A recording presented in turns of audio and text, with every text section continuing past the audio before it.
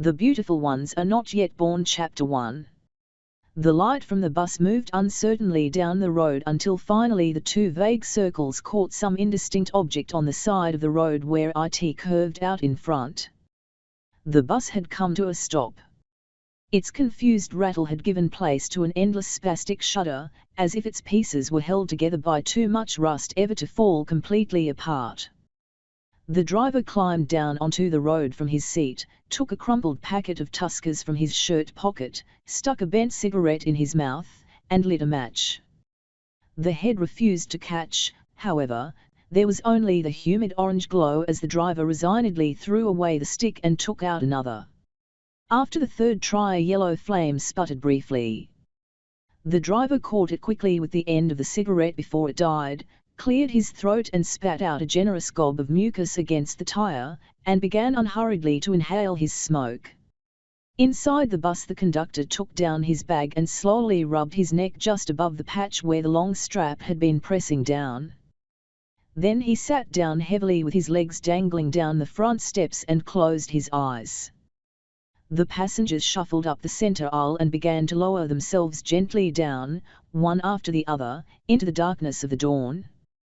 When the soft scraping of sleepy feet on the hollow metal of the steps had stopped, the conductor sat up, his eyes wide open, took his bag from off the floor, drew from within it his day's block of tickets, and, laying this on the seat beside him, poured out all the money he had collected so far beside it. Then, checking the coins against the tickets, he began to count the morning's take. It was mostly what he expected at this time of the month: small coins, a lot of pesos, single brown pieces, with some fives, a few tens and the occasional 25. Collecting was always easier around Passion Week. Not many passengers needed change. It was enough of a struggle looking round corners and the bottoms of boxes to find small coins somehow overlooked. So mostly people held out the exact fare and tried not to look into the receiver's face with its knowledge of their impotence. Collecting was certainly easier, but at the same time not as satisfactory as in the swollen days after payday. There was not much in it at a time like that. True, people were still only bodies walking in their sleep. But what could a conductor take, even from a body that has yet to wake, when all this walking corpse holds out is the exact fare itself, no more, no less? Much better the days after payday, much, much better. Then the fullness of the month touches each old sufferer with a feeling of new power. The walkers sleep still, but their nightmares in which they are dwarfs unable to run away and little insects caught in endless pools, these fearful dreams are gone. The men who dreamed them walk like rich men, and if they give a 50 peso coin they look into the collector's eyes to see if he acknowledges their own importance. They do not look in their palms to see how much change is there. Much better the swollen days of the full month, much better. The conductor separated the money into little piles and saw that there was not a single 50 peso coin. No wonder. The coins had yielded nothing. He had not thought they would, but then sometimes a simple check like that could reveal hidden profit. It was not very likely, though, that he would make anything from the coins today. There was something still. Someone had at this time of the month held out a sadie for his fare. He had looked into the face of the giver, and sure enough, the eyes had in them the restless happiness of power in search of admiration. With his own eyes the conductor had obliged the man, satisfied his appetite for the wonder of others. He had not lowered his eyes. That would have brought the attention of the potent giver down to the coins in his palm, and the magic would have gone, and with it the profit. So the conductor had not lowered his eyes. Instead he had kept them fastened to the hungry eyes of the giver of the sadie, and fed them with admiration. He had softened his own gaze the better to receive the masculine sharpness of the giver's stare. He had opened his mouth slightly so that the smile that had a gape in it would say to the boastful giver, "Yes, man. You are a big man." And he had fingered the coins in his bag, and in the end placed in the giver's hand a confusing assortment of coins whose value was far short of what he should have given. The happy man had just dropped the coins into his shirt pocket. He had not even looked at them. The Sadie lay there on the seat. Among the coins it looked strange, and for a moment the conductor thought it was ridiculous that the paper should be so much more important than the shiny metal.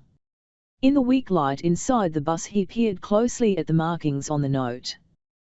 Then a vague but persistent odor forced itself on him and he rolled the Sadie up and deliberately, deeply smelled it. He had to smell it again, this time standing up and away from the public leather of the bus seat. But the smell was not his mistake. Fascinated, he breathed it slowly into his lungs. It was a most unexpected smell for something so new to have. It was a very old smell, very strong, and so very rotten that the stench itself of it came with a curious, satisfying pleasure. Strange that a man could have so many Sadies pass through his hands and yet not really know their smell. After the note the conductor began smelling the coins, but they were a disappointment. Not so satisfying, the smell of metal coins. The conductor started stuffing them into his bag, first checking everything against the tickets to make sure how much he had gained. He felt reasonably contented. It would, he hoped, be a good day for him, Passion Week or no Passion Week. Again his nostrils lost the smell of the Sadie's marvelous rottenness, and they itched to refresh themselves with its ancient stale smell. He took the note, unrolled it this time, and pressed it flat against his nostrils. But now his satisfaction was mixed with a kind of shame. In his embarrassment he turned round, wishing to reassure himself that the bus was empty and he was alone in it. A pair of wide-open, staring eyes met his. The man was sitting in the very back of the bus, with his body angled forward so that his chin was resting on the back of the seat in front of him, supported by his hands. The eyes frightened the conductor. Even the mere remembered smell of the Sadie was now painful, and the feeling in his armpit had suddenly become very cold. Was this the giver-turned-watcher already? Had his own game been merely a part of the watcher's larger game? Vague fears of punishment drove their way into his mind. He had not thought it possible that so many different shapes of terror could come to him in such a little time. And now the crime seemed so little and so foolish and the possible punishments so huge that he could only pity himself. He was about to go down as the victim of a cruel game. The watcher only continued to stare. He did not need to hurl any accusations. In the conductor's mind everything was already too loudly and too completely said. I have seen you. You have been seen. We have seen all. It was not the voice of the watcher. It could not be the voice of any human being, the conductor knew. It was a large voice rolling down and everywhere, covering empty spaces in the mind and really never stopping anywhere at all. So this was it. The watcher. What could a poor man say to their voices? What was there to reply to tricks and the deception of the innocent? And so words and phrases so often thrown away as jokes reveal their true meaning. And Jesus wept. Aha, Jesus wept. In his own moment of despair the conductor did not weep. He opened his mouth and uttered the fullness of his outrage. What? But, perched on his seat in the back of the shuddering bus, the watcher did not stir. Only his eyes continued their steady gaze, and the conductor felt excruciatingly tortured as they drilled the message of his guilt into his consciousness. Outrage alternated with a sweaty fear he had never before felt. Something, it seemed to him, was being drained from him, leaving the body feeling like a very dry sponge, very light, completely at the mercy of slight toying gusts of wind. Then, very suddenly, the silence of the watcher filled him with an exhilarating kind of hope, and looking back into the moment just lived through, the conductor wordlessly chided himself for the childishness of his fears.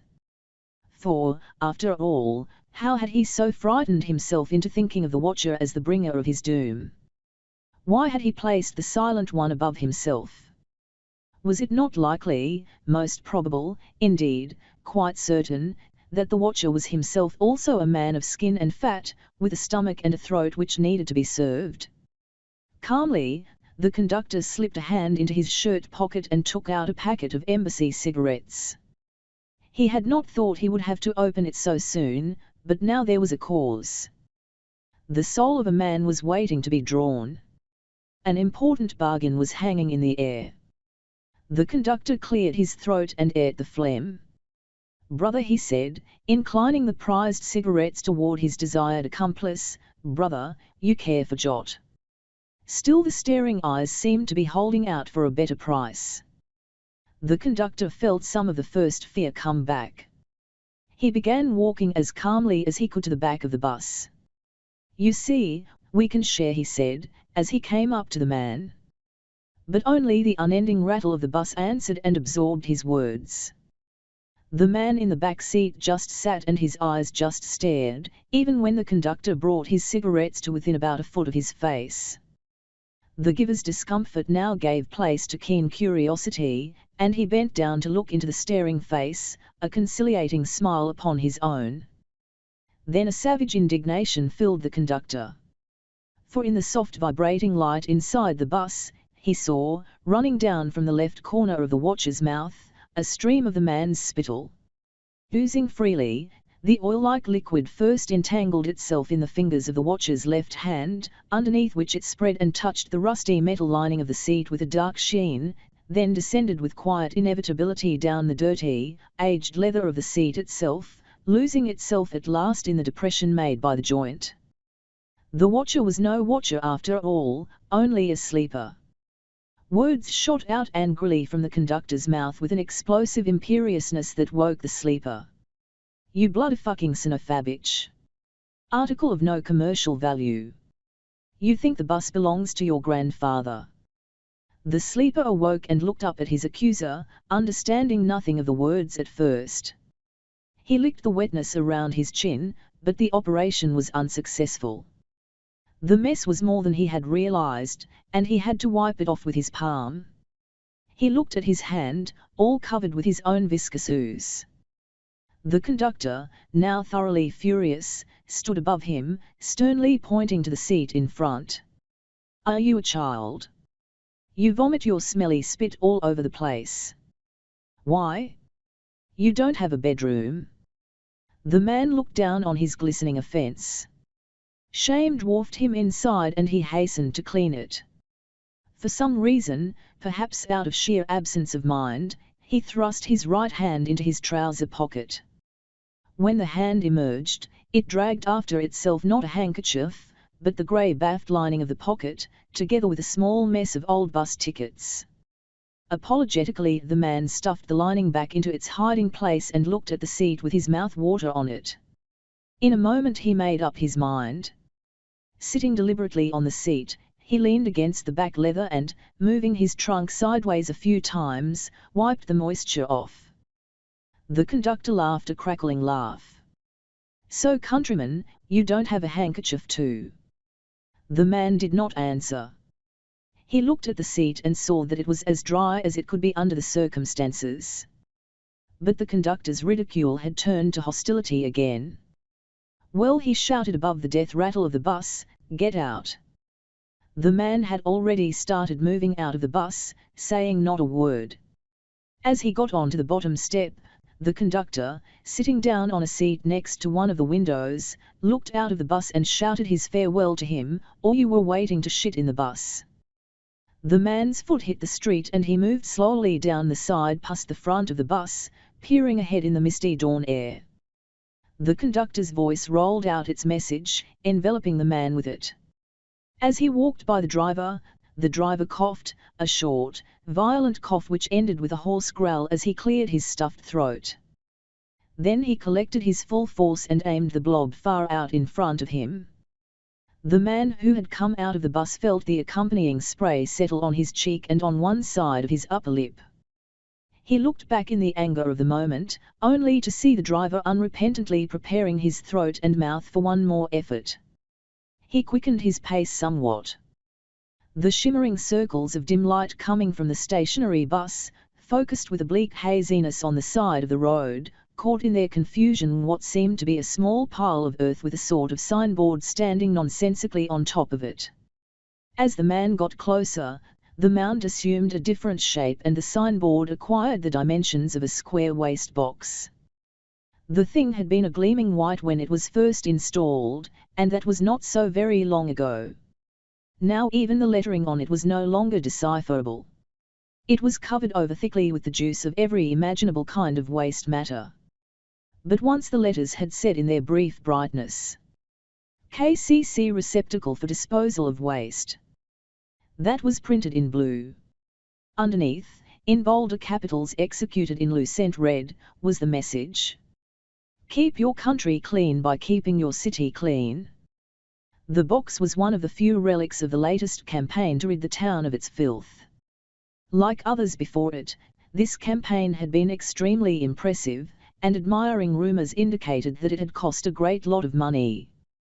Certainly the papers had been full of words informing their readers that dirt was undesirable and must be eliminated. On successive days a series of big shots had appealed to everybody to be clean. The radio had run a program featuring a doctor, a Presbyterian priest, and a senior lecturer brought down from the University of Legan. The three had seemed to be in agreement about the evil effects of uncleanliness. People were impressed. Judging by the volume of words printed and spoken, it was indeed, as the principal secretary to the Ministry of Health stated at the Durbar held to round it off, the most magnificent campaign yet. It was at the Durbar that the little boxes had been launched. In the words of the principal secretary, they would be placed at strategic points all over the city, and they would serve, not just as containers for waste matter, but as shining examples of cleanliness. In the end not many of the boxes were put out, though there was a lot said about the large amount of money paid for them. The few provided, however, had not been ignored. People used them well, so that it took no time at all for them to get full. People still used them, and they overflowed with banana peels and mango seeds and thoroughly sucked out oranges and the chaff of sugarcane and most of all the thick brown wrapping from 100 balls of kenki. People did not have to go up to the boxes anymore. From a distance, they aimed their rubbish at the growing heap, and a good amount of juicy oil hit the face and sides of the box before finding a now resting place upon the heap. As yet the box was still visible above it all, though the writing upon it could no longer be read. As he passed by the box, the walker put his hand in his right trouser pocket and pulled out the debris of used tickets and threw everything on the heap. At the curve in the road he stopped a while, his gaze directed downward as if he was trying to make up his mind about something. When he began to cross over to the other side of the road, his eyes were still fixed on the tar in front of him, and he walked quite slowly. Abruptly the headlights of a fast advancing car caught him in their powerful brightness. In that hasty second the man was far too startled even to move. Instead, he raised his eyes in a puzzled, helpless gesture and got in them the full blinding force of the light. The scrape of braking tires on the hard road and the stench of burning rubber hit him, bringing him out of his long half-sleep. Just in front of him the car stood with its tires sharply arced toward the safe center of the road. It was a shiny new taxi, and it was still bobbing gently up and down from the sudden halt. The man recovered from his numbness, and took the few remaining steps to the side of the road. There, away from the overpowering glare of the headlights, he saw the dim outline of the taxi driver's head as it thrust itself out through the window. For long moments of silent incredulousness the taxi driver stared at the man, doubtless looking him up and down several times. Then in a terrible calm voice he began, "Uncircumcised baboon." The taxi driver spoke as if the words he was uttering expressed only the most banal of truths. "Moron of a frog. If your time has come, search for someone else to take your worthless life." The man took a step forward in order to be closer to the taxi driver, and said apologetically, "I wasn't looking. I'm sorry." But the apology only seemed to inflame the taxi driver's temper. "Sorry my foot," he said with a cutting softness in his voice. "Next time look where you're going." He started his engine running again, and as the car began to ease itself forward, he exploded in a final access of uncontrollable ire, "Your mother's rotten cunt." The engine's smooth sound rose evenly as the car gathered speed, gradually dying down as the distance absorbed the speeding vehicle. The man moved a little less slowly now, keeping to the dark earth beside the gutter that ran the length of the road. He passed by the gloomy building of the post office, and his pace quickened involuntarily as he began descending the steep little hill beyond that. Across the road at the bottom the street lamps perfunctorily gave a certain illumination to the shapes of the row of old commercial buildings, and their light bounced dully off the corrugated iron shelters in front of the shop gates beneath which the watchman slept. He passed by the UTC, the GNTC, the UAC, and the French CFAO. The shops had been there all the time, as far back as he could remember. The GNTC, of course, was regarded as a new thing, but only the name had really changed with independence. The shop had always been there, and in the old days it had belonged to a rich Greek and was known by his name, Ayi Leventis. So in a way the thing was new. Yet the stories that were sometimes heard about it were not stories of something young and vigorous, but the same old stories of money changing hands and throats getting moistened and palms getting greased. Only this time, if the old stories aroused any anger, there was nowhere for it to go. The sons of the nation were now in charge, after all. How completely the new thing took after the old. Behind the firms the dim mass of Yensua Hill rose from the ground. Where its form ended, it was now possible to see the sky, still dark but not so dark as the earth beneath. On top of the hill, commanding it just as it commanded the scene below, its sheer, flat, multistried side and insulting white in the concentrated gleam of the hotel's spotlights, towered the useless structure of the Atlantic Caprice. Sometimes it seemed as if the huge building had been put there for a purpose, like that of attracting to itself all the massive anger of a people in pain. But then, if there were any angry ones at all these days, they were most certainly feeling the loneliness of mourners at a festival of crazy joy. Perhaps then the purpose of this white thing was to draw onto itself the love of a people hungry for just something such as this. The gleam, in moments of honesty, had a power to produce a disturbing ambiguity within. It would be good to say that the gleam never did attract. It would be good, but it would be far from the truth. And something terrible was happening as time went on. It was getting harder to tell whether the gleam repelled more than it attracted more than it repelled, or just did both at once in one disgustingly confused feeling all the time these heavy days. Down from the CFAO, the food stands opposite the block were all deserted, save for long orange rinds with their white insides strangely visible in the darkness, like some kind of fat worms lying around on the lip of the gutter before the road, and the less discernible corn husks that had held together now long swallowed balls of kenki. The man stopped tinily as he came to the large building opposite the stands. The block. This was the block. The building never ceased to amaze with its squat massiveness. It did not seem possible that this thing could ever have been considered beautiful, and yet it seemed a great deal of care had gone into the making of even the bricks of which it was made. Each brick had on it the huge imprint of something like a petal of the hibiscus flower slanted diagonally across it. Where the individual blocks met, a clear groove ran between them, so that from some angles the whole building looked like a pattern of vertical and horizontal lines. But this impression was to be had from certain chosen angles only. From most other points the picture made by the walls of the block was much less pleasant. For years and years the building had been plastered at irregular intervals with paint and with distemper, mostly of an official murk yellow color. In the intervals, between successive layers of distemper, the walls were caressed and thoroughly smothered by brown dust blowing off the roadside together with swirling grit from the coal and gravel of the railroad yard within and behind, and the corners of walls where people passed always dripped with the engine grease left by thousands of transient hands. Every new coating, then, was received as just another inevitable accretion in a continuing story whose beginnings were now lost and whose end no one was likely to bother about. The spaces between the bricks were still there, but from most points they seemed about to get lost in a kind of waxen fusion. The flower patterns also had their crusts of paint, so that the whole thing gave a final impression of lumpy heaviness.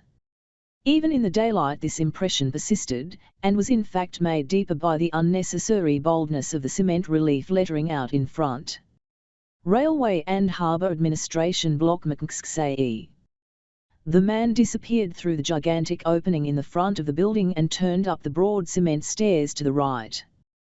He moved absently to the left of the staircase and reached for the support of the banister, but immediately after contact his hand recoiled in an instinctive gesture of withdrawal. The touch of the banister on the balls of his fingertips had something uncomfortably organic about it.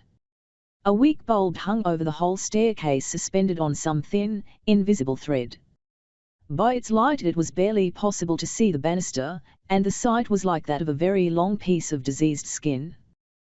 The banister had originally been a wooden one, and to this time it was still possible to see, in the deepest of the cracks between the swellings of other matter, a dubious piece of deeply aged brown wood.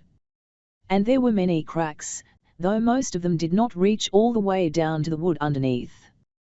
They were no longer sharp, the cracks, but all rounded out and smoothed, consumed by some soft, gentle process of decay. In places the wood seemed to have been painted over, but that must have been long ago indeed. For a long time only polish, different kinds of wood and floor polish, had been used. It would be impossible to calculate how much polish on how many rags the wood on the stair banister had seen, but there was certainly enough roanoke and mansion splashed there to give the place its now indelible reek of putrid turpentine. What had been going on there and was going on now and would go on and on through all the years ahead was a species of war carried on in the silence of long ages, a struggle in which only the keen, uncanny eyes and ears of lunatic seers could detect the deceiving, easy breathing of the strugglers. The wood underneath would win and win till the end of time. Of that there was no doubt possible, only the pain of hope perennially doomed to disappointment. It was so clear. Of course it was in the nature of the wood to rot with age. The polish, it was supposed, would catch the rot. But of course in the end it was the rot which imprisoned everything in its effortless embrace. It did not really have to fight. Being was enough. In the natural course of things it would always take the newness of the different kinds of polish and the vaunted cleansing power of the chemicals in them, and it would convert all to victorious filth, awaiting yet more polish again and again and again. And the wood was not alone. Apart from the wood itself there were, of course, people themselves, just so many hands and fingers bringing help to the wood in its course toward putrefaction. Left-hand fingers in their careless journey from a hasty anus sliding all the way up the banister as their owners made the return trip from the lavatory downstairs to the offices above. Right-hand fingers still dripping with the afterpiss and the stale sweat from fat crotches. The calloused palms of messengers after they had blown their clogged noses reaching for a convenient place to leave the well-rubbed moisture. Afternoon hands not entirely licked clean of palm soup and remnants of kenki. The wood would always win. The Beautiful Ones Are Not Yet Born Chapter 2. The dimness of the morning made all colours inside the office itself look very strange. The windows to the left and right now had an oily yellow shine which hid their underlying colour. Near the centre, where the day clerk's huge table stood, all the wooden chairs had been placed in 2 long rows, leaning forward against the long edges of the table. As the man passed by the table his hand brushed against the backrest of one of the chairs and slid to the end joint. There were spots on the chair that had almost the same feel as the banister, and, without actually thinking of his movements at all, the man found himself rubbing his thumb against the finger that had touched the chair most closely, as if he expected to find some soft, moist piece of the chair or the banister sticking to it.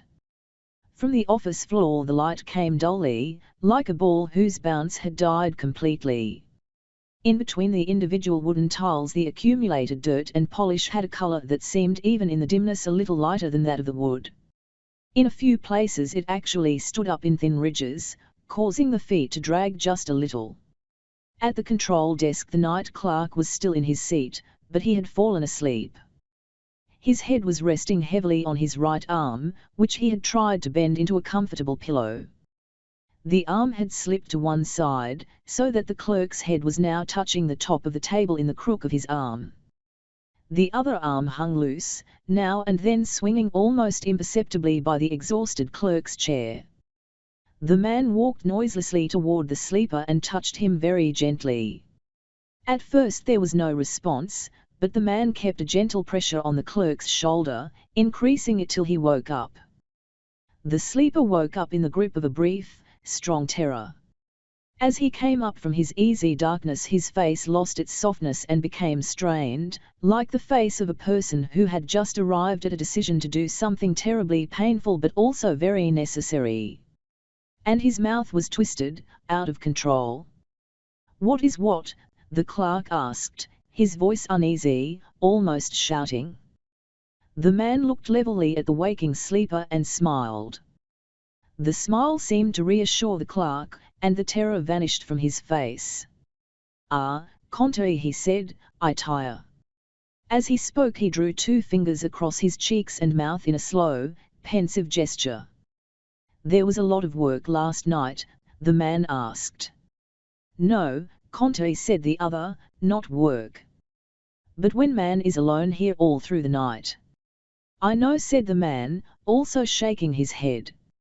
"Oh, you don't know, Conte," the clerk continued, as if he had not heard. "You don't know how last night was bad for me." "What happened?" For a long while the clerk gave no answer, only staring at the man as if something about him aroused a huge amount of suspicion. Then, with a suddenness that amazed the listening man, he said, "Nothing. Nothing, Conte, nothing. But I sat here alone, and I was wishing somebody would come in, and all night long there was nobody. Me alone." This was very true of the night shift. Very true of the dead nights when whole long hours could go by pierced only by the departing sounds of good trains, lone and empty. On certain nights, these last days they were not only Saturday nights, but other nights as well, the loneliness was made a bit more bitter by the distant beat of bands on the hill creating happiness for those able to pay money at all times of the month, to pay money and to get change for it, the men of the Atlantic caprice. Sometimes also the sudden blast of car horns coming briefly and getting swallowed again forever, each particular sound going somewhere very far away. And underneath these single cries the night itself, a long, unending sound within the ear, just too high or just too low to disturb the captive hearer. Then the mocking rattle of the Morse machine mercifully breaking now and then into the frightening sameness of the lonely time. Once the clerk said, "I wanted to stop and get out. About 2 in the morning. Where did you go?" "I didn't go. When I thought of it, where could I go?" "Home," the man said, laughing a little. "Home?" The other made a sound much like dry paper tearing. Was it meant as an answering laugh? "I thought of home." The brightness in his eyes went down and the eyeballs themselves seemed to retreat inside, getting darker.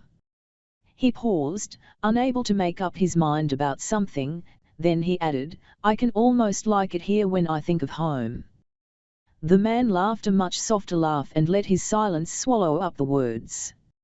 "Anyway," he said finally, "nothing went wrong." "No," the clerk said. "At Kahakrom the control telephone is dead again." "As usual." "Yes, as usual." "And the others?" "Some trouble with most of the lines," said the night clerk. "Benso was all right at first, but went dead from time to time." "So too." The man sighed. "Always the same old things not working." "You can use them all," said the clerk. "Nothing wrong with that." "Fine," said the man. "I haven't finished logging everything yet," the clerk said. "I'm going to do it now." He turned again, took out a pen stuck between the center pages of the thick logbook, and began to write. The man looked at the control graph above the big desk. The lines were not too many, and only 2 of them were red. Passenger trains. One of these red lines went evenly from the bottom terminus, Kanzura, all the way up to Kumasi with only a couple of brief stops. The other red line came down just as evenly, making the same number of brief stops. Express trains. The rest were goods and manganese trains. The night clerk had chosen to mark the goods trains with green, not lead, and this had made the pattern very clear and quite beautiful just to look at. The goods and manganese trains had sometimes had to wait long periods for other trains to pass. In places they had been shunted aside for the express trains to pass, but there were other places where they seemed to have stopped for nothing at all. The night clerk took a long time completing the log. When at last he had finished, he closed the book and got up off the centre chair.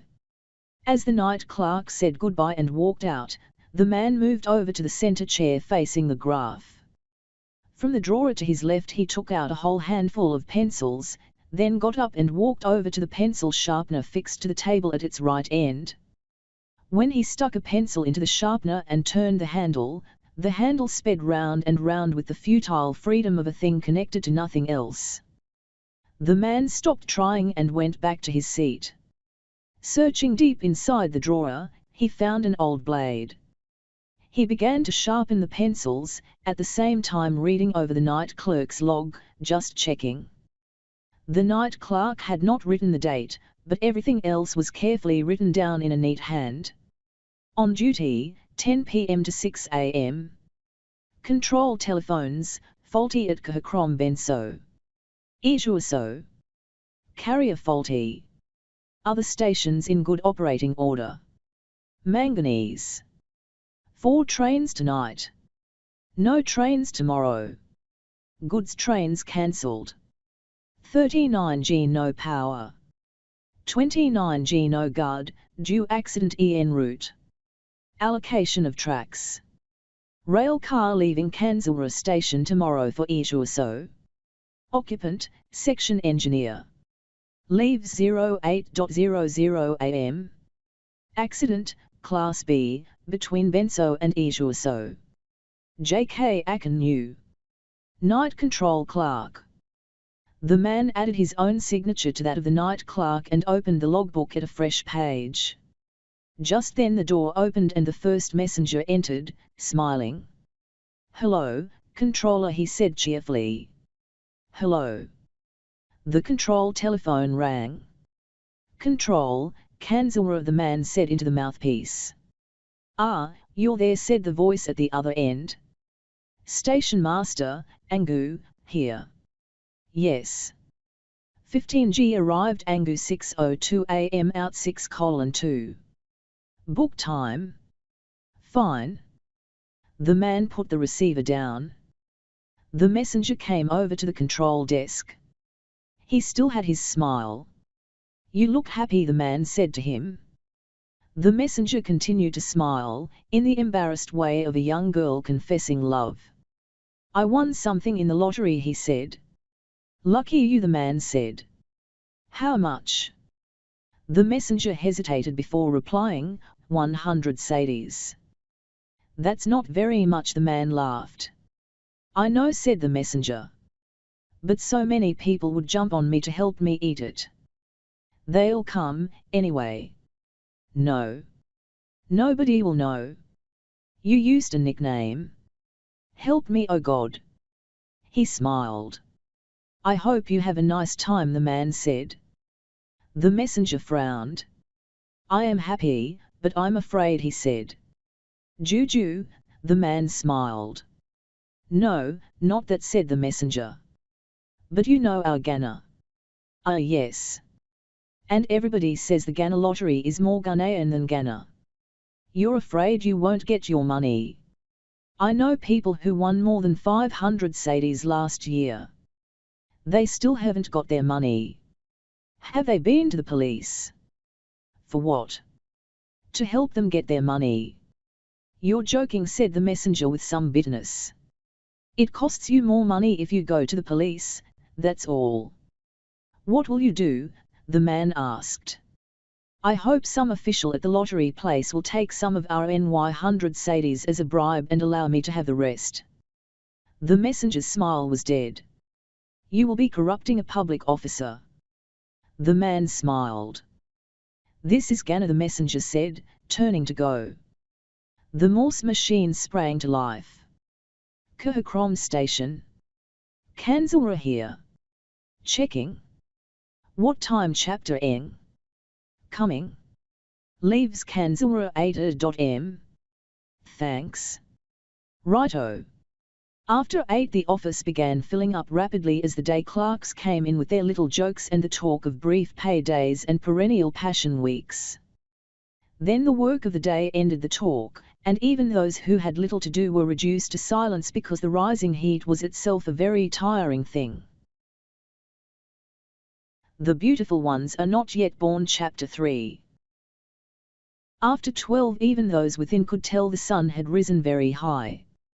The rusty painted fan above was turned on, but IT travelled with such a tired slowness that IT made more noise than air and made the traffic control office uncomfortable in a strange indeterminate way.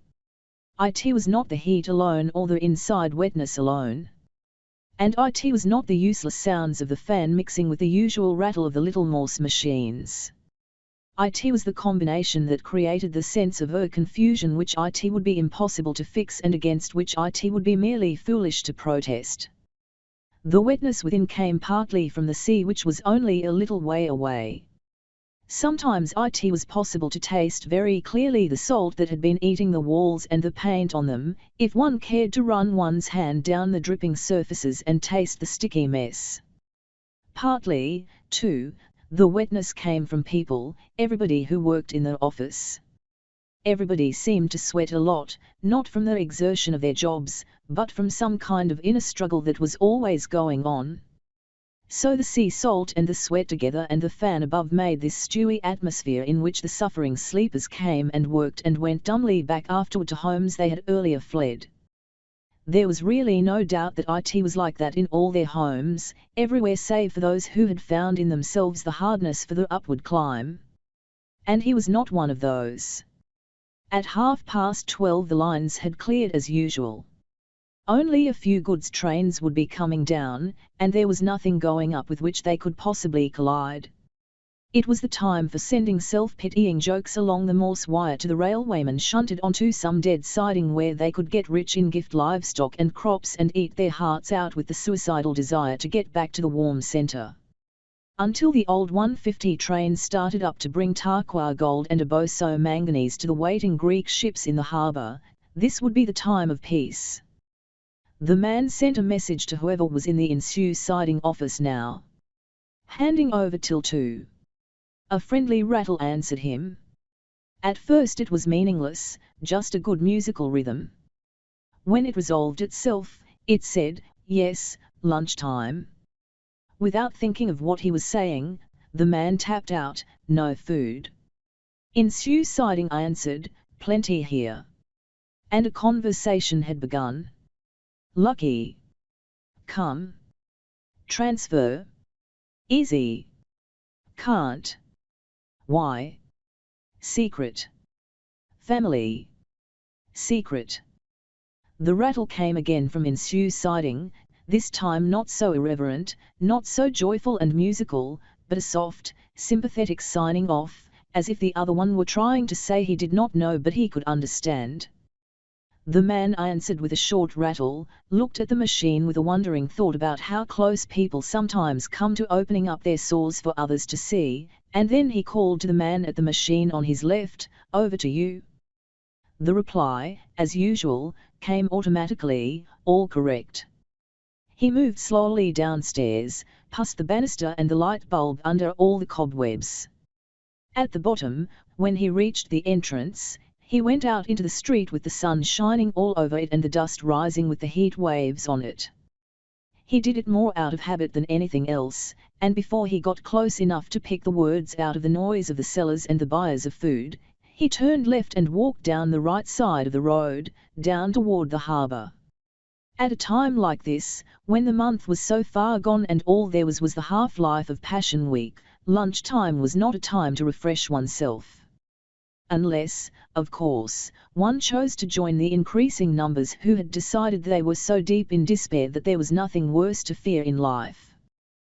These were the men who had finally, and so early, so suppressingly early, seen enough of something in their own lives and in the lives around them to convince them of the final futility of efforts to break the mean monthly cycle of debt and borrowing, borrowing and debt. Nothing was left beyond the necessity of digging oneself deeper and deeper into holes in which there could never be anything like life.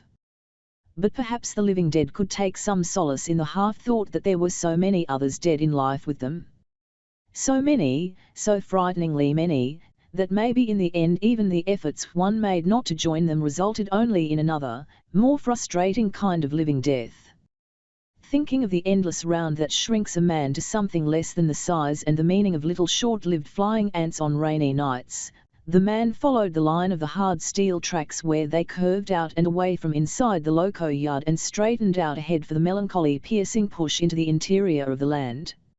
On the gravel bed beneath the metal, the mixture of fallen ashes and stray lumps of engine coal and steamed grease raised somewhere in the region of his throat the overwarm stench of the despair and the defeat of a domestic kitchen well used, its whole atmosphere made up of lingering tongues of the humiliating smoke of all those many yesterdays.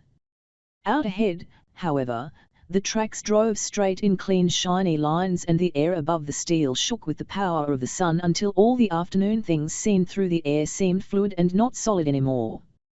The sourness that had been gathering in his mouth went imperceptibly away until quite suddenly all he was aware of was the exceedingly sharp clarity of vision and the clean taste that comes with the successful defiance of hunger. It was not painful watching the little scratched-out farms of northern migrant labourers slide slowly past. Only a little effort, scarcely noticeable, was required to keep the footsteps landing on the warm crosties. In the ditch running along the left track, the unconquerable filth was beginning to cake together in places, though underneath it all some water still managed to flow along. Nothing oppressed him as he walked along now, and even the slight giddiness accompanying the clarity of his starved vision was buried way beneath the unaccustomed happy lightness.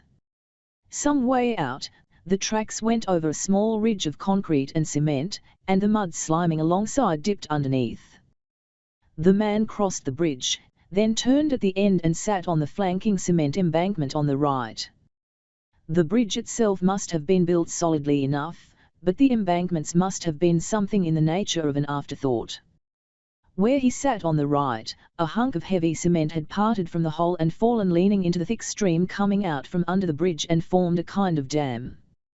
Behind it, all the filth seemed to have got caught for a hanging moment, so that the water escaping through a gap made by the little dam and the far side of the ditch had a cleanness which had nothing to do with the thing it came out from. Even from the small height of the dam, the water hit the bottom of the ditch with sufficient force to eat away the soft soil down to the harder stuff beneath, exposing a bottom of smooth pebbles with the clear water now flowing over it. How long-lasting the clearness! Far out, toward the mouth of the small stream and the sea, he could see the water already aging into the mud of its beginnings. He drew back his gaze and was satisfied with the clearness before the inevitable muddying. It was the satisfaction of a quiet attraction, not at all like the ambiguous disturbing tumult within awakened by the gleam. And yet here undoubtedly was something close enough to the gleam, this clearness, this beautiful freedom from dirt. Somehow, there seemed to be a purity and a peace here which the gleam could never bring. From the direction of the yard the wailing whistle of an old steam engine came down the lines and disappeared with its disturbing slowness into the shimmering distance behind him. The sound brought with it a vague taste of sorrow which rapidly grew until the man was asking himself questions that were no longer new to him but to which he had no hope of finding any answer, so insubstantial was the thing they strained to grasp. Why, between here and there, was it necessary that there should be a connection? Why was it that just the solitary whistle of a train about to disappear down the deep distances of the forest should scatter in the air so much of the feeling of permanent sorrow? To the clarity of his famished vision had been added a sharp sadness as he rose ready to return. The dryness in his nostrils persisted, and there was no moisture either in his mouth or in his eyes. The thought of food now brought with it a picture of its eating and its spewing out, of its beginnings and endings, so that no desire arose asking to be controlled. He walked quietly back the way he had come, looking at all the things he had seen on his way outward with the same clear vision, walking steadily back along the lines, into the dusty road and past the remnants of the groups of workers out for the afternoon break, and it was not until he went in and began again the climb up into the control office that the darkness of the place itself misted over the sharpness of everything he saw. With the climb up into the office, thoughts that might have struck desperation into him on other days came with a surprising gentleness. The grown man eats his guts, so, having started, he might as well make the killing effort now and relax afterward, if that would be possible. So when he opened the door into the control office, he did not go directly to his own place at the long table with the line diagrams up in front of it. He went instead past the table to the end of the office and stood waiting in front of the counter there while the small man behind it read and reread with a crucified frown the day's 4 little frames of Garth. Showing no signs of having finally fathomed the mystery of the strip, the little man just gave up and blinked up at the waiting man. His nostrils every few seconds accomplished an involuntary sideways twitch which made his attempts to adopt an air of importance not just ridiculous but actually irritating in the special way in which the efforts of a Ghanaian struggling to talk like some Englishmen are irritating. Word CINI due for you. Frantic, rapid, sing-song delivery, air of self-congratulation after a brilliant speech, twitching nose, the blind fool. Slip. Idiot's face a mask of puzzlement, what on earth is there to feel puzzled about? Overtime slips, you mean? As if any other slips could have been meant. Strain of the accent produces a double twitch this time, after this the whole face collapses in an equally involuntary spell of relaxation. Yes, overtime slips. Now the little man produces a smile of intimate familiarity. From a drawer to his right he brings out the pad of slips. Is a joke, he says. The man is thankful that his accent is now relaxed and natural, but he gives no answer. As he fills out the slip and signs it, the little man volunteers, "Money, swine." Still no answer. The little man retreats into his official position. So. 9 o'clock. 7 o'clock. The little man squints dramatically at the slip. Ow. Yes, 7 p.m. I see, I see. The man watched silently as the little man put the slip in with the others, then he turned and walked back to his seat at the long control table. The man at his left did not have to say anything. Nothing much had happened. He sat down facing the huge chart with all the lines and the millipede names of slow stations alongside them. Nothing much had happened. Nothing much would happen. The traffic of the afternoon was as usual very slow and very sparse. Perhaps from some side station somewhere near a mine, a quiet line of open wagons with cracked boards held together with rusty plates and rivets would slide along the hot rails to a languid stop some forgotten place, to wait for other slow days when it would all get shunted back and down to the sea far away. After a while it was possible not to be aware of the noises of the fan. On the Morse machine there was a long roll that could only raise thoughts of people going irretrievably crazy at the long end of the telegraph. Maybe also the famous rattle of men preparing to die. In a while, when it was no longer possible to ignore the rattle, the man rapped back once for silence, then tapped out the message, "Shut up." The roll came again, defiantly insistent. The maniac at the end of the line had grown indignant. Another rap. Short silence. Then the man asks in half conciliation, "Who be you?" A roll now, very long and very senseless. But at the very end it carries a signature, Abway's Eye. That at least was something, and should deserve a reply. The man held the Morse knob again, lightly. "Hello." With amazing speed an answer comes back, this time entirely coherent, decipherable at the last. "Why do we agree to go on like this?" Then again the rattle. The question was repeated several times, alternating with long unanswered rolls on the machine. To stop himself from cutting off the sound in anger, the man turned and just watched the fan, and it seemed with every turn that the fan had stopped finally. Only just then another feeble, useless movement would happen and the blades would be drawn through another arc. Only a long hour later did the noise finally stop, 4:30 p.m. With a hurry that was still instinctive after so many years of disappointment and so much knowledge of futility, the clerks put away the things they called work and made for the door. What did they think they were hurrying to? But perhaps it must be said that at the moment they did not really care about having nothing worth rushing to. All they knew was what they were fleeing. Good night. Good night. Bye-bye-oh. Bye-oh. It was a terrible truth, but the oppressiveness of the office was not so heavy with the others gone. It was there still, but there were not all those faces and thick bodies confirming it, and it was easier to think of it, to have the mind get hold of it as if it could someday be conquered. The world was once again not here, not present with its terrible closeness, but something outside. Why was it such a strong and ancient thought, that there was nothing in loneliness but pain? The Morse rattled off quiet details of coming trains, and a message came down the telephone line all the way from Conango. Ferguson, 5:21 mine train 9 minutes late to Kansura. Present position, please. Nsu to be, approaching O. Thank you. Thank you. The comforting loneliness again. The man moved the little greenway flags down the lines on the big wall chart. Ferguson, 5:21 13 minutes late. Minutes late. In through the door came a belly swathed in Kent cloth. The feet beneath the belly dragged themselves and the mass above in little arcs, getting caught in angular ends of heavy cloth.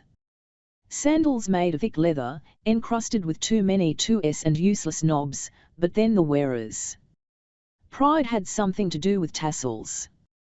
The visitor looked around and saw no one except the man. Good even, the visitor shouted, moving forward. Evening. The visitor's mouth was a wolf shape, and when he spoke the reason appeared. Children had a name for such teeth. Nephews, they called these teeth which come in rows, a second and even a third set pushing impatiently out against the first. The man reached over to his right and switched on the light immediately above himself and turned squarely to face the visitor. I am looking for the allocations clerk, the visitor said.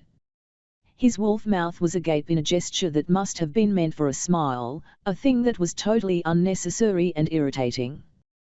Which one? Which one? In his puzzlement the visitor made an involuntary movement to close his snout. But the lip flesh, though abundant, proved insufficient and hung around the generations of teeth, vainly straining to meet over them. There are two clerks. One for time, one for wagon space. Aha, I understand now. The visitor smiled again. Wagons. It's wagons I have come to talk about. Space allocation. You should come earlier in the day, though. In this office also the clerks go home at 4:30. Oh, I know, the teeth said. I know, but I thought he would stay after work. Had you fixed a time with him? Actually, no. But someone told me this was about the right time to come. To come for what? The man asked. The flesh of the snout accomplished a grotesque retreat from the teeth, and the visitor hesitated, thinking of a way to put what he was about to say. Actually, he said at last, actually, it is a bit private. His eyes ranged over the chart behind the man. He gathered up the folds of his Kent cloth in the angle of his right arm and hung the whole collected heap onto his shoulder. His lips worked forward and back a couple of times over his tortured gums. Then he seemed to make up his mind about the thing that was making him so restless. Brother, the many teeth said, brother, you also can help me. Me? The man had not expected this. Yes, brother, the visitor said. and I will make you know that you have really helped me." The lips had this habit of leaving in their wake bubbles and lines of filmy saliva whose yellow color was not all from the bulb above. "I am not the booking clerk," the man said. "The booking clerk has gone home." "I know, brother, I know." The visitor no longer looked past the man at the chart behind him on the wall. Now he was looking almost directly into his eyes. On his face was a strained expression produced partly by his desire to penetrate the man's incomprehension, partly by the structure of the face itself. "He will be in tomorrow morning." The visitor cleared his throat in exasperation. "Brother," he asked, "why are you making everything so difficult for me?" The outburst took the man completely by surprise, so that what he said next came out entirely by itself. "Now what have I done?" The man saw the visitor draw closer. "I should be asking you that question," the visitor said. "I should be asking you people in this office, what have I done to you? Why do you treat me this way?" The man just stared, and was lost completely in his surprise at the visitor's words and his fascination with his teeth. Listening to the words required a real effort now. "You know me," the teeth said aggressively. "You know our name?" "I don't know your name," the man said quietly. The visitor looked as if he had been getting ready to say something or other, but had been struck dumb by incredulity. He looked at the man with eyes that were now too steady and smiled a smile that had in it the tolerant sourness of unbelief. "A manquois," the visitor said at last.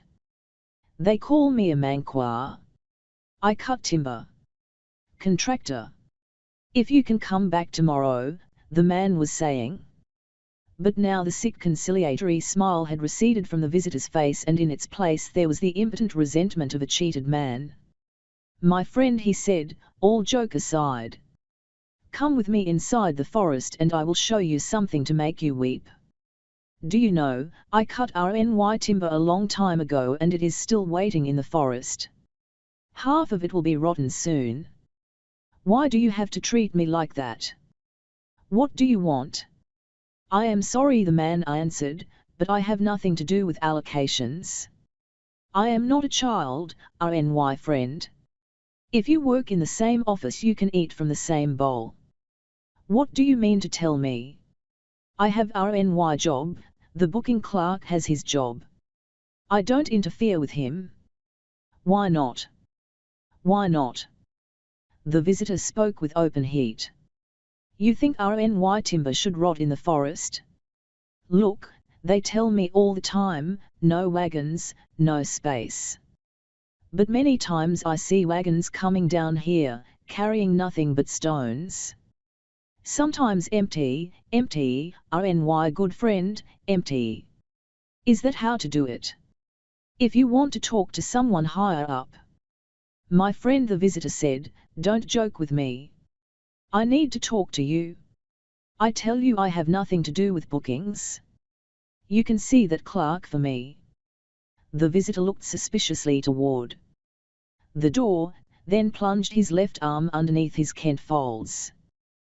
When the arm emerged it was clutching a dark brown leather wallet. The wallet was not fat. The man looked steadily at the visitor. The visitor's gaze was bent, his eyes looking in the wallet while thick Ingus fumbled inside. Then the Ingus brought out 2 carefully held out notes, 2 green 10s. The man said nothing. The visitor put the 10 Sadie notes under a stone paperweight on the table behind the man, to his right. The visitor drew his hand back from the table and the notes and stood staring at the man in front of him. The man said nothing. "Take it," the visitor said. "One for you, one for him." "Why should I?" The look on the visitor's face made it plain that to this kind of question no sane man would give an answer. But then suddenly the visitor's expression changed, and he laughed a laugh that came out too high, like a woman's or a child's. "You are a funny man, you this man," he said. "You think I am a fool to be giving you just 10 Sadies?" Again the high laugh. "Is nothing? I know 10 is nothing. So, RNY friend, what do you drink?" The man looked levelly at the visitor and gave his answer. Water. This time the visitor bent double and his laugh was wild and forced, and he took a few short steps across the floor holding his belly as if it were about to burst with the pressure of his laughter. Then abruptly he straightened up and stopped in front of the man with a solemn look on his face, and the look had something of pain in it. "I beg you, let us stop joking now," the visitor said. "They are waiting for me and I must go. A man is a man. I tell you what I will do. Take that one for yourself and give the other one to your friend. I myself will find some fine drink for you. Take it. Take it, RNY friend." The man looked at the face before him, pleading with the words of millions and the voice of ages, and he felt lonely in the way only a man condemned by all things around him can ever feel lonely. "I will not take it," he said, too quietly, perhaps. The visitor did not touch his money. He did not even look at it. He only said, "Look, I mean it. I offer you 3 times. Is good money. I know. Then take it." No, the man shook his head very gently, but there was a finality in the gesture which even the visitor could no longer mistake. "You refuse?" "Yes." The frown on the visitor's face made it impossible to judge whether the grimace was one of contempt or of self-pity. His hand touched the money lying on the table and stopped there. "But why?" he shouted, "why do you treat me so? What have I done against you? Tell me, what have I done?" There was nothing the man could say now. He watched silently as the visitor took the 2 notes and slipped them back into the dark wallet. "But what is wrong?" the visitor asked again. "Wrong?" "Yes, my friend. Why do you behave like that?" "I don't know," the man said. "I say RNY timber is rotting in the forest. You don't believe me. I think I believe you. Then what is this?" The visitor was angry now, in the special way the upright have of being angry with perverse people. He searched around under his folds of Kent cloth and stuck the wallet in some hidden pocket. Then, saying not a word of farewell to the man at the table, he strode to the door, opened it angrily and disappeared behind it. The man was alone with thoughts of the easy slide and how everything said there was something miserable, something unspeakably dishonest about a man who refused to take and to give what everyone around was busy taking and giving, something unnatural, something very cruel, something that was criminal, for who but a criminal could ever be with such a feeling of loneliness? He heard the door open again but did not look up. Around this time the night sweeper would come and do his work. Then a hand came to rest confidentially on his left shoulder, and he became aware of the rich must of Kent cloth. He turned. "You are not angry with me?" Once more the visitor's sick smile. "Should I be?" "No," the visitor laughed low and relaxedly now. "Tomorrow, what will you say to the other man?" "Nothing." "Please don't be annoyed." Kent folds slipping down, being pushed up over shoulder. "Again?" "You see, I don't want to do anything bad. But I want to know what he wants." "Only what he wants." "I can give him what he wants." "To make a booking, you have to come during working hours." All right," the visitor said. "But you also know that everybody prospers from the work he does, no? Everybody prospers from the job he does." "Tomorrow morning." "So you won't say anything?" "Don't be annoyed. I was not tricking you."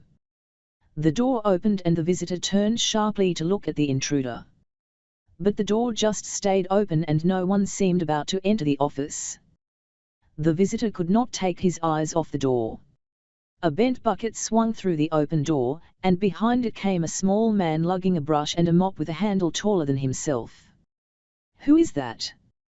The visitor asked that question before he could catch himself, and the man smiled at it. "The sweeper.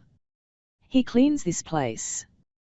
The visitor looked with hostility at the newcomer and cleared his throat. "I must go now," he said. They are waiting for me. He walked past the sweeper and went out. The sweeper dragged his goods across the floor. His walk was slow and dazed, and he was tired at the beginning of his night. The night was the end of a long day filled with 2 jobs pieced together, and the night cleaning job was number 3. So even at the beginning of the night the sweeper was tired and almost walking in his sleep. "Good evening, sir," said this sleepwalker with a smile straight from the dead. "Good evening, Atia." But the sleepwalker sweeper already had his head bent down and was beginning to drag his brush on the long walk from corner to corner, and he did not hear the answering greeting. No matter. A lost man from distances far off caught in a strange dance on the lower stair. Someone so much worse off. Christ. Someone actually worse off. After a while the soggy sound of the wet mop replaced the soft drag of the brush and the sudden knocks as it hit the corners. Behind, the fan continued its languid turning and the light began again to weaken into an orange-yellow color and then swell into whiteness in long, slow waves of time. A few minutes before 7 the night relief came in. He was a new man just out of secondary, very young, and he was whistling in his cheerful mood this terrible night.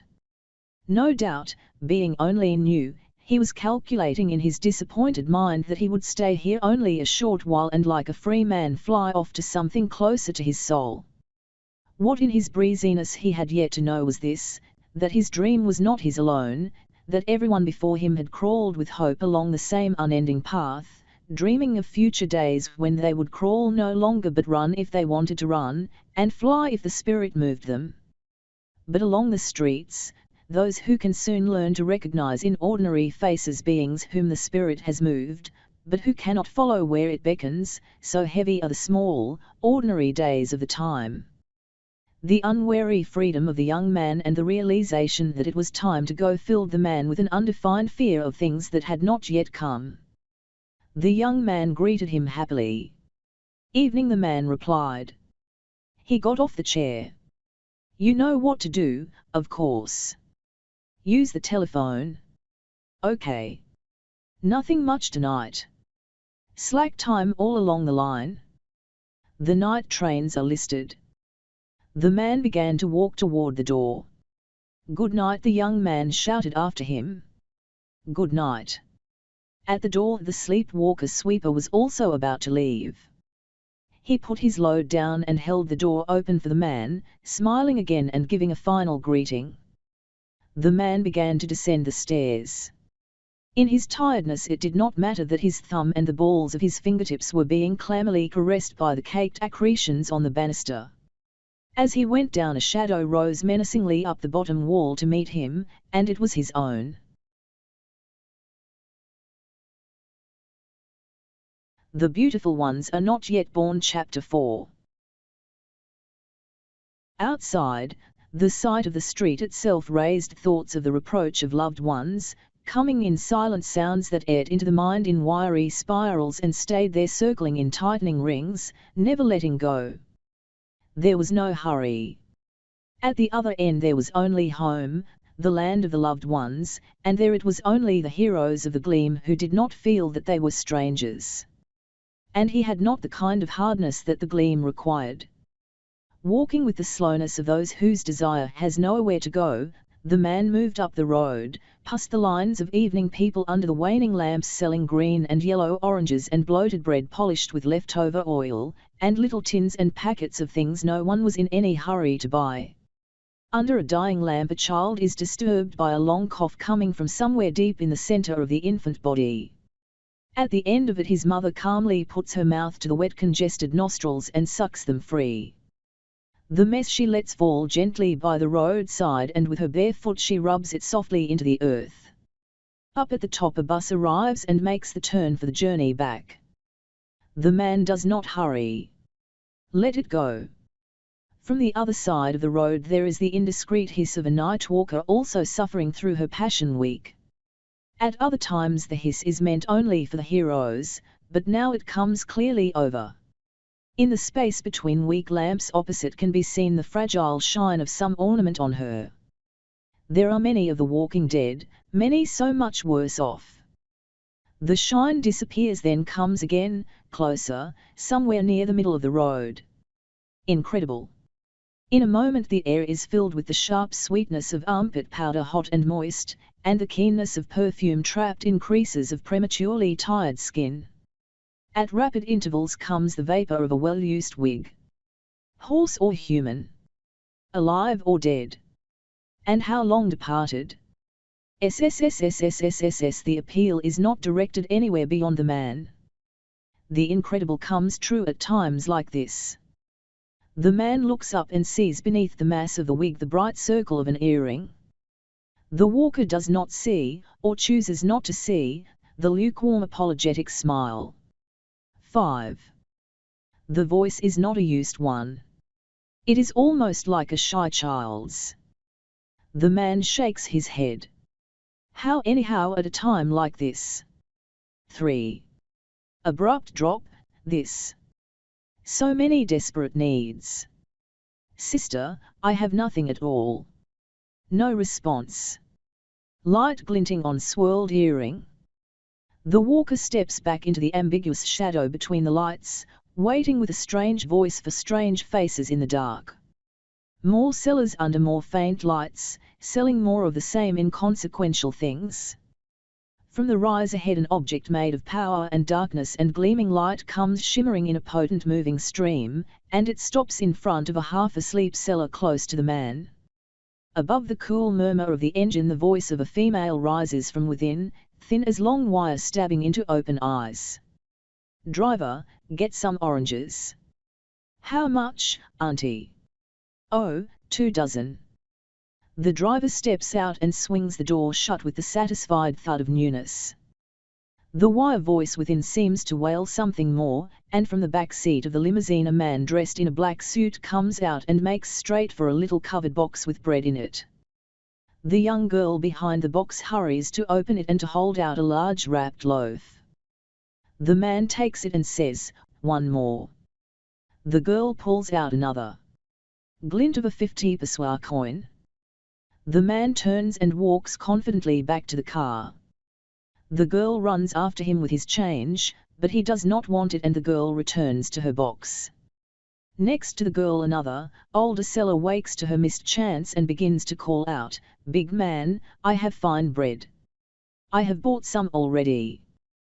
The voice of the suited man had something unexpected about it, like a fisherman's voice with the sand and the salt hoarsening it, forcing itself into unaccustomed English rhythms.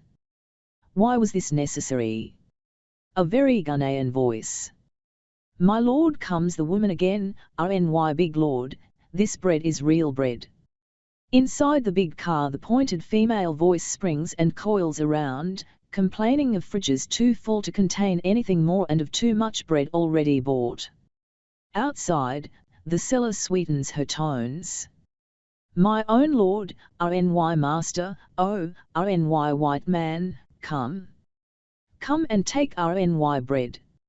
It is all yours, RNY white man, all yours." The car door opens and the suited man emerges and strides slowly toward the praise-singing seller. The sharp voice inside the car makes one more sound of impatience, then subsides, waiting. The suit stops in front of the seller, and the voice that comes out of it is playful, patronizing. "Mammy, I can't eat all of that. So buy for your wife," the seller sings back. "She has enough." "Your girlfriends?" "Young, beautiful girls, no. I have no girlfriends." "Ho, my white man, don't make me laugh. Have you ever seen a big man without girls? Even the old ones," the seller laughs, "even the old men." "Mammy, I am different." The suited man pays the seller. She takes the money and holds on to the man's hand, looking intently into his face now. "You are a politician," she says at last, "a big man." "Who told you?" "It's true, is it not?" she asks. "I have seen your picture somewhere." "I see." The suited man looks around him. Even in the faint light his smile is easy to see. It forms a strange pattern of pale light with the material of his shirt, which in the space between the darknesses of his suit seems designed to point down somewhere between the invisible thighs. "Hello," says the smile to the invisible man of the shadows, "what are you doing here? I almost didn't see you." "Going home from work. At first I wasn't sure." A pale cough flashes, and the suited man looks at his watch and just murmurs something to himself, very low. "By the way," he says, "we'll be over to see you soon, Esty and myself." No. This time I mean it. Let's see. Today is Wednesday. Let's make it Sunday evening. What time? 9. I'll be free, I think.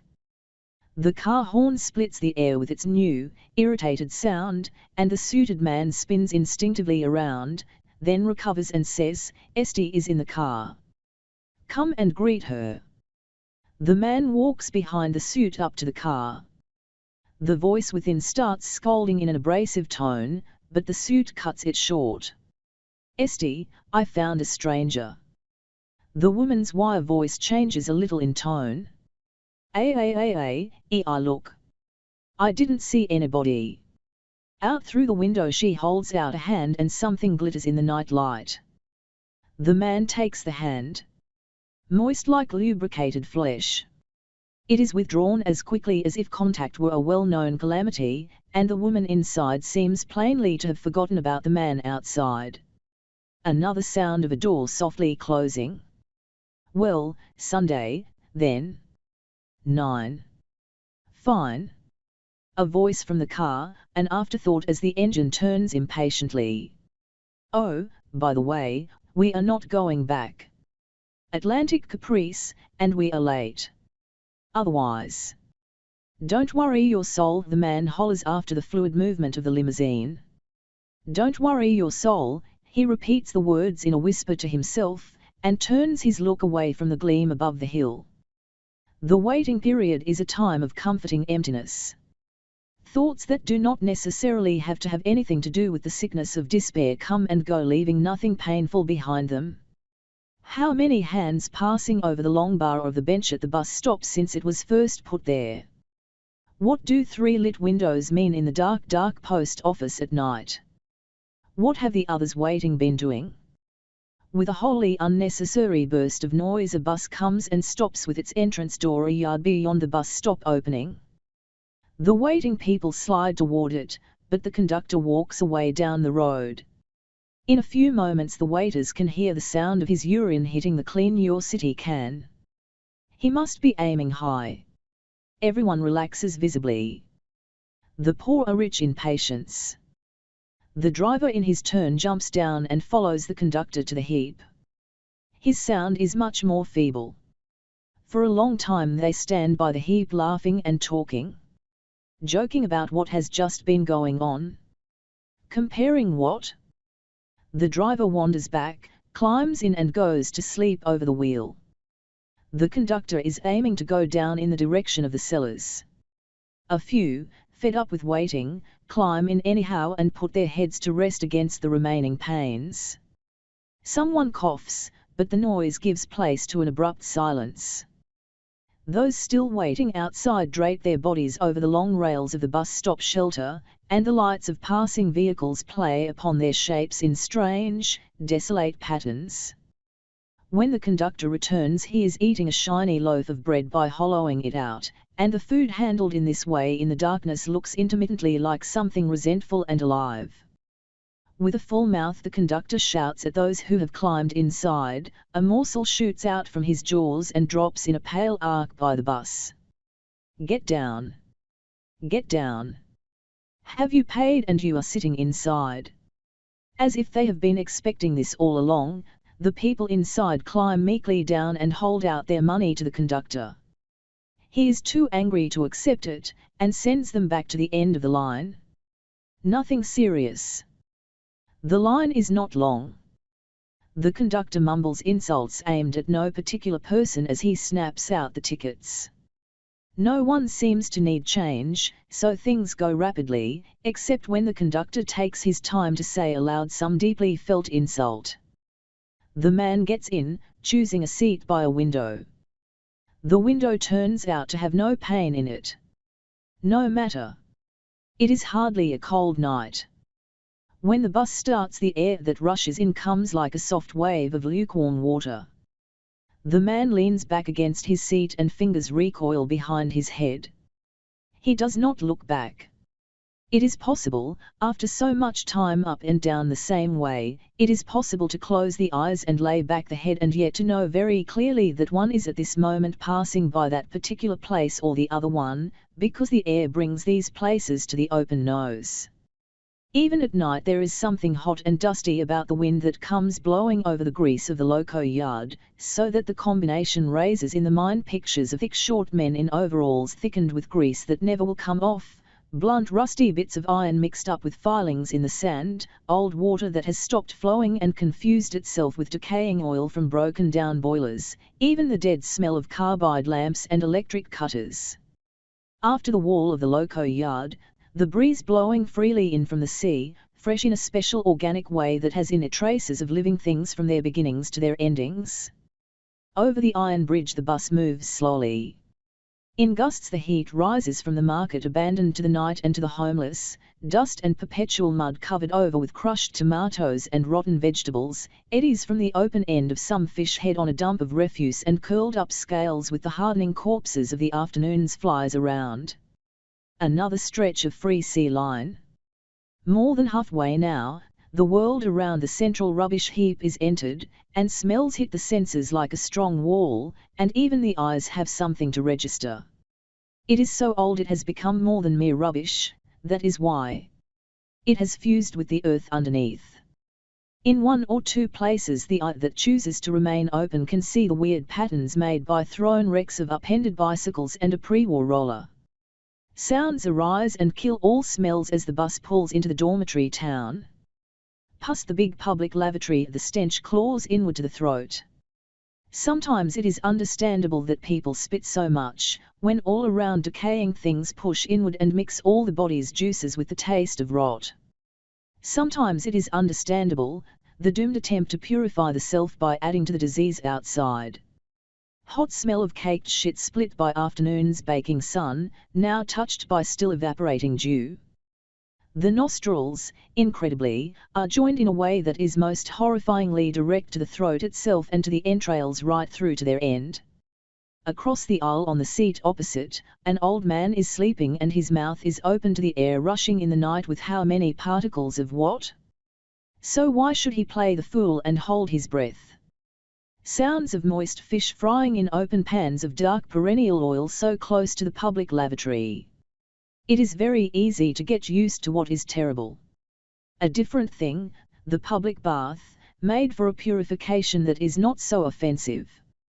Here there is only the stale soap suds merging in grainy rotten dirt from everybody's scum, a reminder of armpits full of yellowed hair dripping sweat down arms raised casually in places of public intimacy. The bus winds up a hill and the journey is almost over. Here are waves of spice from late pots of familiar homes, spices to cover what strong meats. The man gets down and his hands find their own way deep into his pockets.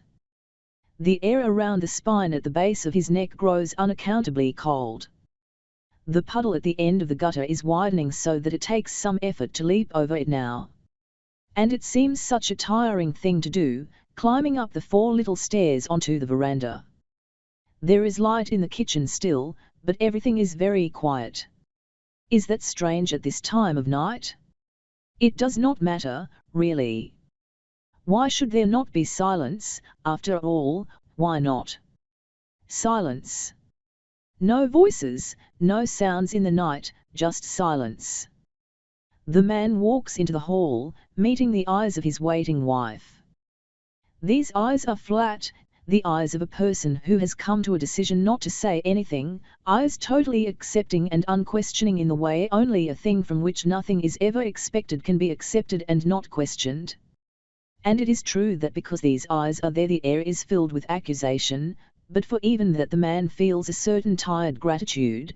He is thankful there are no words to lance the tension of the silence. The children begin to come out of the room within. They are not asleep, not even the third little one. It seems their eyes also are learning this flat look that is a defense against hope, as if their mother's message needs their confirmation. It comes across very well. So well it fills the hall with an unbearable heaviness which must be broken at all costs. The table has food on it. The man moves forward and sits at it with his back to his guilt, resolving to break the heavy quiet. I saw Crimson on our way home, he says. The wife is slow about showing any interest. And Estella was with him, I suppose, she asks at last. Aha, he nods, turning to look at her. He sees instead the eyes of his children. Oh, you loved ones, spare your beloved the silent agony of your eyes. The sound she makes should mean approval or at the least acceptance, but it does not. Now it is a low cry full of resentment and disappointment. Then, she has married well. The man wishes he had learned to bear the weight of the silence before, but now going back is impossible. They were going to the Atlantic Caprice. He raised the spoon to his mouth, and as he did so he caught the scent of perfume still on his hand. I shook hands with his wife, and I can smell her still. Her hand was wet with the stuff. This long sound again. Life has treated her well.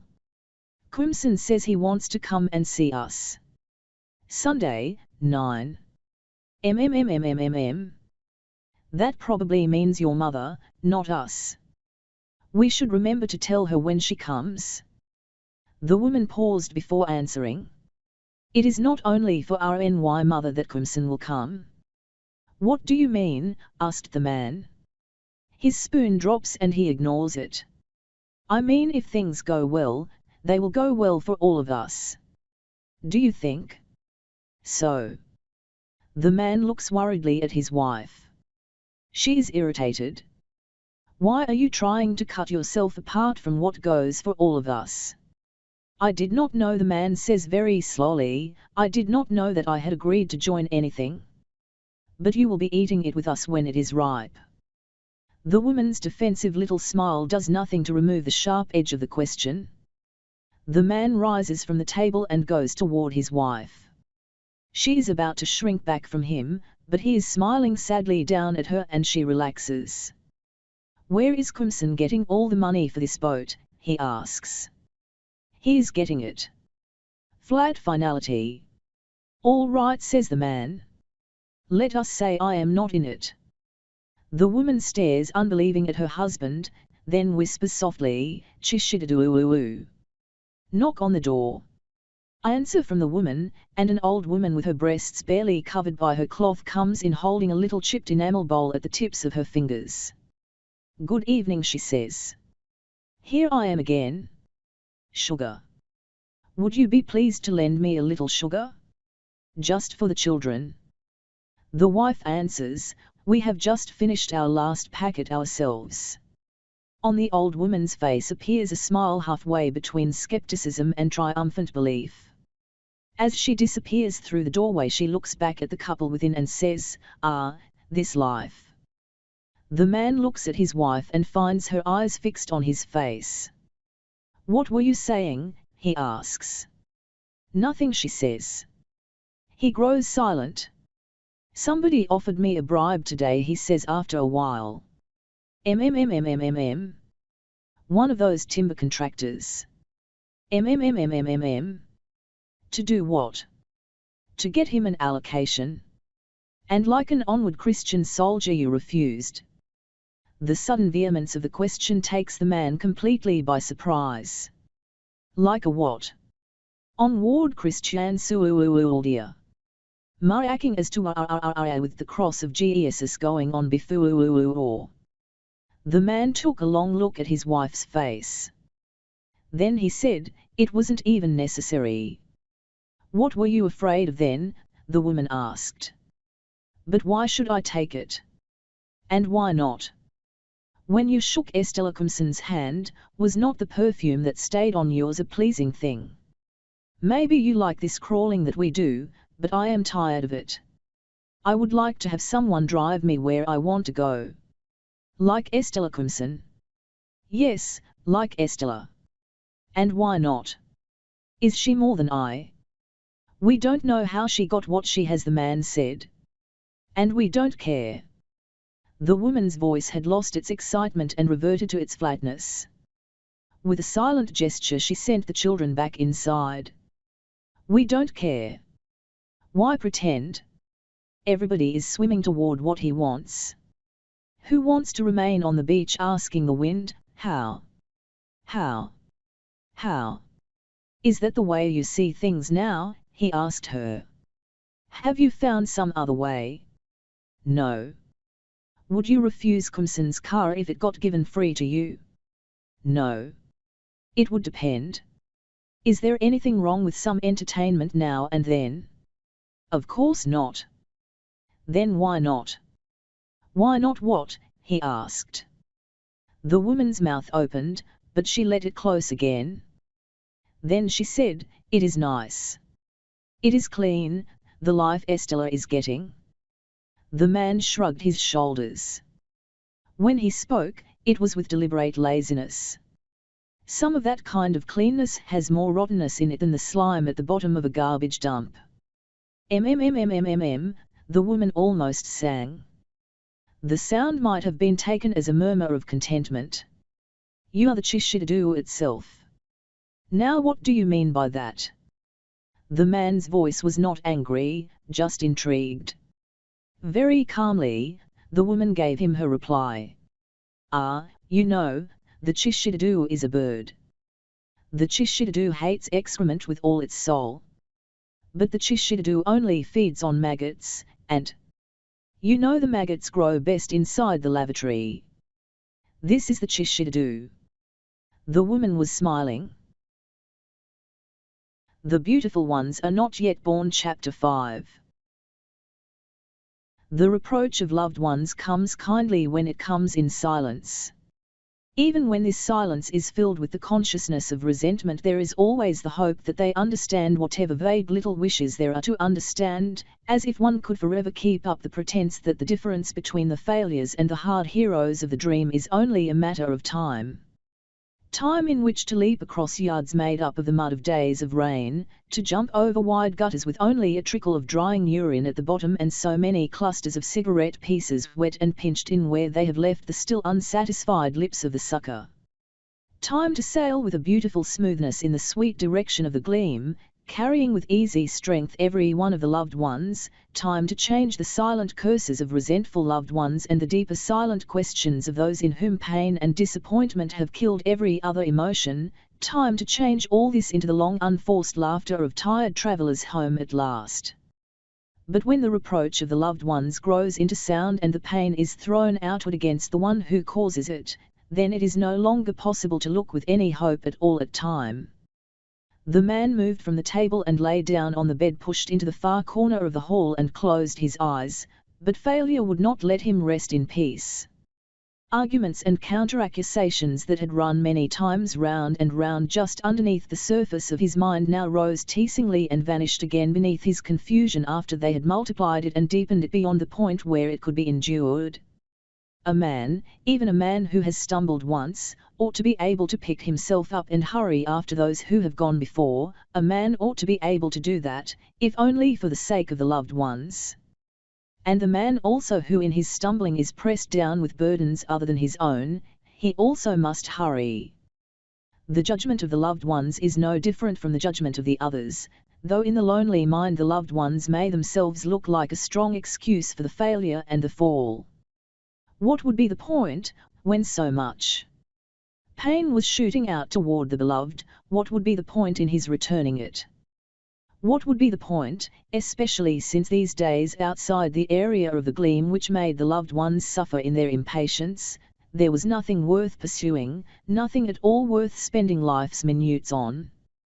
There was nothing the man could say to his wife, and the woman herself did not look as if she thought there could be anything said to her about what she knew was so true. but inside the man the confusion and the impotence had swollen into something asking for a way out of confinement, and in his restlessness he rose and went out very quietly through the door, and his wife sat there not even staring after him, not even asking where he was going or when he would come back in the night, or even whether he wanted to return at all to this home. Outside, the night was a dark tunnel so long that out in front and above there never could be any end to it, and to the man walking down it was plain that the lights here and there illuminated nothing so strongly as they did the endless power of the night, easily, softly calling every sleeping thing into itself. Looking all around him the man saw that he was the only thing that had no way of answering the call of the night. His eyes were hurting in their wakefulness, and in this night air that was moist with the water and the salt of the sea nearby, he felt a terrible dryness in his nostrils and in his mouth all the way down into his throat, and his head had grown heavy with too much lightness. Around a street lamp high over the coal tar, insects of the night whirled in a crazy dance, drawn not directly by the night from which they had come, but by the fire of the lamps in it. Their own way of meeting the night, and it was all the same in the end. Was there not something in the place and about the time, everything, in fact, that sought to make it painfully clear that there was too much of the unnatural in any man who imagined he could escape the inevitable decay of life and not accept the decline into final disintegration? Against the all too natural, such struggles, could they be anything but the perverse attempts of desperate hedonists to perpetuate their youth against the impending rod of age? A friend remembered Ramakrishna. A Ghanaian, but he had taken that far-off name in the reincarnation of his soul after long and tortured flight from everything close and everything known, since all around him showed him the horrible threat of decay. Soul eaten up with thoughts of evergreen things, and of an immortality he was always striving to understand, the friend had plunged with all his body into the yoga others take to be a mere aid to this life. Meditative exercises and special diets of honey and of vinegar, and a firm, sad refusal to kill any living thing for food. Yes, he would agree with any who asked, it is in the wisdom also that the silent plants, who knows, may be more alive than the destroyed souls, we who consume them. Then solemnly, like a man in great distress of spirit, he would go to another book of another stranger whom he called sometimes the prophet and sometimes Jibril, and read. Would that you could live on the fragrance of the earth, and like an air plant be sustained by the light. But since you must kill to eat, and rob the newly born of its mother's milk to quench your thirst, let it then be an act of worship. But it could be seen that these words that were meant to put a lost serenity into the spirit of the questioner never were able to put at rest the grieving soul of the friend. Near the end he had discovered the one way. He would not corrupt himself by touching any woman, but saved his semen to rejuvenate his brain by standing on his head a certain number of minutes every night and every dawn. Everywhere he wore a symbolic evergreen and a faraway look on his face, thinking of the escape from corruption and of immortality.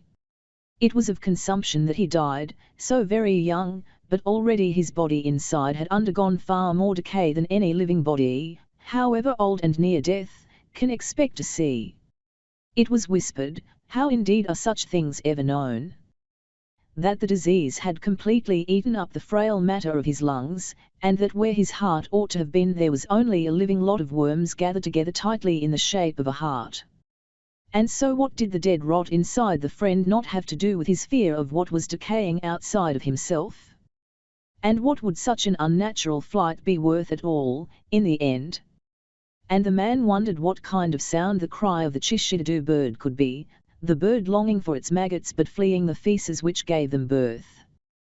Crossing over to the side of the main connecting road nearer the sea, the man walked the whole distance to the Essia area, keeping just behind the breakwater that kept the sea from destroying the road. Now and then the headlights of some oncoming vehicle came and blinded him, and afterward the darkness of the night was even deeper and more infinite than before, so that a little of the lost comfortable feeling of the man alone in the world outside, so unlike the loneliness of the beloved surrounded by the grieving loved ones, came back to him in little frustrating sweet moments that were gone before they could be grasped. And yet, in some region of his mind, the thought almost rose, that it should not really be possible for the guiltless to feel so beaten down with the accusation of those so near, but the thought was never really able to come to the surface, and dipped downward again as swiftly as it had come, leaving only dissatisfaction. At the bridge, the lagoon to the left stood out by being even darker than the surrounding darkness itself, and the lights on it of the night fishermen going home came all the way over as very long, very thin shimmers that never ceased to surprise the eye. Near the Ayi market the long row of small windows where the prostitutes lived had a strange beauty, and from one of the rooms there came a long, happy laugh that ended as if the young woman who had laughed so long had grown quite exhausted with the effort. Some time ago, how long ago, it was said the Ayi market and the whole area around it had been another lagoon. Even now, after a day of heavy rain, sometimes the big drain became a swift river and the market was nothing but a shallow lake until the water could go down back into the earth or to the sea or into the air again. And even then the earth of the market always kept a softness that gave an unusual silence to the walkers' footfalls. Around the market loose groups of Frafra and Hausa men sat selling penny loaves and tea in old milk cans, though there were no buyers around this time of night. Now the walls of corrugated iron slid past in dim waves of light. Occasionally there was a thick mud and cement wall with bulky iron grating outlined against the light from inside. On the ground lazy water searched fruitlessly for gutters in which to flow, finally giving up in puddles whose scum was visible even in the dark. The sweet sadness of Congo music flowed out through a window near the end of a row of little houses, and the man stopped there. Holding on to the upright window bars, he looked into the room. Inside, on a small bed pushed against the far wall next to the door, a man lay reading. The man outside stood a long time at the window, holding on to the iron bars and looking quietly at the naked man within. Then he walked the remaining distance to the gate of the house, crossed the little yard, and knocked on the door of the naked man's room. The door opened silently and he entered. The naked man did not get up.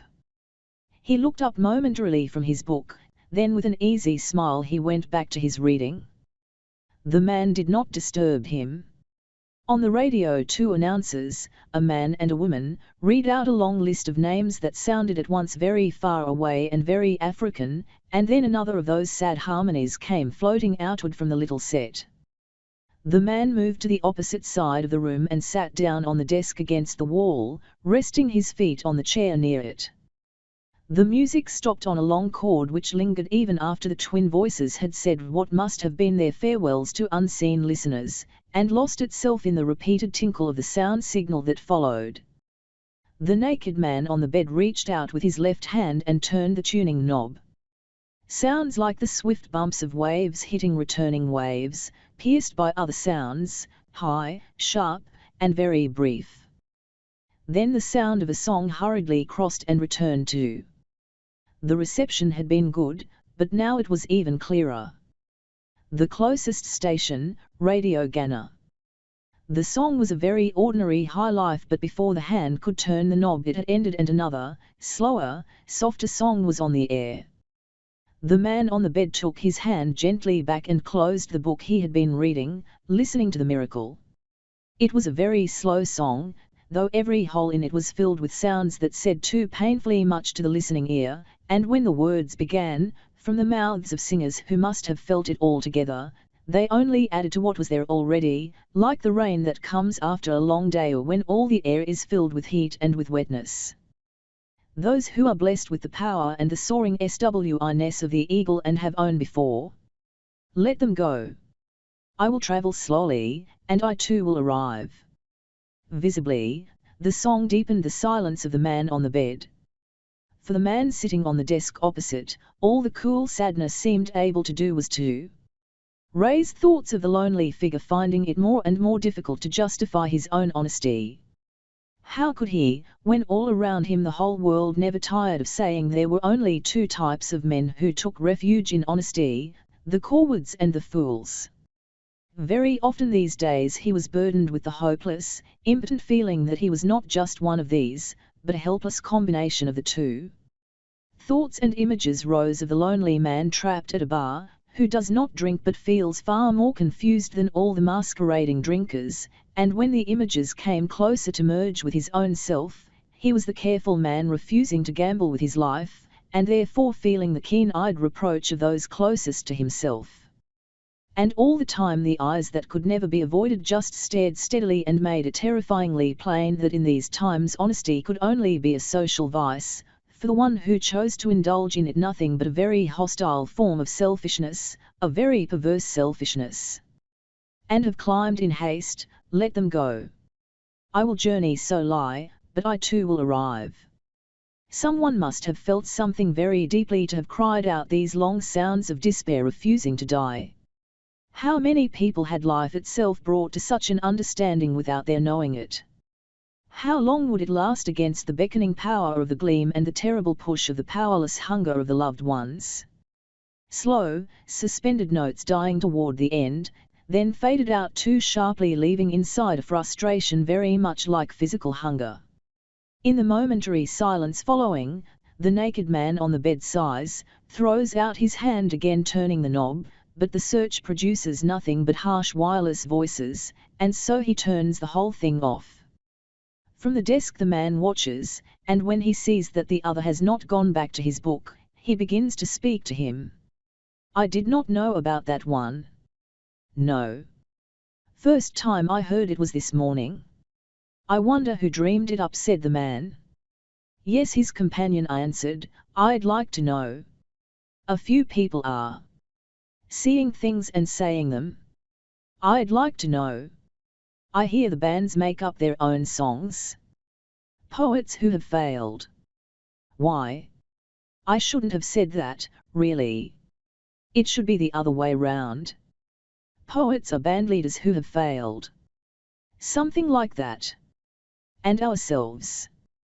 Question bounces off unheeded as the naked man gets up off the bed, takes a pencil from the top of the bookcase near the bed and sticks it in to mark his page. He puts the book on the case and sits back down on the bed, pushing his back against the head and drawing up his knees. What is that? Asks the man on the desk, indicating the book. I saw it yesterday. It was the title that interested me. He Who Must Die. Greek. Writer. Is it good? Very. There are so many good things we don't get a chance to see. They have to get translated first. And even then? The man on the desk said nothing for a while, then, people can see you like this from your window. If they care to stop and look. It doesn't worry me. The man on the desk chuckled feebly. So. The man on the bed spoke again. Not a question, not a statement. I wanted to come and see you, the man said. The listener shook his head reprovingly, running from family peace again. It's serious, this time. It's serious, every time. You can laugh, the man said. You really think so? Asked the naked man. You really think I can afford to laugh? He was smiling. Well, the man said, you have not made the most serious mistake. The naked man laughed out loud. You wouldn't want RNY life, I tell you. Teacher, you reduce everything to a joke. I am sorry. That is not RNY intention. There was a note of real unhappiness in the voice now, and the man on the desk looked down at the cement floor beneath his feet. Oyo flung RNY uselessness at me again this night, he said. What happened? She called me the chishidadu. Ah. It's a proverb, no? The bird eats shit, hates worms. Yes. Only the other way round, teacher. Why did she say that? I told her what happened at work today. A man came to me with a bribe. And murderer that you are, you let it go. I let it go, the man said. Expect no forgiveness from your family, then? I understand you, said the man. I understand you with RNY mind when you speak so coldly about this thing. But people want so much. They want what they see others enjoying, that is all. And it doesn't matter how they get it. It doesn't matter. There are ways and ways. You, the husband, will have to find these ways. It is very simple, isn't it? You know, said the man, that in the end there is only one way. Only one way for people like us. Well, then. Well, then what, teacher? Are you so surprised when your people are angry with you for not taking the one way open to them? Ah, but that one way. Exactly, said the naked man. That one way is a path you want to avoid. What will your people do, then? Pretend they have no desires. They will destroy me, teacher. Or make you a big man. One of the two, who knows? The man closed his eyes and let his feet swing underneath him. They barely missed the floor. What I don't understand, he said, is my own feeling about it. I know I have done nothing wrong. I could even get angry with Oyo about this. And yet I am the one who feels strange. The condemned man. Yes. I feel like a criminal. Often these days I find myself thinking of something sudden I could do to redeem myself in their eyes. Then I sit down and ask myself what I have done wrong, and there is really nothing. You have not done what everybody is doing, said the naked man, and in this world that is one of the crimes. You have always known that. The man on the desk stopped swinging his legs and looked at his friend. If she hates me that much, he said, why does she remain with me? Where could she go? The naked man asked. Besides, you are exaggerating things. After all, for a married insult, this Chishidadu proverb was very mild. You used to speak more kindly, teacher. I am sorry. The man on the desk sat looking downward at his suspended feet. The naked man turned his face toward him and waited for him to speak. When the time comes that teacher also just laughs at RNY pain, where will I be going next? I was not laughing at you, said the naked man. I was thinking of your wife. A very poetic woman, your wife, he said, and the laugh that followed was dry and far too long. I feel as if she had said those words to me too. I suppose we are all that. All what? All Chishidados, those of us whose entrails are not hard enough for the national game. I never heard you talk much about it, the man said. It is not RNY habit, that is true. I have spent so much time running from it. I thought you were one person entirely free of all this. No, I have tried to be free, but I am not free. Perhaps I will never even be. The naked man turned on his side and propped himself on his right elbow, facing the man on the desk. It was all so good, the youth and the thoughts of honest living water flowing to thirsty land, wasn't it? But what happens when you come out and you see the land wants you, not honest and living, but completely like its dead self? You didn't think I too had wondered about that? I think of you as the freest person I know, said the man. Then everyone you know is a slave. You have escaped the call of the loved ones, as you say. Yes, but I am not free. I have not stopped wanting to meet the loved ones and to touch them and be touched by them. But you know that the loved ones are dead even when they walk around the earth like the living, and you know that all they want is that you throw away the thing in your mind that makes you think you are still alive, and their embrace will be a welcome unto death. And so teacher runs. And so I run. I know I am nothing and will never be anything without them, and when most I wish to stop being nothing, then the desire to run back to those I have fled comes back with unbearable strength. Until I see again those loving arms outstretched, bringing me their gift of death. Then I stop and turn around and come back here, living RNY half-life of loneliness. But it is what you have yourself chosen, replies the man. Is that not far better? Better? Wandering, nothing, it depends. But, you see, it is not a choice between life and death, but what kind of death we can bear, in the end. Have you not seen there is no salvation anywhere? My wife thinks there is. There is salvation of some kind, of course, said the naked man, but only within the cycle of our damnation itself.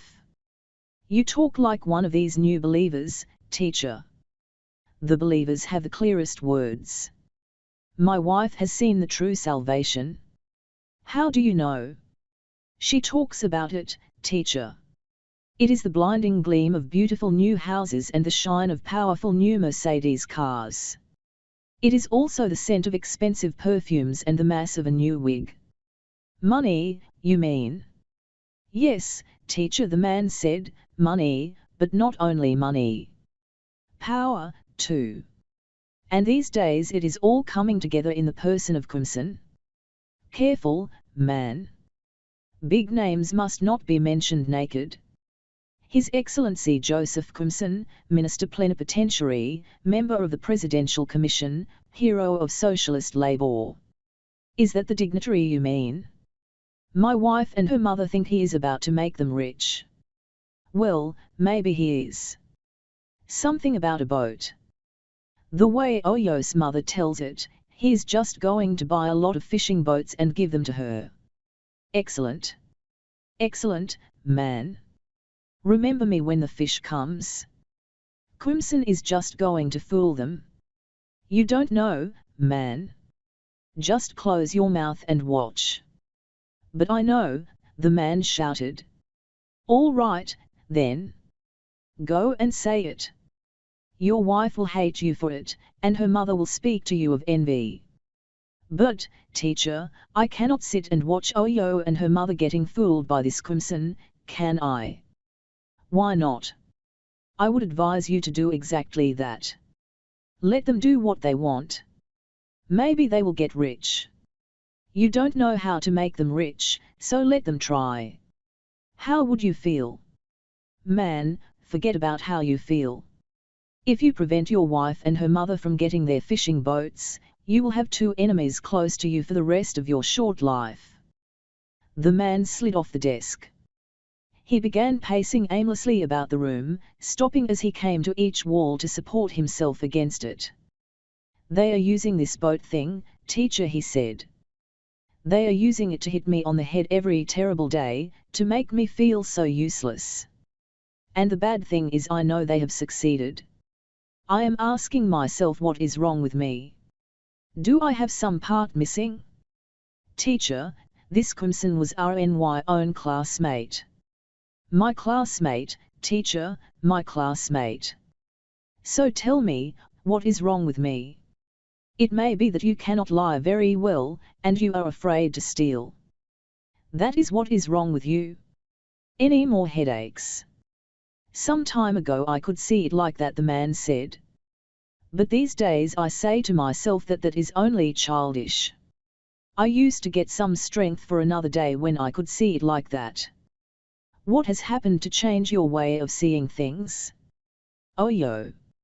Why, is she expecting another baby? That is not it. That's not it at all. So what else did she do? She told me about her way of looking at these things. From that day even the strength I used to call up to support myself has vanished. The man moved away from the wall and stopped just in front of the bookcase, as if he were looking for some title there. But his words did not stop. One fine day Oyo explained everything to me. I think it was when this boat scheme was first mentioned.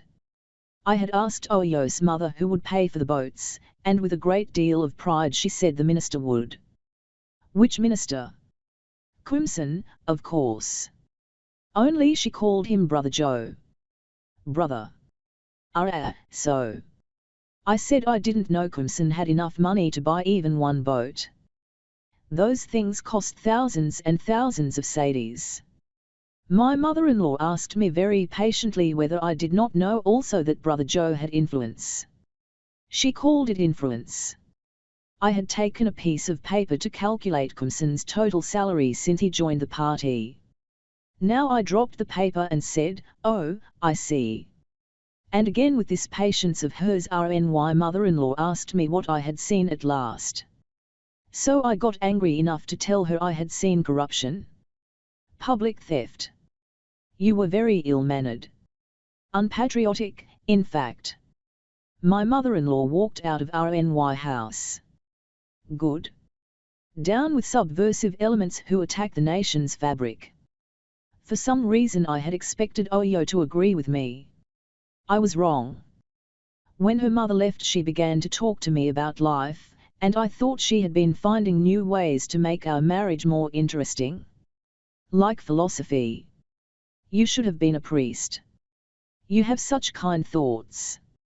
Teacher, RNY wife explained to me, step by step, that life was like a lot of roads, long roads, short roads, wide and narrow, steep and level, all sorts of roads. Next, she let me know that human beings were like so many people driving their cars on all these roads. This was the point at which she told me that those who wanted to get far had to learn to drive fast. And then she asked me what name I would give to people who were afraid to drive fast, or to drive at all. I had no name to give her, but she had not finished. Accidents would happen, she told me, but the fear of accidents would never keep men from driving, and Joachimson had learned to drive. Allow me to foretell your future, friend. With a wife like that, you will not only be rich. You will be great very soon. I will remember you, teacher. But can't you see the truth in what she said? I can see it. The naked man laughed. I have seen it so clearly I have. Spent a long time running from it. She was right, but it was not philosophy she was talking about. It was Ghana. The accidents are those who get caught. That is so right, teacher, the man said, and the driver is me. And the driver is you. From that day I have not been able to stop wondering what went wrong with me, and where. Crimson was my classmate. You say that like a litany. He was not very intelligent. The man was pacing the room again. Shit, he was actually stupid. So maybe he got a new brain. New brain RNY foot, the man said. But that is what RNY people will not see. Crimson is doing very well for himself. These days any young man with brains can do very well. They make me feel like a criminal. They are only urging you to get ahead. They like you, no. You can talk like that. You are lucky. You have no idea what a horrible thing loneliness can be. Teacher, you chose to be alone. Only because I can't drive. You have all your freedom. That makes me far more of a criminal than you.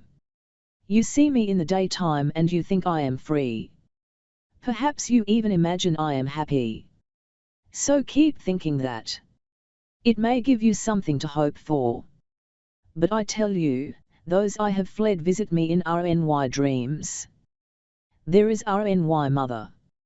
Now at last she leaves me alone, but 2 nights past she was with me in a dream full of guilt and fear and loneliness.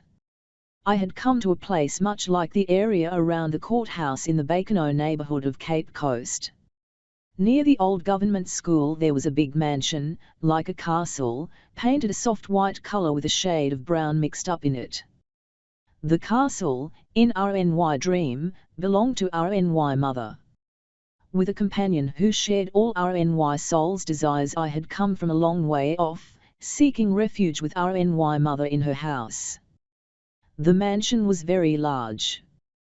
There was room, lots of room, in it, but when I spoke to RNY mother she seemed torn within by an impossible decision. But then she made up her mind, and out of her ran a stream of words, every drop filled with all the resentment and the hate of her long disappointment with me. Yes, you have come to rest here, you who have put nothing here at all. So how much money have you given me in all your life, and how much help? And now you come here, here, here. When her anger grew unbearable she drove me out into the street outside. I walked a little way and soon I found myself in a place with houses bigger and darker than any I had ever seen, streets wider and emptier than any here, and people I had never known could exist in this world. Do you still think I am a happy man? We all have our dreams, the man said. And our troubles, too. How can I think I am doing the right thing when I am alone and there are so many I have run from? Who is right at all? I know I have chosen something, but it is not something I would have chosen if I had the power to choose truly. I am just sitting there, and if you think I am happier than you driving out there, you just don't know what I feel inside. I had so much hope before, so much hope. I am not even sure I ever had that, the man said. Oh, you are forgetting things in your unhappiness. You are right. All I remember clearly these days is that I have been walking along paths chosen for me before I had really decided, and it makes me feel the way I think impotent men feel. You can't tell me you feel the same way. You have this freedom, teacher. You have your freedom. It makes no difference. If we can't consume ourselves for something we believe in, freedom makes no difference at all. You see, I am free to do what I want, but there is nothing happening now that I want to join. There used to be something, and you know what I mean. I know. The man paused, then, as if he had come to something altogether different, he said, You're still hoping, aren't you, teacher? Hoping for what? Anything. An end to this, a beginning to something else. Anything? No. Not anymore. Not hope, anyhow. I don't feel any hope in me any more. I can see things, but I don't feel much. When you can see the end of things even in their beginnings, there's no more hope, unless you want to pretend, or forget, or get drunk or something. No, I also am one of the dead people, the walking dead. A ghost. I died long ago.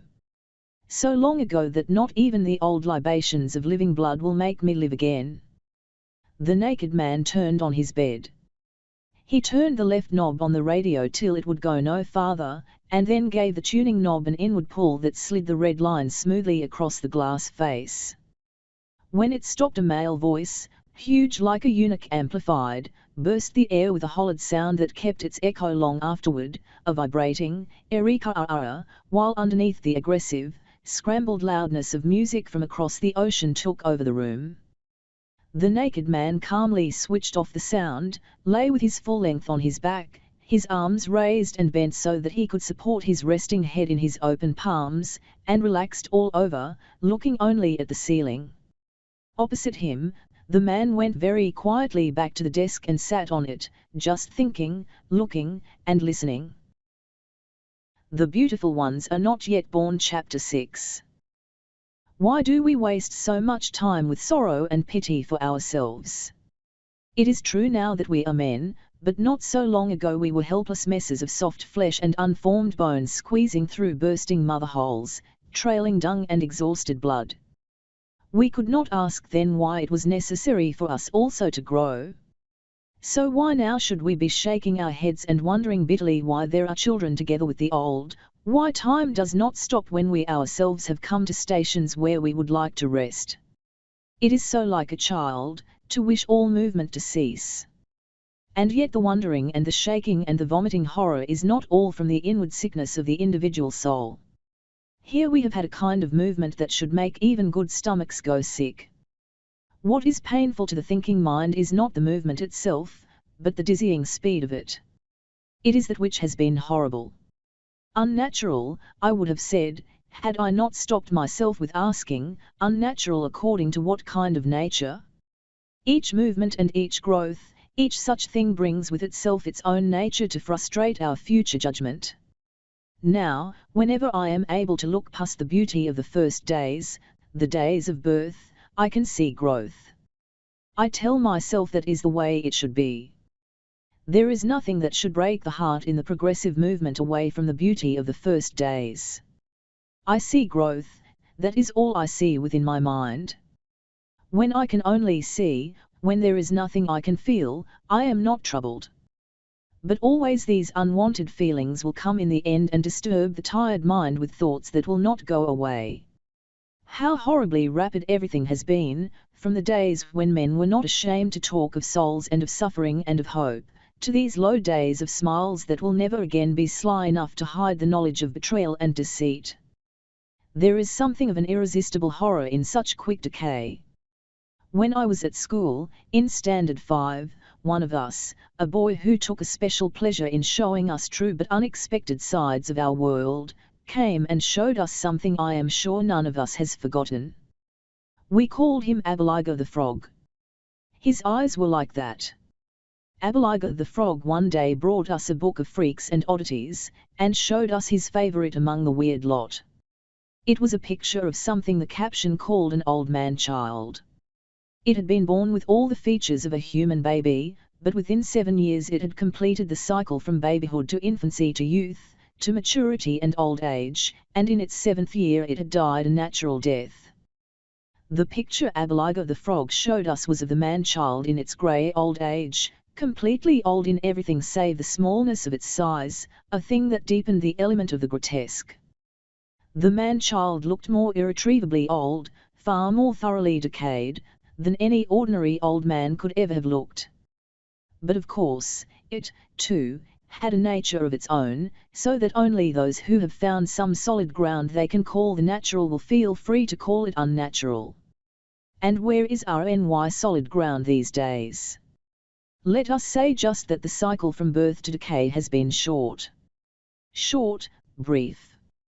But otherwise not at all unusual. And even in the decline into the end there are things that remind the longing mind of old beginnings and hold out the promise of new ones, things even like your despair itself. I have heard this pain before, only then it was multiplied many, many times, but that may only be because at that time I was not so alone, so far apart. Maybe there are other lonely voices despairing now. I will not be entranced by the voice, even if it should swell as it did in the days of hope. I will not be entranced, since I have seen the destruction of the promises it made. But I shall not resist it either. I will be like a cork. It is so surprising, is it not, how even the worst happenings of the past acquire a sweetness in the memory. Old harsh distresses are now merely pictures and tastes which hurt no more, like itching scars which can only give pleasure now. Strange, because when I can think soberly about it all, without pushing any later joys into the deeper past, I can remember that things were terrible then.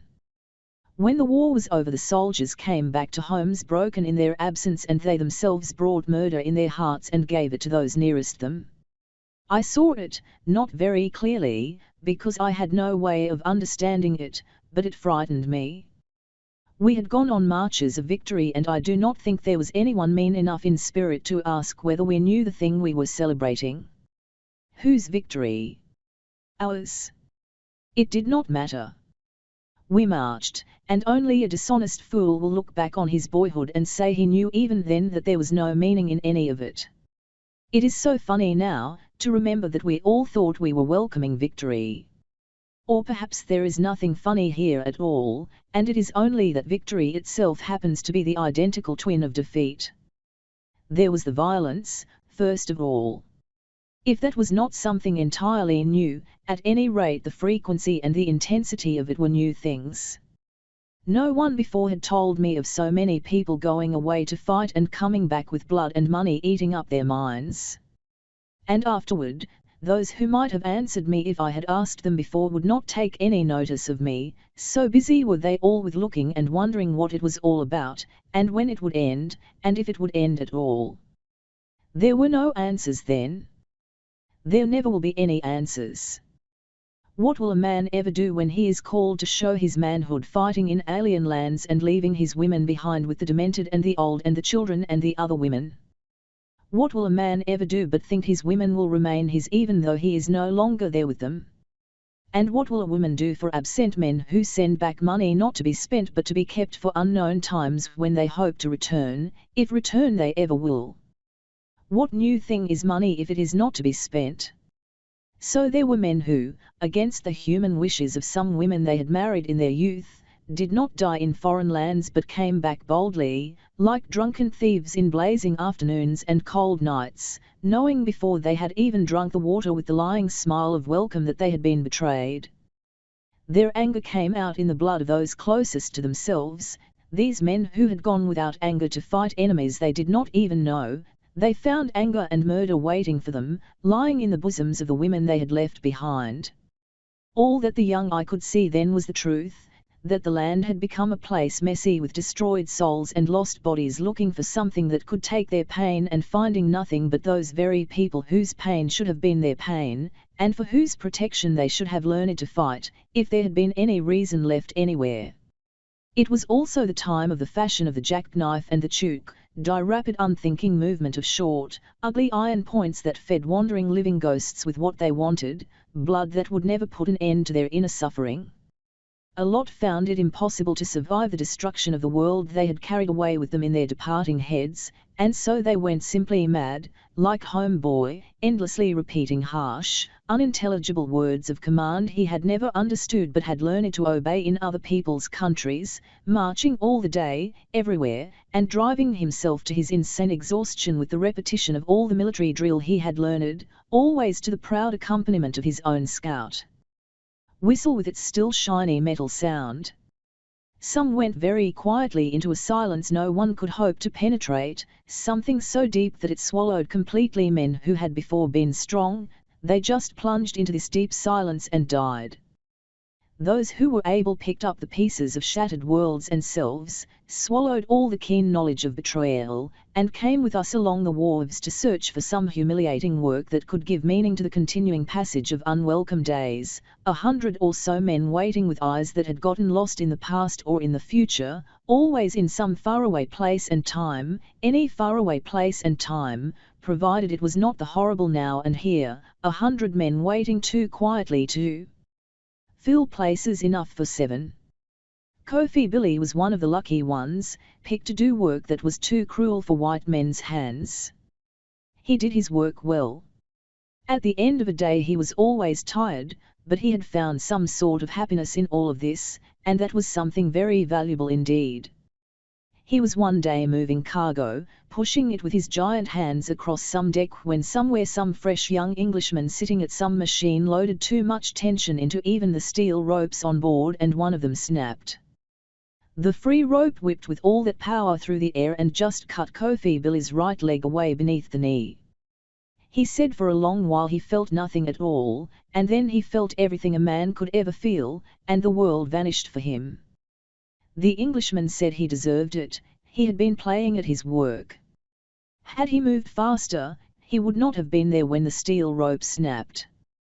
Before him I had never actually known anybody with a wooden leg like that, and he himself was unwilling ever to talk about it. He just sat looking at the space which the wood and metal limb could never fill, and said nothing. Sister Manan found refuge in lengthening bottles, and the passing foreigner gave her money and sometimes even love.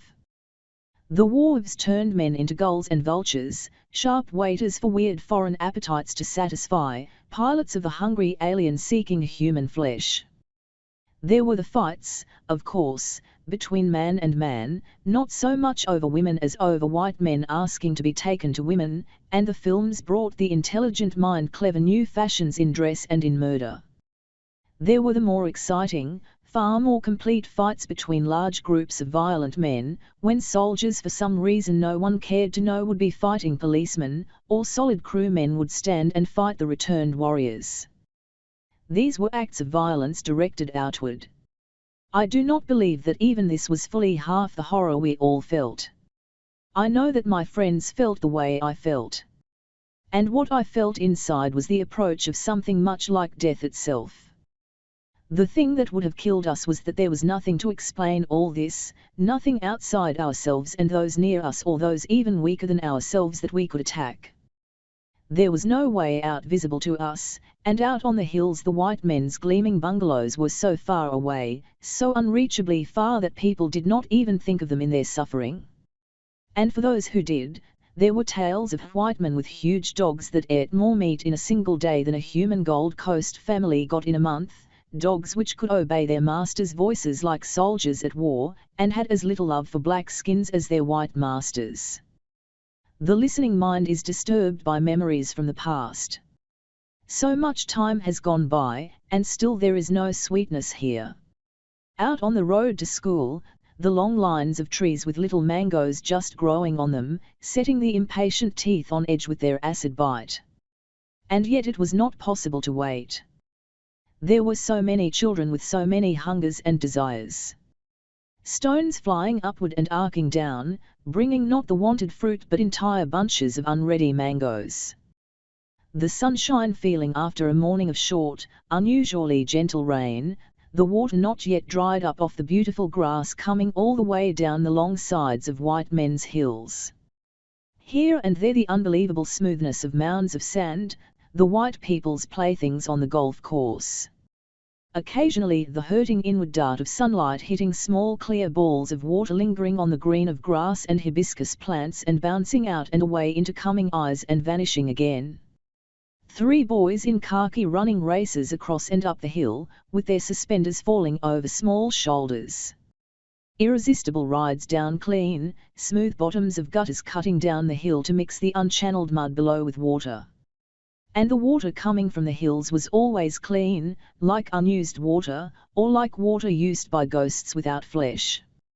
So clean that at the bottom of the hills all the lepers used it for washing their clothes and for bathing their own sores, catching its cleanness before it reached the mud.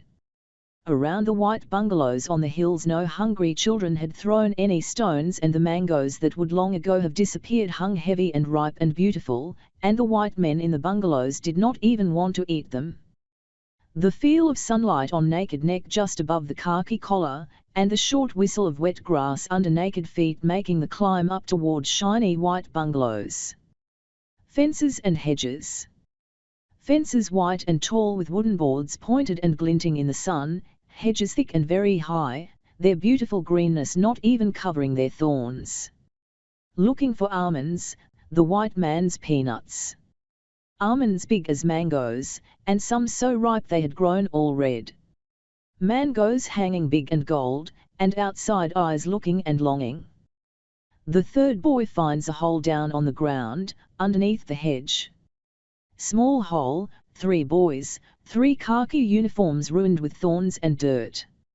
It seems maybe true that the white men are living ghosts themselves. For a place where people live, there is no sound here at all. But it is impossible to see inside, beyond the netting at all the windows.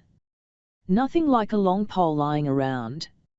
Never throw stones around a white man's bungalow. So 3 little boys turn their backs to the white man's bungalow and bring down ripe mangoes with unripe ones fallen on the ground before. Keeping quiet. The white man, in case he exists, must not be waked up. Then sudden noises of footsteps within, moving out. Such a lot of mangoes and such big almonds to have to leave behind, and the hole is far too small and the thorns are cruelly sharp, coming through the khaki all the painful way into the flesh.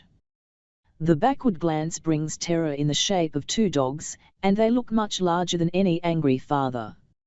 Down a steep hill it is easy to run fast but impossible to run well. Dogs are much faster anyhow. So much speed overturns the runner. In the midst of everything there is a filling satisfaction that a boy can run so fast sometimes. Even grass is painful when the face of a runner rubs hard against it and it yields unto the earth beneath. Does the dog actually bite, or is it no more interested in the fallen form, or can a dog also roll a child over and leave it feeling thoroughly beaten by life? Behind the dogs come tall black men in singlets, with long whips bending in their hands. The black men are truly angry, angrier than the dogs, and there is no mistake about the sharpness of their whips. Would it have been enough just to frighten 3 little boys away? That did not seem to be the point. The tall black men whipped like men in a struggle for life over death. Behind them the white man had come out and with a little white boy was watching calmly from the hill. The sun still shone so beautifully when it came off the white walls behind the white man, and 3 boys came together again and wondered whether it would be worse to go back or to go home. The anger came out, but it was all victim anger that had to find even weaker victims, and it was never satisfied, always adding shame to itself. It is really so easy for a friend to begin treating a friend as a criminal to be feared. It is difficult to sit and see a friend with something you need desperately but do not have. It is difficult to sit and watch a friend keep this thing until the time comes when he will need it. There was nothing we could do, after robbing those who had been kind to us, except to lie down with the feeling that things were not right. It was like rushing down mossy bottoms of steep gutters from the hills with nothing to stop us. Only the gutters this time had no end, and the speed long before had become something far more than we could bear. It had been possible to take to drink in the search for comforting darknesses of the memory. In days when there was still something that could be stolen from the absent friend, it had been possible. But a time came when there was not enough anywhere around, and deep thought had to go into the spending of what there was. Man would just have broken up and gone crazy then, I suppose, but this was also the time that we found out about we. It was Sister Manan who brought it to us one evening, saying it was the thing that had made her able to look at a bottle of schnapps and say to herself that there was just another bottle of poison and pain. Yet she did not seem to be preaching, only offering us this thing we all felt we should have had before. The way Sister Manan was getting it, it was not a thing that needed so much money, and yet instead of blinding us the way spirits would have done, it took us years beyond our old selves and made us see so many miles beyond all those old points. It used to amaze me afterward that there was so much lying shit flying around about we. It used to amaze me until I grew old enough to see that it is all very natural that judges willing to sit through hot afternoons sweating under foolish wigs should feel truly indignant when some poor bastard gets knocked into court for trying to see beyond the pain of the moment, smoking we. Those among the judges who happen to be able to read know that all the holy anger is dog shit, pure and simple, anyway. They know wherever doctors have been asked before old judges let go of their bad breath, they have said the truth. We is far less dangerous than beer, and it is not only that it brings no headaches after it. I have not yet seen a man or woman who has smoked we and who can look with anything but pity on those whose job it is to condemn it without ever having tasted it. Manan brought it, and showed us how to light it and to smoke it, one of us dragging at a time. You must know there is at least this much that could frighten uncertain men away from we, even if the lies about it were not so plentiful.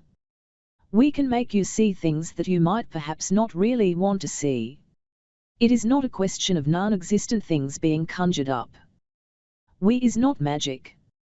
It is just that all through life we protect ourselves in so many ways from so many hurtful truths just by managing to be a little blind here, a bit short-sighted there, and by squinting against the incoming light all the time.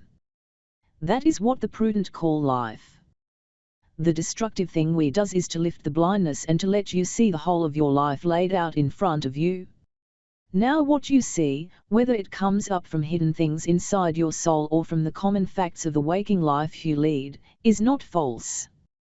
But its truth is the deep, dangerous kind of truth that can certainly frighten you into a desperate, gloomy act if the life you have been living is already of itself deeply gloomy and deeply desperate. That is the only sensible reason for fearing the thing. I have sat in courtrooms and heard young men sent to waste 5 and 7 years of their lives in jail, and the judges have flatulated through their mouths for hours, yet no one has said any of this at all. That is because they want to protect the weakened and the victimized from the knowledge of what is happening to them. But judges will never know. We followed Manan as if she had been our mother, Kofi, Billy and myself. She walked with us to the breakwater a little distance from where the market gutter opens into the sea, and we sat there and smoked. Kofi Billy, always looking quietly at the place where his lost leg should have been, was like a child, asking Sister Manan all the time to tell him what really was going to happen. Manan only kept passing the burning wee from mouth to mouth and with a smile in her voice told us both to wait till we could tell ourselves the truth. And then all of life changed in a moment. In the first flash I was sure I was about to vomit, but the fear went down and I saw it was the total newness of the feeling. For a moment things outside of me did not press in on me anymore. They could not. I was too busy becoming aware for the first time of what RNY own body was about. I think it was in RNY fingertips I felt it first, blood rhythm moving in the tip itself, felt for the first time and recognized.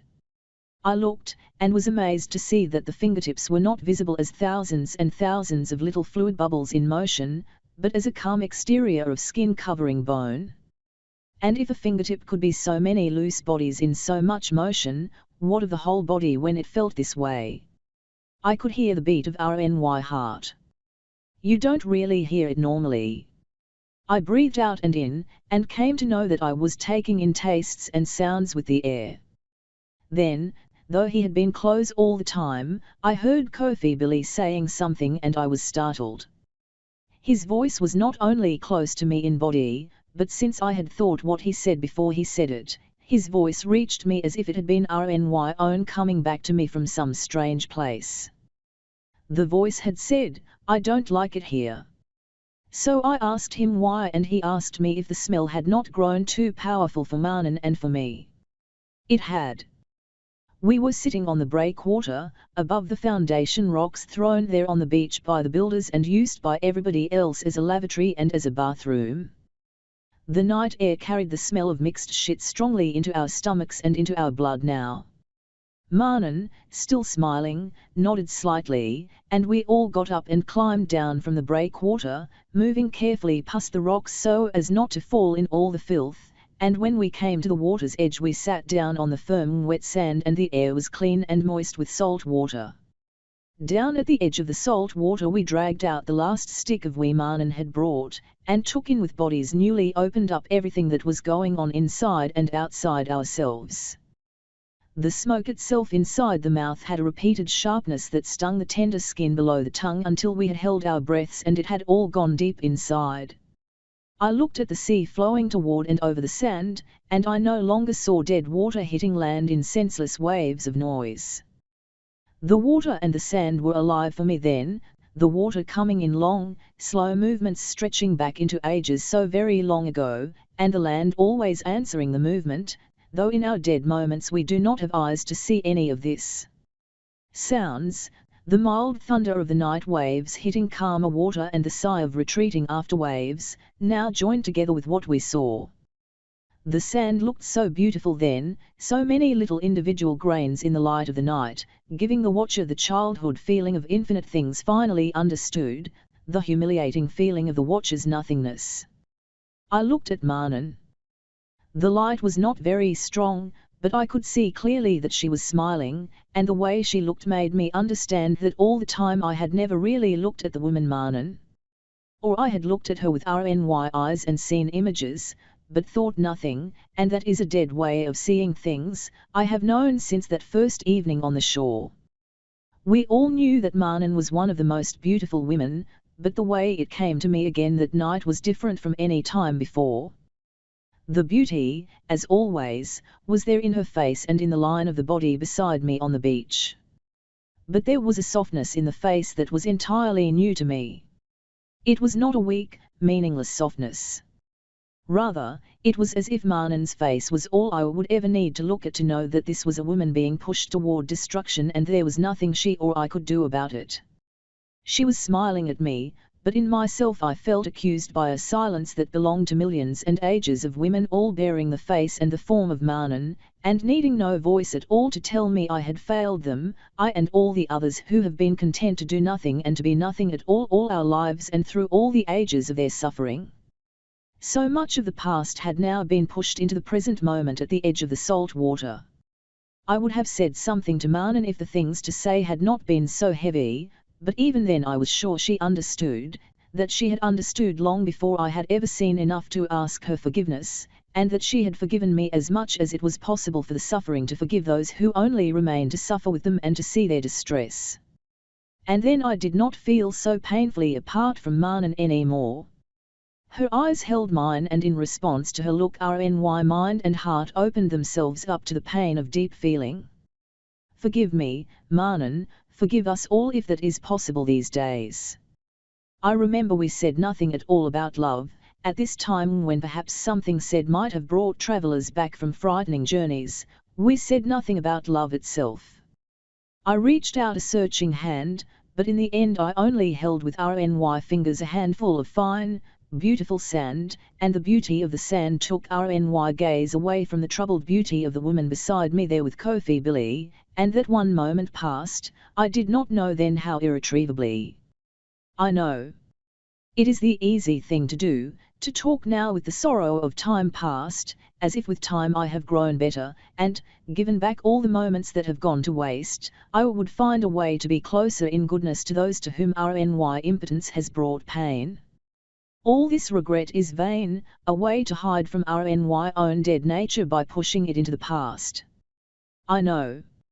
Yet I feel the regret, and that is why it will not leave me alone, least of all these days. I could not help it as the moist sand dripped through RNY weakened fingers and joined the shore. Like an animal I knelt down and stretched out RNY hand to wash the sand away with the farthest coming water of the waves, and then suddenly I felt like taking the salt water into RNY mouth. It was not only salt I tasted, but 100 other strong things in the water, and I cleansed RNY mouth with it and spat it out slowly and did it all again. Something that did not want to die made me touch Manan softly on the side of her mouth. For a long time RNY hand rested there and I looked at her and I was lost in despair. She did not cry then. She only turned her head and following her I saw Kofi Billy. He must have been staring out over the ocean all the time, and he did not turn to face us. He looked so far apart, watching the distances beyond in his uninvolved, silent way, and then after a very long time he raised his head, looked around him and finally rested his eyes, looking at the sand under him with eyes that were large and silent even in the little light there was. "What do you see?" I do not know why Manan asked that question. Perhaps it was a habit she had, to make those she taught to smoke come out of their hiding places within themselves. And I do not know whether she meant the question for me, or for Kofi Billy alone, or for both of us, a vague question thrown in the wind. But Kofi Billy understood the question for himself and began to answer. "I see a long, long way," he said, "and it is full of people, so many people going so far into the distance that I see them all like little bubbles joined together. They are going, just going, and I am going with them. I know I would like to be able to come out and see where we are going, but in the very long lines of people I am only one. It is not at all possible to come out and see where we are going. I am just going." The last was an exhausted statement. After it nothing came. Kofi Billy was again looking noiselessly past his wood and metal leg down to the sand beneath, his large eyes shining in the faint light. Manan lifted up her head and asked if the small moon was not strange looking in its mist. Kofi Billy lay on his back on the moist sand, and when we had almost forgotten about the moon, in a calm voice he said, "Yes, the moon is very beautiful like that." There was nothing either of us could say after that. We sat with Kofi Billy, knowing the accident that had broken him was pushing forward from the calm below, but knowing of nothing we could do, and unable to say anything in the hope of calming fears too deep for the outsider to feel. Then after some time Manan got up. "Shall we go?" she asked the two of us. I did not have time to say anything. It was Kofi Billy who answered her, an answer full of his own long bafflement. "Can we go?" Manan held Kofi Billy's hand and very painfully he got up and we walked in the yielding sand up past the decayed rocks, sitting backward on the breakwater and swinging our legs over, then dropping the short fall to the other side. There was nothing around me then that was not joined to everything else. On the way back it seemed so natural that the electric poles should all have lines going between and joining them, and the only lonely, unexplainable thing about the place was the figure of a very young girl leaning against a pole, waiting for someone no one could see.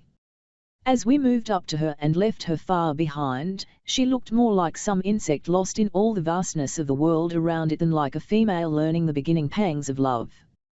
And so we went back, the three of us, the broken man, myself, and the woman, and when we saw again the people we had left to go to the beach that evening, it was plain that after what had passed through our minds as we watched the sea, we could no longer look at them and hide our knowledge of everyone's despair from them.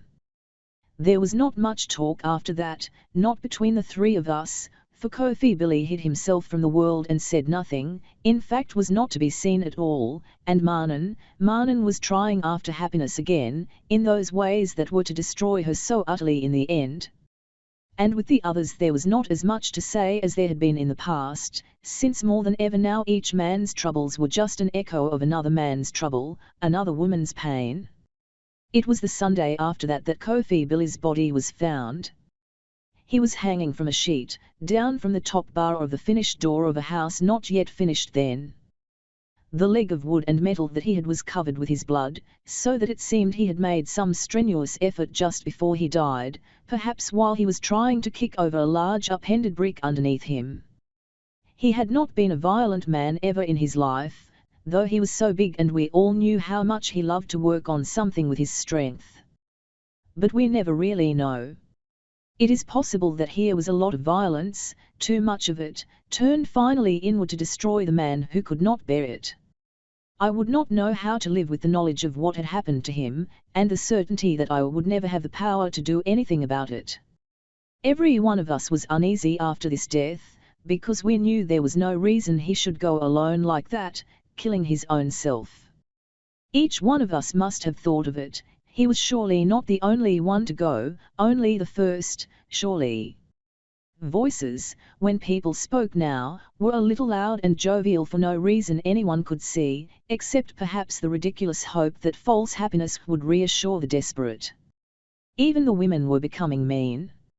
In the market there was nothing they wanted to give, and they were careful about money in a way that brought the sickness home to all of us. We blamed them, as we blamed ourselves and every other thing that was there to be blamed.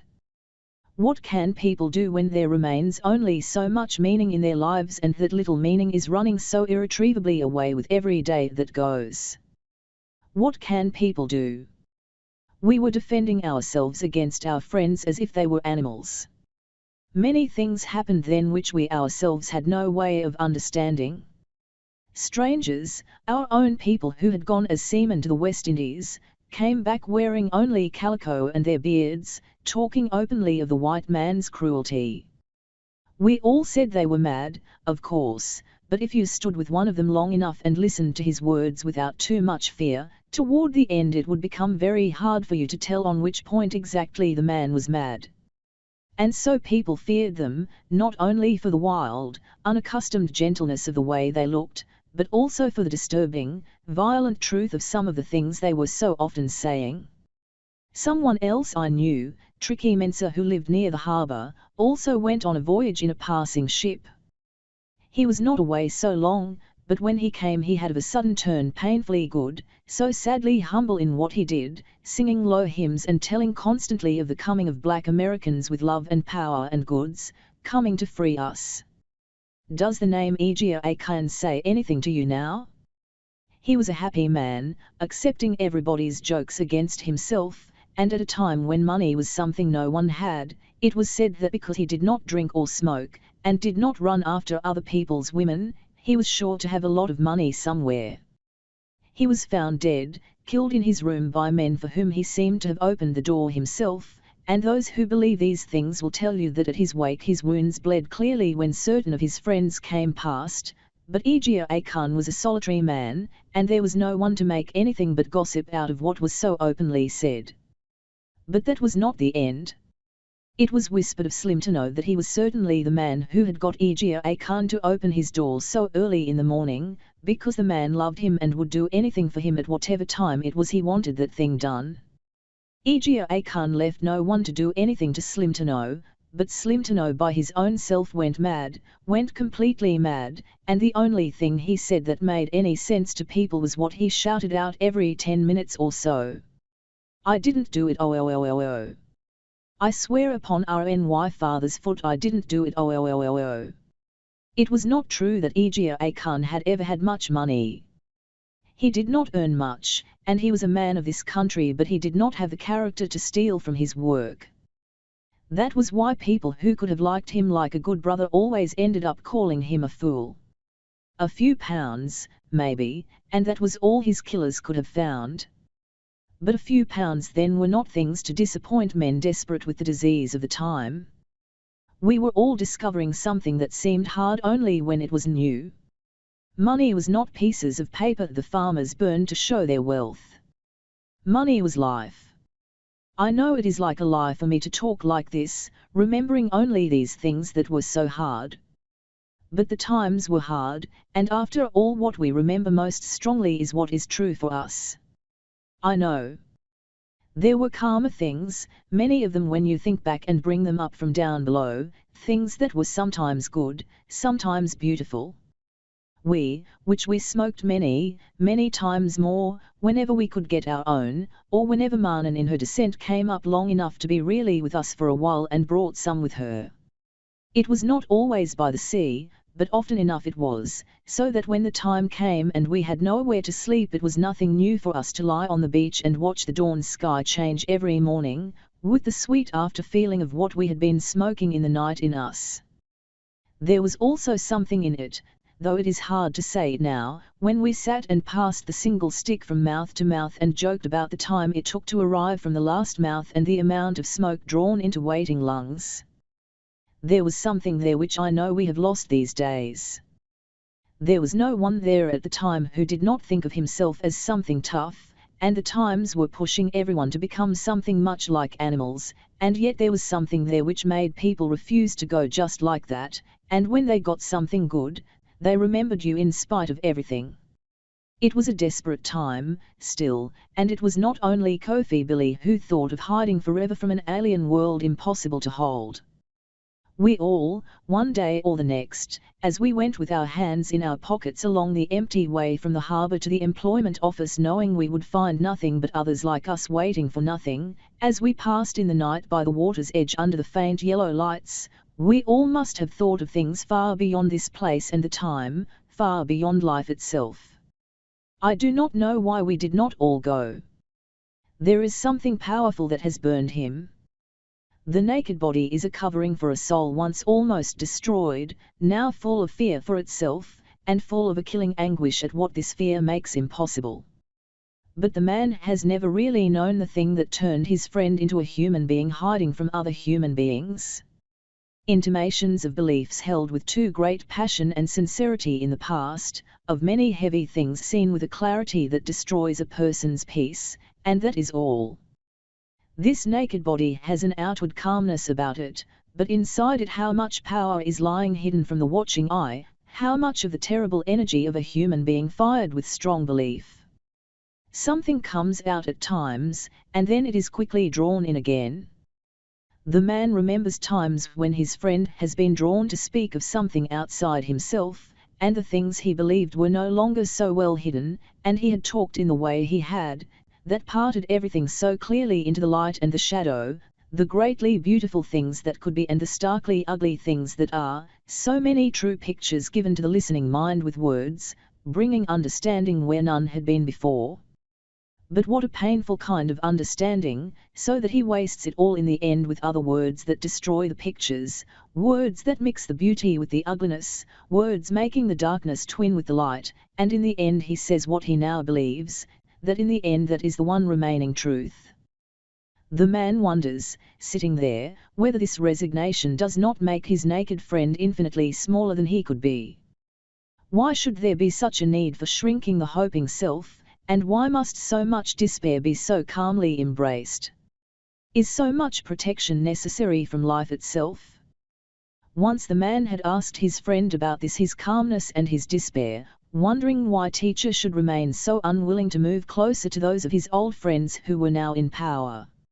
Surely, something could still be done by a good man.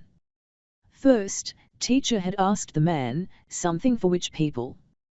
But he had not waited for an answer. The things people want, I do not have to give. And no one wants what I happen to have. It's only words, after all.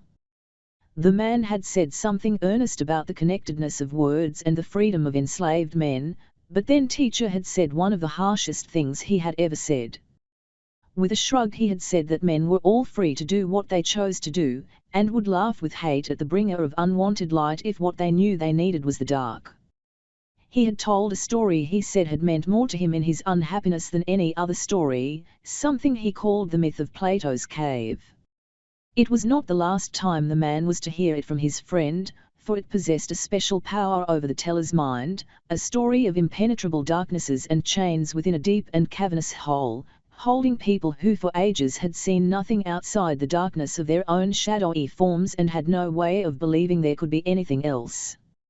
And out of these, one unfortunate human being is able at last to break from the chains and to wander outward from the eternal circle of the lightless cave, and to see the blinding beauty of all the lights and the colors of the world outside.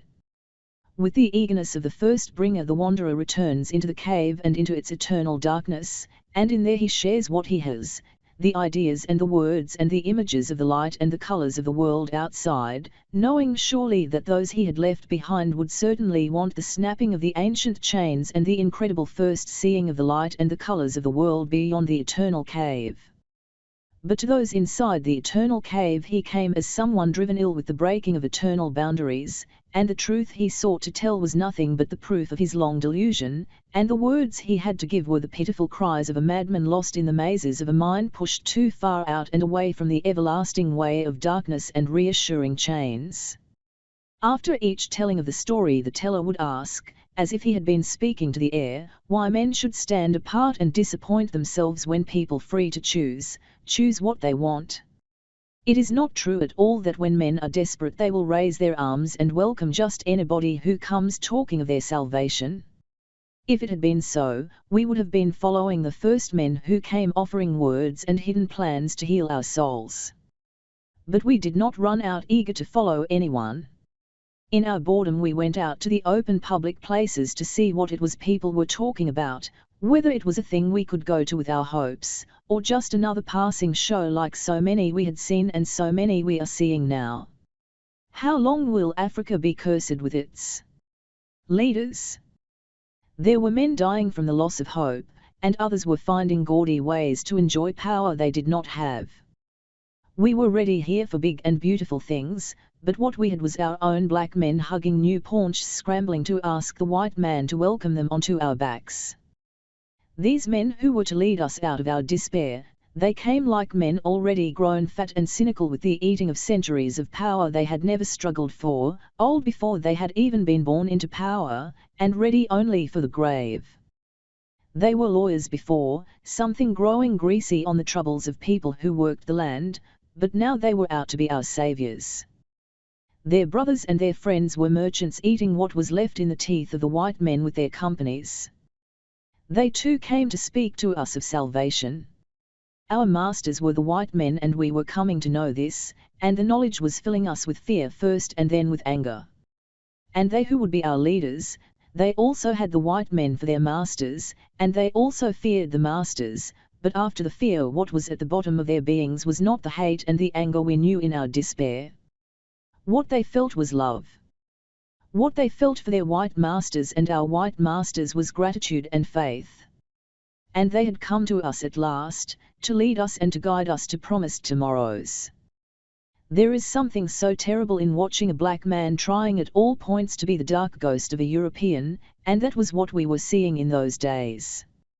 Men who had risen to lead the hungry came in clothes they might have been hoping to use at governors' balls on the birthday of the white people's queen, carrying cufflinks that shone insultingly in the faces of men who had stolen pennies from their friends. They came late and spoke to their servants in the legal English they had spent their lives struggling to imitate, talking of constitutions and offering us unseen ghosts of words and paper held wholly by Europeans, and they asked us to be faithful and to trust in them. They spoke to us in the knowledge that they were our magicians, people with some secret power behind them. They were not able in the end to understand the people's unbelief. How could they understand that even those who have not been anywhere know that the black man who has spent his life fleeing from himself into whiteness has no power if the white master gives him none? How were these leaders to know that while they were climbing up to shit in their people's faces, their people had seen their assholes and drawn away in disgusted laughter? We knew then, and we know now, that the only real power a black man can have will come from black people. We knew also that we were the people to whom these oily men were looking for their support. Only they did not know this. In their minds it was some great favor they were doing us, coming to speak to us in words designed not to tell us anything about ourselves, but to press into our minds the weight of things coming from above. They came hours late when we had been standing in the sun waiting to hear what they had to say, and they came with nothing but borrowed words they themselves had not finished understanding, and men felt like sleepers awakened only to hear an idiot's drooling tale. Ah, Conte, so these fat yes-men in jokers' suits, they are the people going to lead us. Ah, Conte broke Conte no broke we day inside. A few of the most desperate tried to see what they could do, thinking they would break if nothing was done. The yes-men gave them gallons of the killing akpateshi and the usual corned beef and gave them things to do to frighten white men. When the desperate men were caught, the lawyers did not even care to look their way. How could they, when all they wanted to do was to show the white master how reasonable, how faithful, how unlike the akpateshi drinkers they were, and how deserving to have power over their people shared with them? So there were the meetings at which people were promised the unfolding of mysterious plans to bring the sorrows of a people to an end. And to the waiters in the rain the end of the expected message was always this: have faith in us. We know the white man and his ways. Have faith in us. Plan A, Plan X, Plan Z. Better to go home and not go standing in the sun ever again.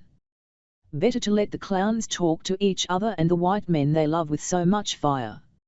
All curiosity about the old men who wanted to be new leaders died, and men thought once again of new ways to make despair bearable, and those who could enjoyed it.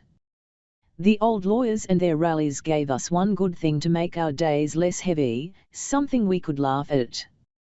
Afterward it became our habit to sit, anywhere, and watch someone imitate the speech and the English gestures of the men who wanted to lead us. There was one young man who could make every stomach ache with laughter. You do not know him? He had to run away after the last strike at Takoradi.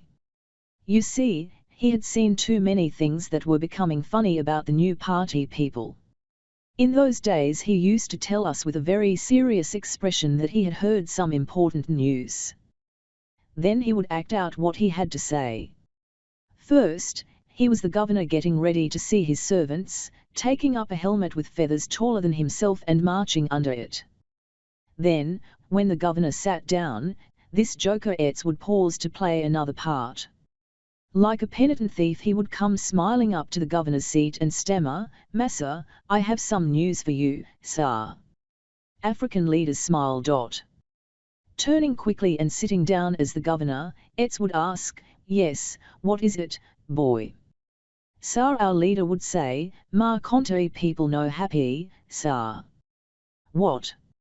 After everything we've done for them?" "Yesy." "The ungrateful devils." "Yesy." "Now, boy, tell me. What is it they want?" The leadership smile expands. "Massa, if you make me head man, Ma Conte people go happy again." Wider. Bow. Look of affection and gratitude. It would be wrong if I talked of those days as days full of unhappiness and nothing else. I wonder in what strange countries Etz is roaming now, driven away by something he loved at first. We were laughing at some impersonation of his, one empty afternoon, when after a long absence Manan came dressed to make a man faint and telling us nothing about where she had been. All she would say was that she had come to be at the rally. We knew there was to be a rally at Azam and Sudo, but we had stopped going long before, and Manan surprised us all. Etz stopped and looked at her the way a teacher looks at a child.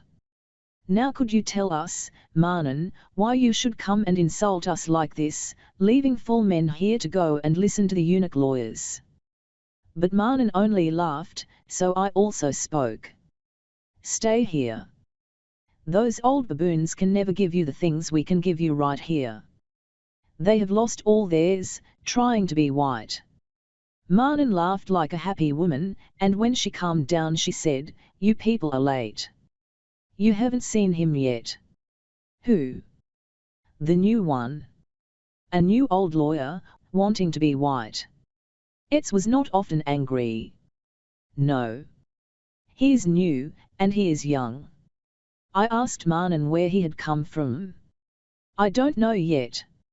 "Is he a stranger then?" "He is one of us all right. Only nobody knows much about him. They say he does not go talking about himself. Only the work we have to do."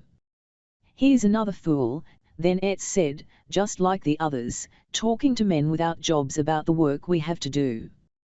Marnan did not even answer him. She looked at us with this strange look of happiness in her and said, "Come and hear him." 4 sharp. And she went out with the happy light dancing in her eyes, leaving us all wondering what had happened to her at last. And since we had nothing really to do, our reluctance went away bit by bit, and we roamed around the market area as if we had no desire to go anywhere. But at 4 we also were in the crowd at Azam Pseudo, and we were quite amazed to see how many people had come. News had been travelling over our heads and beneath our feet, and only now had it come to us. The man has long known of the pain of disappointment inside his friend. In his own way he too had felt it, and it was pathetic that in the past and even now all he had to soothe out the injury would be teachers' remembered words. But now his friend himself was in need of soothing words. He who had so often helped with his patient talk of the cycle of life and death, youth and age, newness and decay, of the good food we eat and the smelly shit it turns into with time, in spite of all the outer calm, he too was in pain.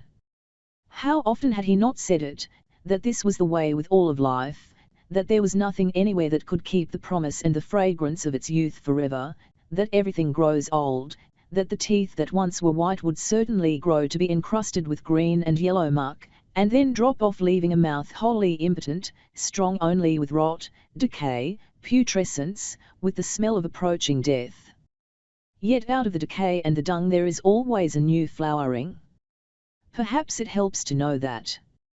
Perhaps it clears the suffering brain, though down in the heart and within the guts below, the ache and the sinking fear are never soothed. The promise was so beautiful. Even those who were too young to understand it all knew that at last something good was being born. It was there. We were not deceived about that. How could such a thing turn so completely into this other thing? Could there have been no other way? The beauty was in the waking of the powerless. Is it always to be true that it is impossible to have things strong and at the same time beautiful? The famished men need not stay famished. But to gorge themselves in this heart-breaking way, consuming, utterly destroying the common promise in their greed, was that ever necessary? How often had teacher tried to help by saying it was only life, that every little while it was good to bury the hopes of days impossible to call back, to say that nothing in life has changed, nothing save your own hopes and the pattern of your own disappointments, to say that people are the same, children, young people, old people, to go out and look at them, and wake from dreams with which you torment yourself. To look, to accept, to free yourself to see clearly what can be done and what you most surely cannot do. The listener has heard. He is not so far in the cave that he cannot hear what is said. But what can a person do with things that continue unsatisfied inside? Is their stifled cry not also life? The new man must have begun to speak only moments before we arrived at Azam Pseudo, because his voice was still low. He was not making any attempt to shout, and the quietness of his sound compelled us all to listen more attentively. Serving our own selves, the murmur of the crowd had not died down yet. Not waiting till the white man tells us what jobs to do. Phrases floating in the breeze, calmly, and the crowd listening. Can we ourselves think of nothing that needs to be done? Why idle then? Words about eyes needing to be opened and the world to be looked at. Then we can think. Then we will act. There was power in the voice that time, a power quickly retracted, and replaced by the low, calm voice. We do not serve ourselves if we remain like insects, fascinated by the white people's power. Let us look inward. What are we? What have we? Can we work for ourselves? To strengthen ourselves? I stood there staring like a believer at the man, and when he stopped I was ashamed and looked around to see if anybody had been watching me. They were all listening. The one up there was rather helpless looking, with a slight, famished body. So from where had he got this strength that enabled him to speak with such confidence to us, and we waiting patiently for more to come? Here was something more potent than mere words. These dipped inside the listener, making him go with the one who spoke. In the end, we are our own enslavers first. Only we can free ourselves. Today, when we say it, it is a promise, not yet a fact. Freedom! The whole crowd shouted. I shouted, and this time I was not ashamed. Near the end, he spoke about himself. If he could have remained that way. But now he is up there, above the world, a savior with his own worshippers, not a man with equals in life. Then, when he spoke, his words made him look even smaller, even weaker than he had looked at first. I have come to you. And you can see that I have nothing in RNY hands. A few here know where I live. Not much is there. And even what is there is not my own. It is the kindness of a woman, one of you now here. Before she saw me I did what we all do, and I slept on other people's verandas. It is the truth, so why should I feel ashamed when proud men look down and say veranda boy? I am not ashamed of poverty. There is nothing shameful in it. But slavery. How long? Alone, I am nothing. I have nothing. We have power. But we will never know it, we will never see it work. Unless we choose to come together to make it work. Let us come together. Let us. We. Freedom. Freedom. I was not the only silent one when we met again that evening. Even Etz could find nothing to joke about, though the threat that everything was turning serious was killing him inside. Marnan came much later, and found us all so quiet. We could see her happiness in the movement of her body itself, and it was beautiful. She was a woman in love then. Marnan is wetting her womanhood over this new man. It was Etz. Ah, man, let me wet it. It was surprising that Marnan could be so very happy and yet continue to speak so calmly. Let it soak itself in love. Today things have gone inside me, and they have brought out what I have hidden in me. He brought them up. They were not new to me. Only I have never seen anyone to go and fish them up like that. He was reading me. I know he was speaking to me. To you too. But did you hear him? How can a man born of a woman tell me RNY thoughts even before I myself know them? I ask you, how can he? Another wife gone, said Etz. Poor me. Marnan was laughing softly.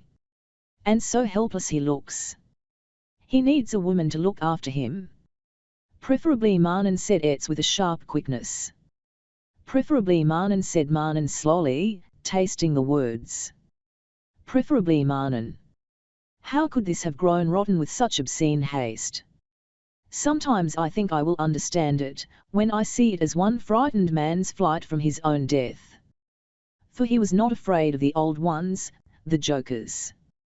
They could not have come and buried him. It was his own youth that destroyed him with the powerful ghost of its promise.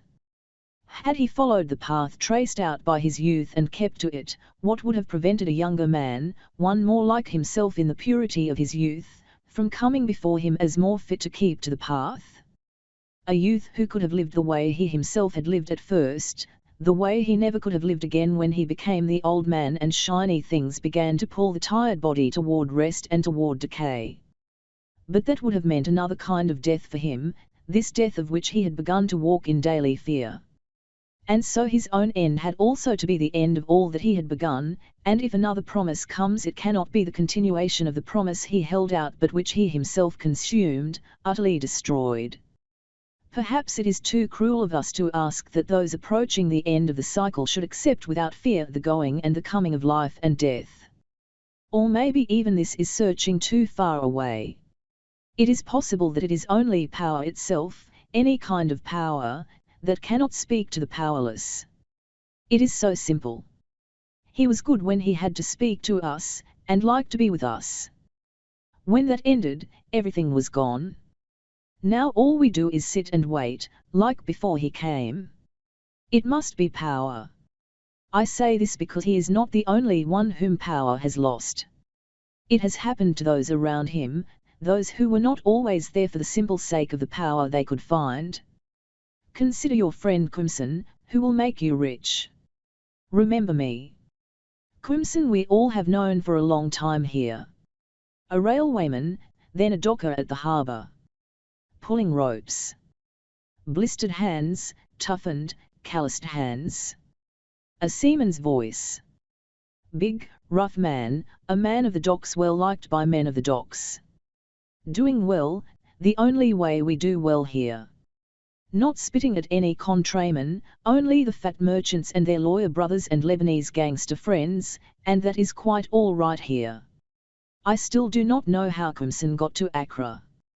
Everybody says with a wave of the hand, oh, you know, the ideological thing. Winneba. True.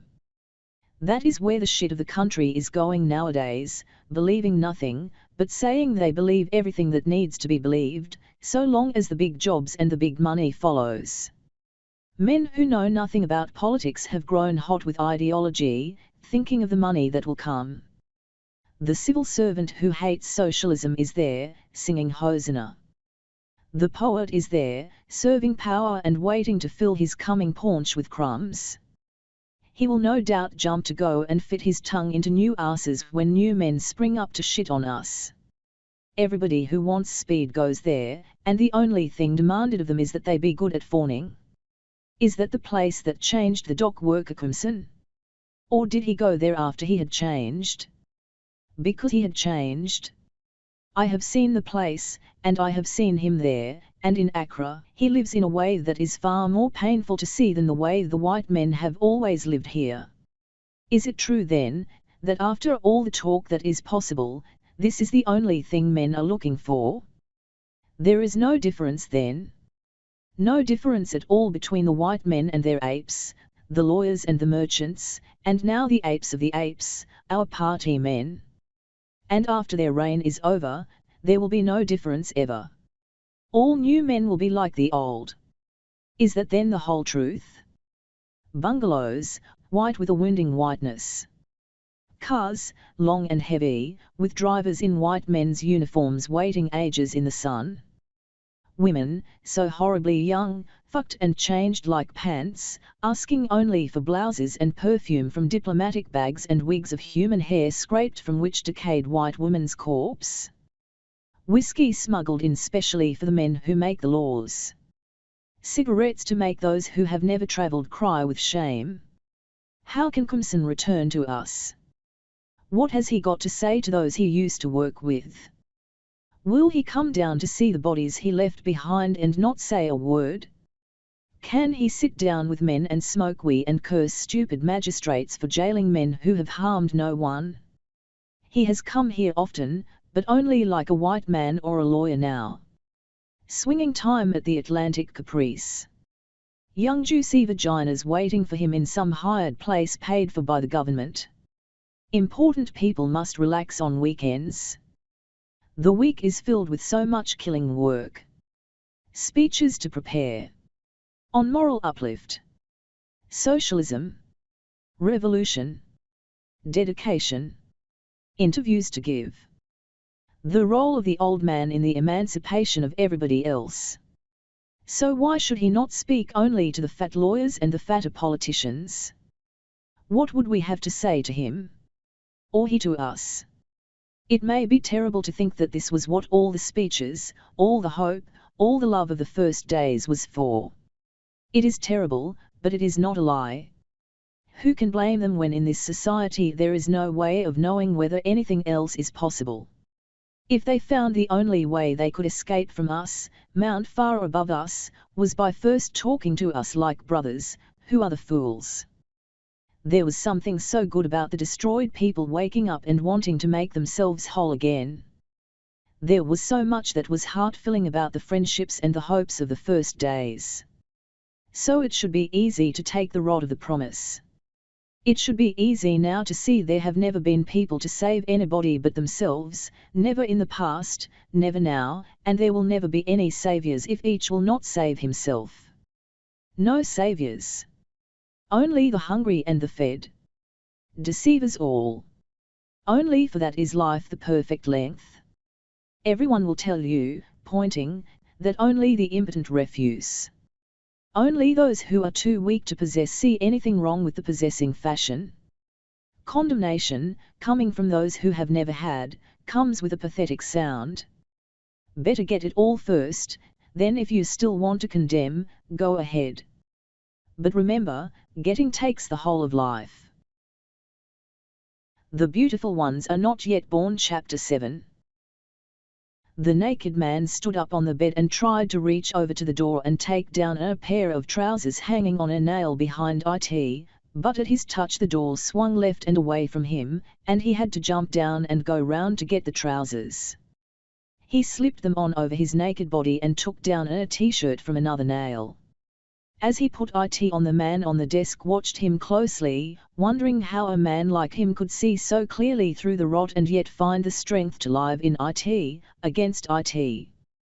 The man remembered times when teacher had talked with eagerness about hopeful things, but then always there was the ending, when he would deliberately ask whether the rot and the weakness were not after all the eternal curse of Africa itself, against which people could do nothing that would last. Sometimes this death of hope would spread all over the world. When teacher had talked of people standing up and deciding then and there to do what ages and millions had called impossible, had talked of the Chinese Mao and the Cuban Castro struggling in the face of all reasonable hope, even then teacher's mind would look beyond the clear awakening and see after the dawn the bright morning and the noonday, the afternoon, dusk, and then another night of darkness and fatigue. Once he had asked whether it was true that we were merely asleep, and not just dead, never to aspire any more. So even after the big movements he hopes for, the question always remains with teacher, is it all worthwhile, then? And he sighs from long habit, reproaching himself for wishing after impossible dreams. I have to go back now, said the man. I know. I'll go a little way with you. As his friend locked his door behind him, the man said, You know, teacher, I feel really tired these days. I don't think I work any harder. But there is not so much desire. No. Maybe you're working for something else, now. I am not sure. Well, first of all, you work for yourself.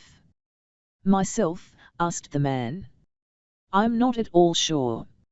I know I would not be doing the things I do now if I were by myself. Ah, yes, said his friend. The self immersed in your loved ones is a very different self from the self alone. And there is no hope anywhere of breaking loose. No. It is exhausting, this chasing after gods not of our own making. You used to see some hope, teacher. That was such a long time ago. Not so long a time. 6 years. But in RNY mind the time is buried under centuries now. True, I used to see a lot of hope. I saw men tear down the veils behind which the truth had been hidden. But then the same men, when they had power in their hands at last, began to find the veils useful. They made many more. Life has not changed. Only some people have been growing, becoming different, that is all. After a youth spent fighting the white man, why should not the president discover as he grows older that his real desire has been to be like the white governor himself, to live above all blackness in the big old slave castle? And the men around him, why not? What stops them sending their loved children to kindergartens in Europe? And if the little men around the big men can send their children to new international schools, why not? That is all anyone here ever struggles for, to be nearer the white man. All the shouting against the white men was not hate. It was love. Twisted, but love all the same. Just look around you and you will see it even now. Especially now. I have looked, teacher, said the man. I only wish I could speak with your contempt for what goes on. But I do not know whether it is envy that makes me hate what I see. I am not even sure that I hate it, teacher. It should depend on what a person wants himself, no. But, teacher, what can I want? How can I look at Oyo and say I hate long shiny cars? How can I come back to the children and despise international schools? And then Crimson comes, and the family sees Jesus Christ in him. How can I ever feel like a human being? Yes. Life gets very hard when veranda boys are building palaces in a matter of months. If you come near people here they will ask you, what about you? Where is your house? Where have you left your car?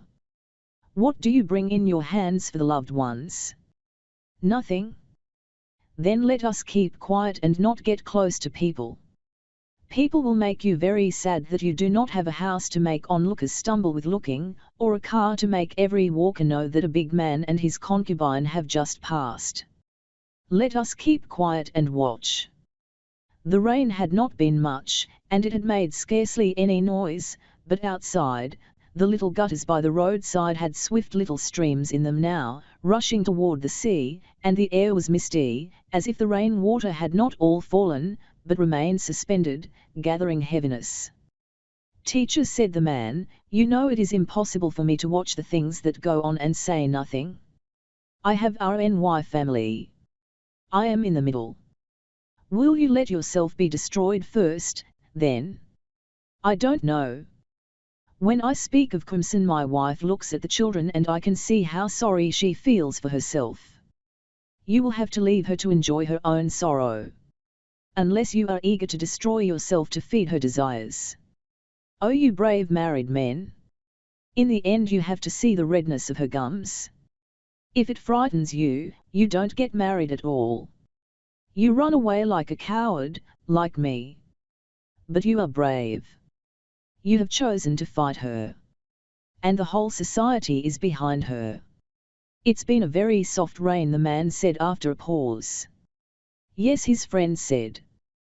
Then, I am sorry I have been unable to give you what you need. What is that? Strength, I suppose. The man laughed weakly. Don't worry, he said. You know what you're about. And you understand. That's enough for me. You are kind, said the other. I know RNY life is empty, one thing yours is not. Now all I do is read books of other places and other times, listen to the music of South Africa and the Congo and the Afro-Americans.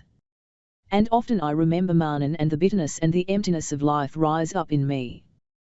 That is all. Near the place of the prostitutes there were little puddles left by the gentle rain, some beginning to flow, looking for gutters. Occasionally the naked bulbs of street lamps shed a little light on holes in the back walls of bathrooms filled with strands from communal sponges cemented with the green moss and old suds killed with dirt and sweat so long ago, and the water still trickling out. You have come a long way, teacher, said the man. I will leave you here then. The two shook hands and the man stood looking as his friend walked back, his steps quickening in the empty night. From a distance he called back, please don't forget to give your wife RNY love. The man laughed with a low sound and made no reply. He stuck his hands once more deep into his pockets and walked evenly in the direction of the breakwater and the sea. At the breakwater he turned right for the long walk back. His head felt unusually light, but every few moments there was a sharp pain in the neck where the spine was. Inside himself the man felt a vague but intense desire, something that seemed to be pushing him into contact, any kind of contact, with anything that could give it. In the past such moments had always come with thoughts of life and the usefulness of living persons, when it was possible to look again at everything that went on and to think that perhaps even this was the best there could be. Having the whiteness of stolen bungalows and the shine of stolen cars flowing past him, he could think of reasons, of the probability that without the belittling power of things like these we would all continue to sit underneath old trees and weave palm wine dreams of beauty and happiness in our amazed heads. And so the gleam of all this property would have the power to make us work harder, would come between ourselves and our desires for rest, so that through wanting the things our own souls crave we would end up moving a whole people forward. At such times the man was ready to embrace envy itself as a force, a terrible force out of which something good might be born, and he could see, around close corners in the labyrinths of his mind, new lives for Oyo, for the children with their averted eyes, for himself also. Then in the morning the thick words staring stupidly out from the newspapers, about hard work and honesty and integrity, words written by men caring nothing at all about what they wrote, all this would come to mean something. But then in the office it is hard not to see that even this little peace of mind is an illusion. Hard work. As if any amount of hard work could ever at this rate bring the self and the loved ones closer to the gleam. How much hard work before a month's pay would last till the end of the month? Rent going up and up. In the man's area the landlord is the uncle of the rent control man, and both call themselves party activists. One man had tried to get his rent reduced, writing to the party secretary in Accra. Poor fool, he still believed. He was called a saboteur, a nation wrecker, and many other party words, and then in the end, since he would not stop his talk of justice, he was taken by the police to Accra. And food? How long would it take, and how hard the work, before there would be enough food for 5, and something left over for chasing after the gleam? Only one way. There would always be only one way for the young to reach the gleam. Cutting corners, eating the fruits of fraud. The timber merchant and his piled-up teeth, offering the bribe, the way. Once when the man was travelling to Cape Coast 3 different policemen had stopped the little bus and asked the driver for his quarter license. The driver had not bought it yet, and each of the policemen had said to him, in front of everybody, even cola gives pleasure in the chewing. In each case the driver had smiled and given the law 20 VE pesos, and the law was stained. There was only one way. Zacharias Lagos, living so long here that he had forgotten he was ever a Nigerian. Working for a sawmill, and getting, in the days of pounds and shillings, £10.12 a month. But Zacharias lived like a rich man. Every evening a company truck brought home great lengths of healthy wood which Zacharias in his wisdom had written off, and he sold all of it. When he was caught people called him a good, generous man, and cursed the jealous man who had informed on him. Abednego Yamo, still free, perhaps never to be caught. Selling government petrol for himself, but so cleverly there is always someone else, a messenger, a cleaner, to be jailed, never Abednego. The whole world says he is a good man, and the whole world asks why we are not like him. That has always been the way the gleam is approached, in one bold, corrupt leap that gives the leaper the power to laugh with contempt at those of us who still plod on the daily round, stupid, honest, dull, poor, despised, afraid. We shall never arrive. Unless, of course, we too take the jump. And there are many, so many, pushing us to the edge and praying that we jump any terrible how and also get close to the gleam, dragging them after us. The loved ones would be the first to curse fate if the would-be leaper landed in prison. The loved ones are also the first to look with longing at the prosperous leapers and everything the leap has got them. Revolving thoughts of speed, of Oyo and cars and drivers, and of accidents. Cowards only are afraid to drive. And Crimson has learned to drive.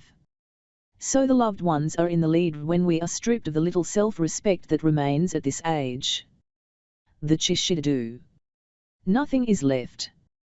We dwindle into nothing at all, with nowhere to stand. The pain, whatever one might wish to say, is truly unbearable when you see some twin of yours shoot like a star toward the gleam, so fast that he has light of his own to give. And at 5 in the early morning you get ready to walk obscurely into your little hole to start the morning shift in the ghost world of the unsuccessful and the cowards, waiting with eyes that begin to burn with who knows what is wrong, waiting for the senior men to come in any time after 9. When will even that be reached? There is no call to worry yourself now. It will be reached when you are so old you cannot taste any of it, and when you finally get to it, it will not be a reward. It will be nothing but an obscene joke. The rain had stopped a long time ago. On the road, only the noise of unseen puddles stepped in, and the reflected light of lone cars in the night gave any indication of the wetness of everything. Nearer home there were sticky pools of mud even in the middle of the road, and the man had to be careful, watching every step and squinting to get a guiding reflection from the ground before moving. He scraped the mud from off his sandals on the little veranda, and when he went to the door he found there was no need to knock, it was only closed, not locked. He pushed it gently open and entered. The air that hit his face and pushed its way down his nostrils was hot, and for a moment he had a desire to go back outside, but after a while the heat became a noticeable but comforting warmth, and the man began to think it had been very cold outside. He switched on the light and saw that the hall was empty. His wife and all the children were inside, then. From the table near the door he took a key and went out. When he opened the kitchen door he saw that everything had been made ready for the coming dawn. There was water in the bucket, in case, as happened so often, the tap was dry early in the morning. The coal pot was full, and there was even a wad of paper stuffed into the hole under it, and beside the bottle of kerosene was the box of matches. Good. The man locked the kitchen door and returned to the hall. He locked that door also, took off his still wet sandals and put them on the floor near the door, and, without turning on the bedroom light or switching off the one in the hall, he went in. On the floor the bodies of the children lay carelessly caught up in the hanging folds of their large mosquito net. The man did not disturb them, but went directly through the door of the wooden screen, pulling the curtain across after himself. He took the clock at the head of the bed and turned the knob to set the alarm. It had been turned already. The man put down the clock, took off his clothes, and, wrapping himself with his cloth, stepped out into the hall and put out the light.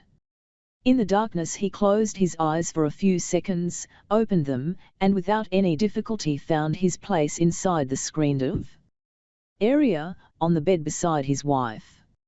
In the darkness he had the illusion that the form beside him could belong to a stranger, an unknown woman, and the illusion filled him with a strong, unusual desire. His eyes were finding the darkness easier, and he could see the dark outline of his wife's body. Still, there was nothing unpleasantly familiar about it. The cloth covering it had slipped onto the bed beside the sleeping woman, and she was quite naked. The man put out his hand and touched the body in between the thighs, just below the genitals. The flesh yielded too readily, and the dreaded sense of familiarity threatened to return. The hand moved up. The vagina itself was harder, more resisting, almost abrasive in the sharpness of its hair and the dryness of outer skin. Wanting the satisfying moistness of a woman aroused at last, the man pushed his hand farther up and then bent it, searching for the hidden knob of flesh. But the movement had brought his wrist against his wife's belly, and the long line of a scar took the man's mind completely away from any thought of joy. The last child had had to be dragged out of its mother's womb, and when she left the hospital the long scar was still only a sore underneath all those bandages.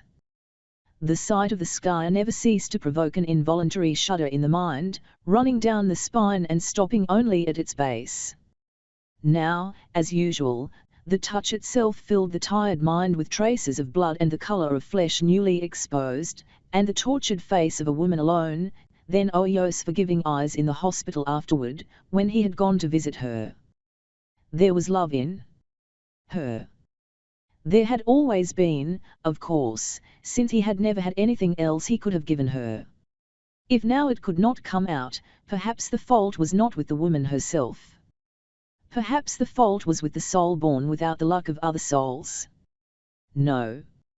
With the mind unable to decide to do what everyone was saying was the necessary thing, what everyone was doing. Thinking he has awakened his wife, the man turns toward her, preparing a smile. But she is asleep. He props his head in his palm, leaning on an elbow, and the thoughts of the scar he has not learned to live with are driven out by the strong smell of a woman unprepared for love, and he moves his hand away from his head. In the world of uncertainty before real sleep the man sees himself as he is, but pushed back into time already done, having to go back to school and sit through all the old examinations and tests. The half-dream is not new, and again the man is overwhelmed by his own inadequacy. In the examination hall he finds all movement impossible, so that he cannot even tell if he knows any answers. The Beautiful Ones Are Not Yet Born. Chapter 8. Blinding lights, wild and uncontrolled, succeeded by pure darkness, from which the recognized self emerges. The man sees himself, very small, very sharp, very clear.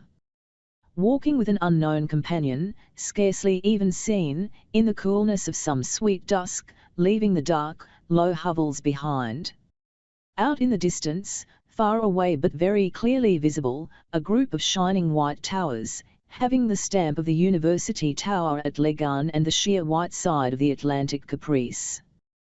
They are going there, the two of them, the man and his companion, happy in the present and happy in the image of the future in the present.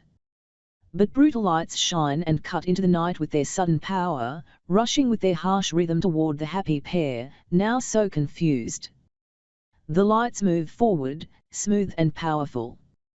The man, blinded by a cutting beam, covers his downcast eyes with his hands, and in the movement lets go of his companion's waist. But she is not blinded.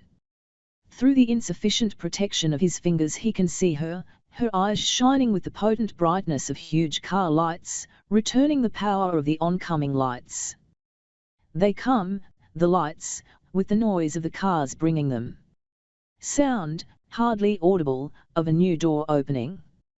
Floating upward in the air, the man's companion lands inside the car in the lead.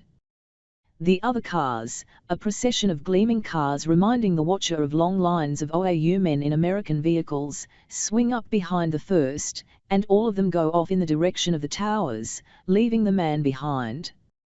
The white towers gleam with a supernatural radiance as the cars get closer to them, then everything penetrates slowly, smoothly into darkness as they enter. Every shining thing goes out when only the man is left, and the darkness turns keenly cold. Looking for warmth, he lies down, but the ground is also cold and very hard. The man tries to find his way back into the old warmth of the hovels he has left behind, but looking back, he finds he can never again know the way back there. All he can feel now is the cold, and a loneliness that corrodes his heart with its despair, with the knowledge that he has lost his happy companion forever, and he cannot ever live alone. Before the clock's alarm could ring, the man's hand reached out and smothered it. He had been half awake for some time, and the chill before the awakening had yet to leave him. These days it was as if there were an inner system, alerting him with his own anxiety, making him wake even without the mechanical help of the clock. Deep in the back of his mouth something irritated the roof and he strained to get it out. 3 hard, small stones which he squeezed between thumb and forefinger. The smell of the little pits never ceased to amaze and to disgust him with its unbelievable potency. From the head of the bed he took the large towel and wrapped his body in it. So early in the morning there would be no one up, and no need to rush to take the bathroom. In car tire sandals the man walked out, over to the bathroom, and satisfied himself that the flow of water from the shower there had not been cut off in the night. He took his soap dish with the sponge in it and decided to endure the cold water. It would be better not to wait till the others got up. When the man had switched on the light within the bathroom and shut the door, He could not for a time take his eyes off the door where it was rotten at the bottom, and the smell of dead wood filled his nostrils and caressed the cavity of his mouth. He tried to breathe in only small, saving breaths of air, but when the cold water hit his back he sucked in a huge involuntary gulp, and there was no more point in his continuing his efforts to keep the rot out of himself. While he soaped himself he felt the growl of his bowels, and in a momentary panic he wondered if it would be necessary for him to use the home latrine. But the rumble subsided, and he knew he could wait till he got to the office. A terrible preference. Under his feet the cement floor was covered with some sort of growth. It was not the usual slippery bathroom growth. In fact, it was not really visible at all, and yet to the soles it felt quite thick, almost comfortable if one forgot to think about it. The hole leading the water out was again partly blocked with everybody's sponge strands, so that the scum formed a kind of bar just before the hole and the water underneath went out very slowly, a little at a time, and there was a lot of it covering the floor when the shower had been running even a little while. The man threw the sponge he had been chewing into his soap dish, turned up his head and rinsed his mouth with the falling water. Then he washed away the soap from his body and quickly dried himself, taking care not to have his towel touch the smelly wood at the bottom of the door or the covered, soft floor under his feet.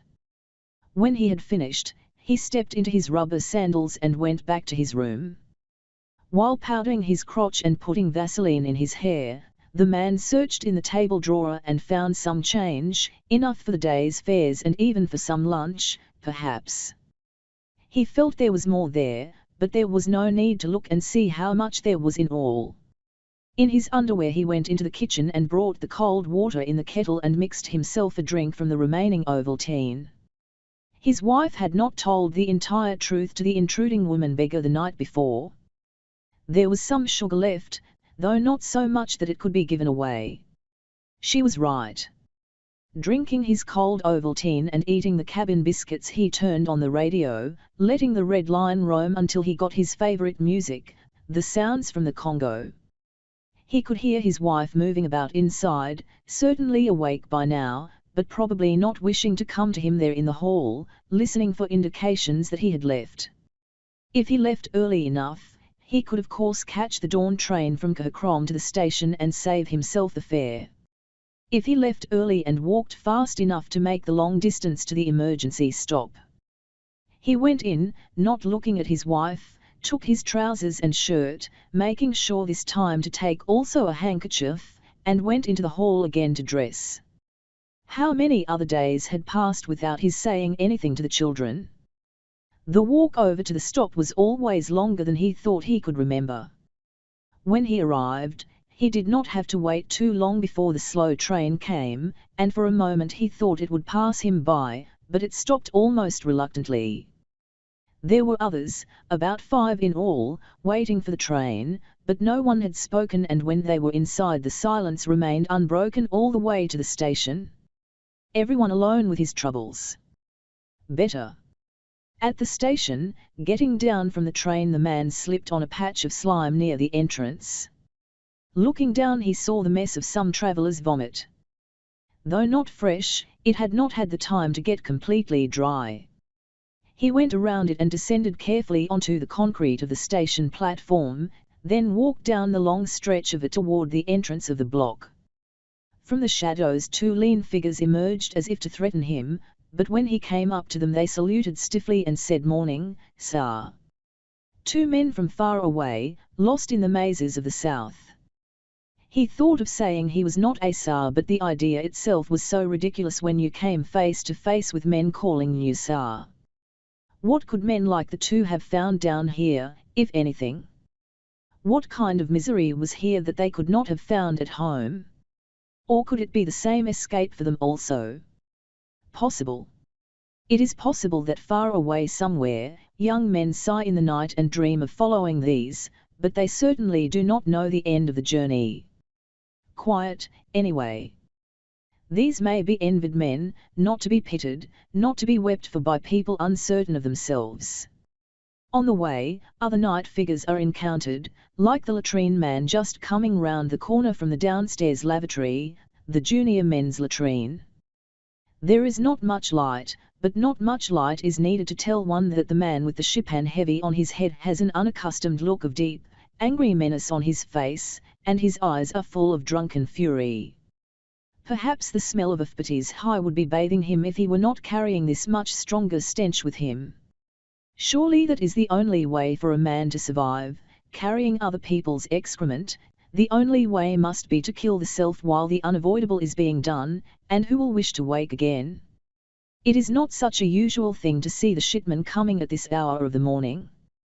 The shipman is a man of the night and the very early morning, a man hidden completely from the sight of all but curious children and men with something heavy on their minds in the darkness of the night.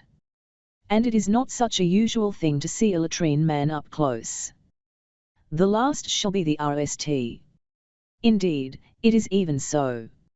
Already, up the dark stairway of the block, the man searches for and finds the switch for the light above the stairs, turns it, and continues the climb.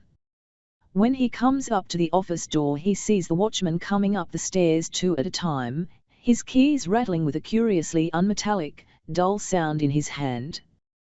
The man searches for the railwayman's pass in his pocket, but the watchman indicates he recognizes him, and holds the door open for him. Then, for no reason the man is aware of, the watchman says, "Thank you, massa." Massa. Strange word. Strange name. Inside, he turns on all the lights. The moist, hot scent of closed-in ronak is thick in the room, and the man goes to the windows and opens each of them as far as it will go, bringing in a little of the morning air. Then he turns and walks to his table under the big rail chart and raps the dead Morse marchine before switching it alive. Warning raps for contacting stations up the line, but at the first 3 there appears to be no one to give an answer, and he stops. It is not time yet, anyway, though it should be very soon now. He pulls out a drawer, looking for something to fill time with. There are 4 pencils in there, government violet, all very blunt, and a piece of a blade by them. He takes them, goes over to one of the waste boxes, slides it all the way across the floor to his desk with his foot, and sits down to sharpen the dead pencils.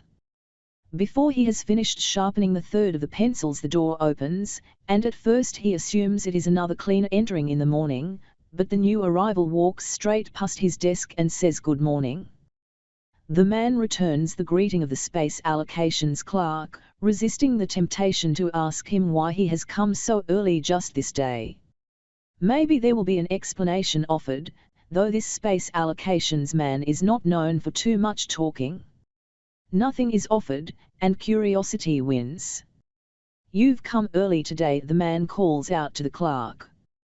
The early bird. Long pause, catches the what you call it, so to speak.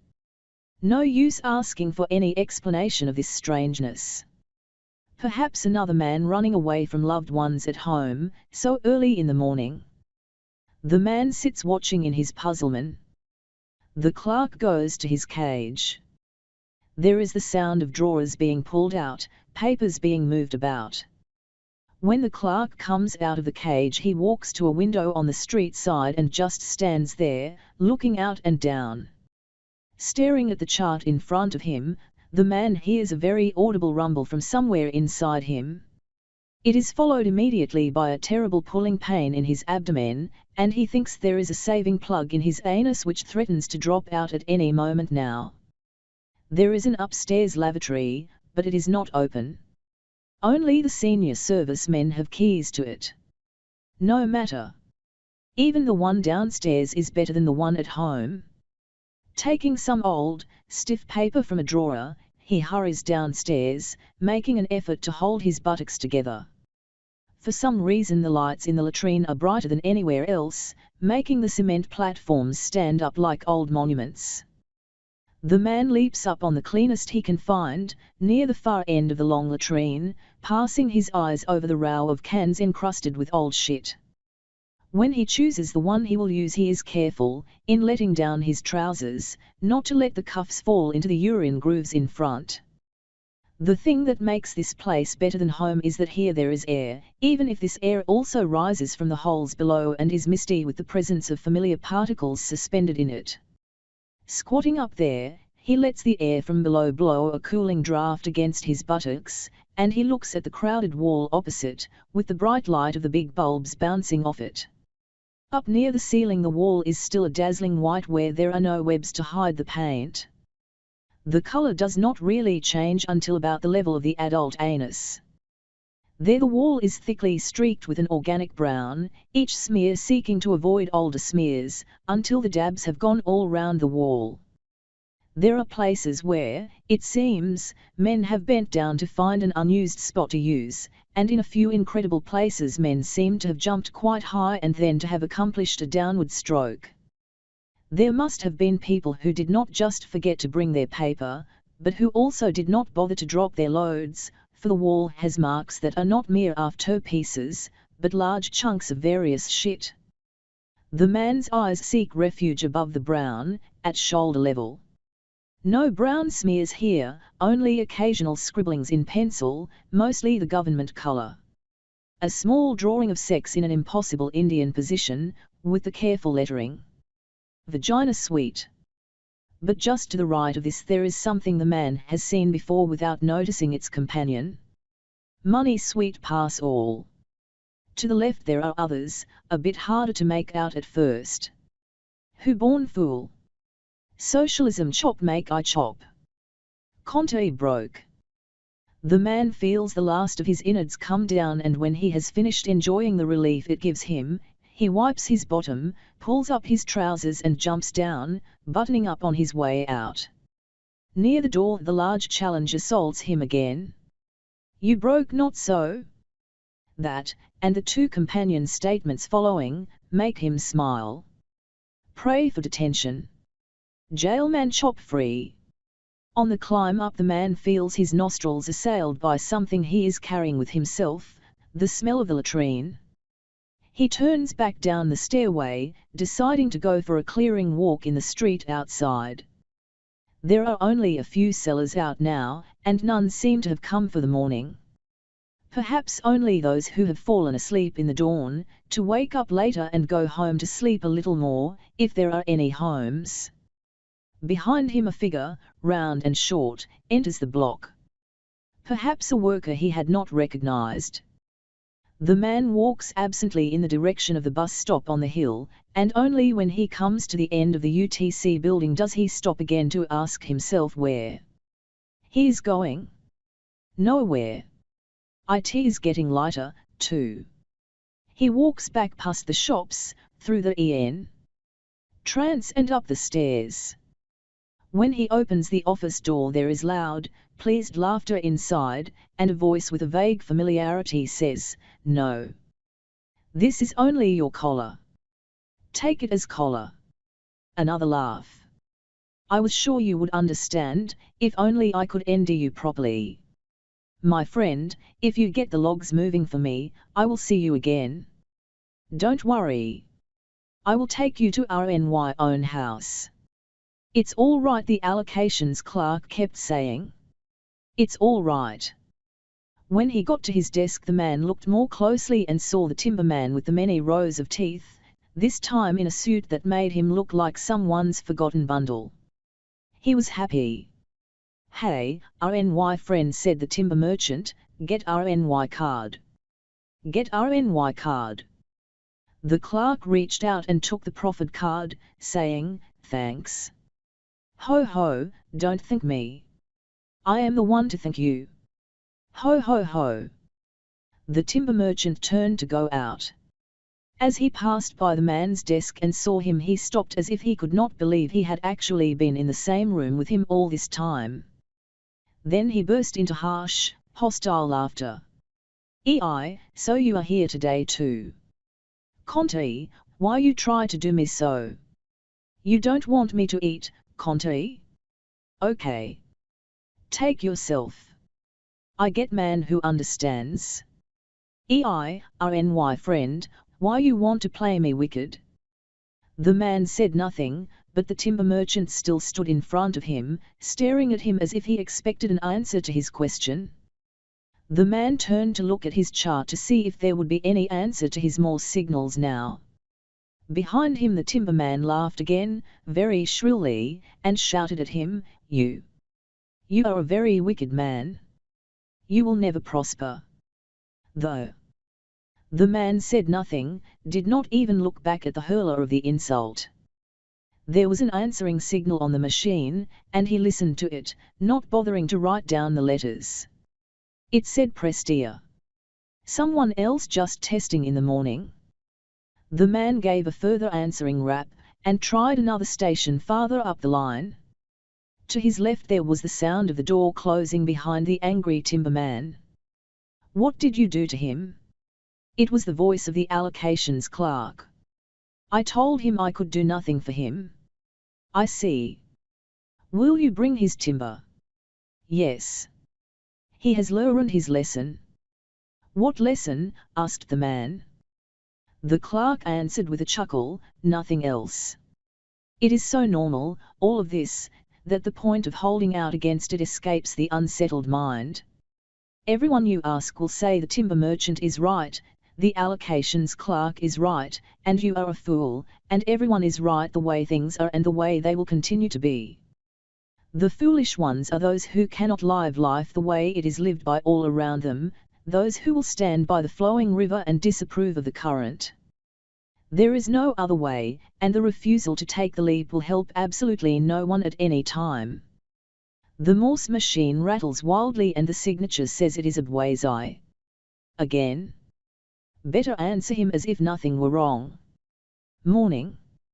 You are there?" "Yes." "Say why." "Work." "Say why." "Wife." "Say why." "Be serious." "Go away." "Say why." "Children." A very long pause, then a long rattle. At first the man thinks it is all without meaning, but when he writes down the individual letters what he gets is an endless ha ha ha ha ha ha ha a. To the maniac he taps a reply, "You mad?" Another long laughing roll, abruptly cut short. "Yourself." Silence. Nothing more to say, then, "Mine's train loading." "Start time." 061914 m late. "Fine." The man thinks of slipping in his question. "Who be you?" "Your father ha ha ha ha ha." "Mad you ho ho ho ho." From the other end, only silence now. The office fills up as the day clerks enter, first the small boys and messengers, then the other clerks. About 9:30 the senior servicemen come in, each with his bit of leftover British craziness. This one has long white hose, that one colonial white. Another has spent 2 months on what he still calls a study tour of Britain, and ever since has worn, in all the heat of Ghana, waistcoats and coats. He would have made a good obedient boy of the Empire on a Queen's birthday. When the supervisor of space allocations enters, the allocations clerk hurries to his office. The two of them know each other well, and owe each other a lot. It is well known that the supervisor was once, before coming to the railway administration, a bursar at one of the Ghana national secondary schools.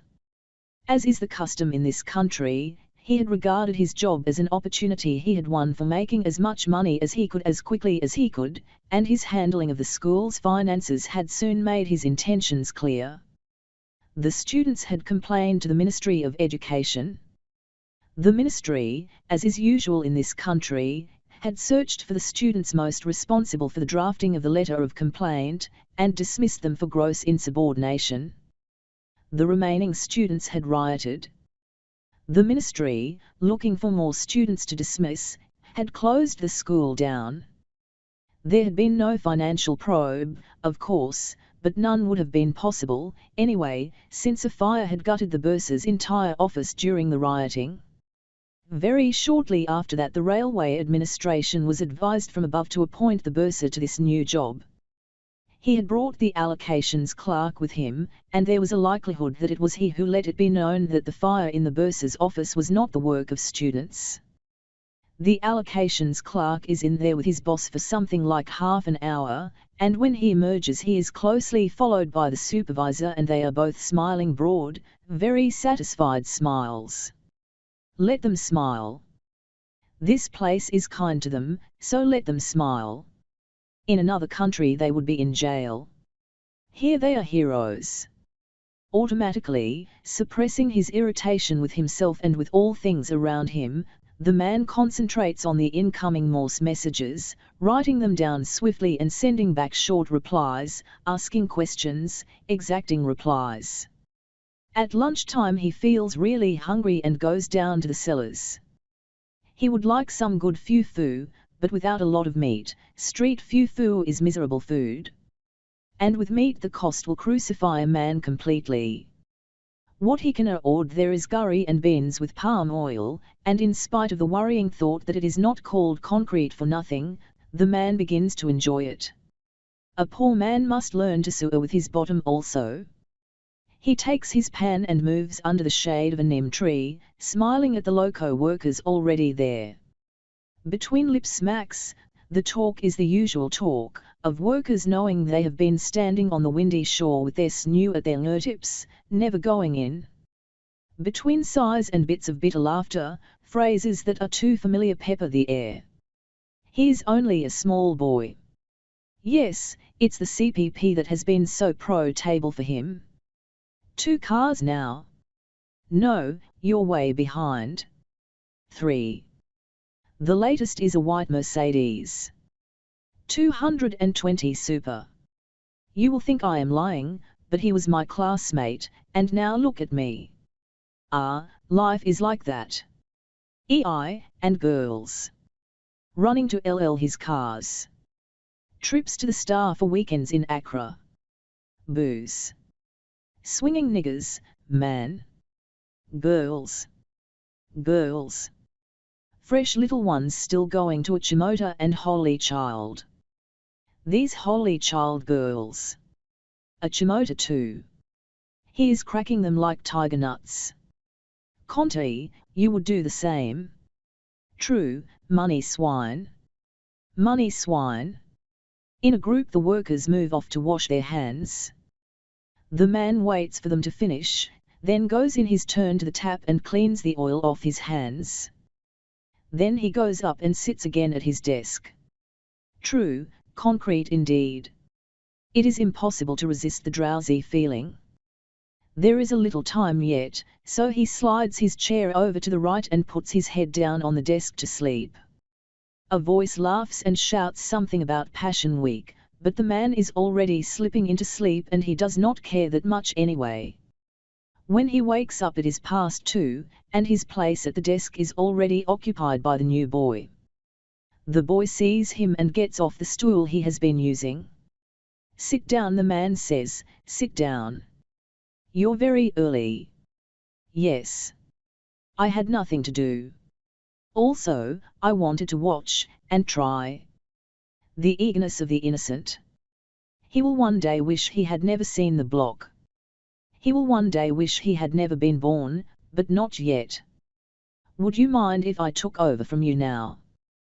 The question startles the man, so that he does not answer at once.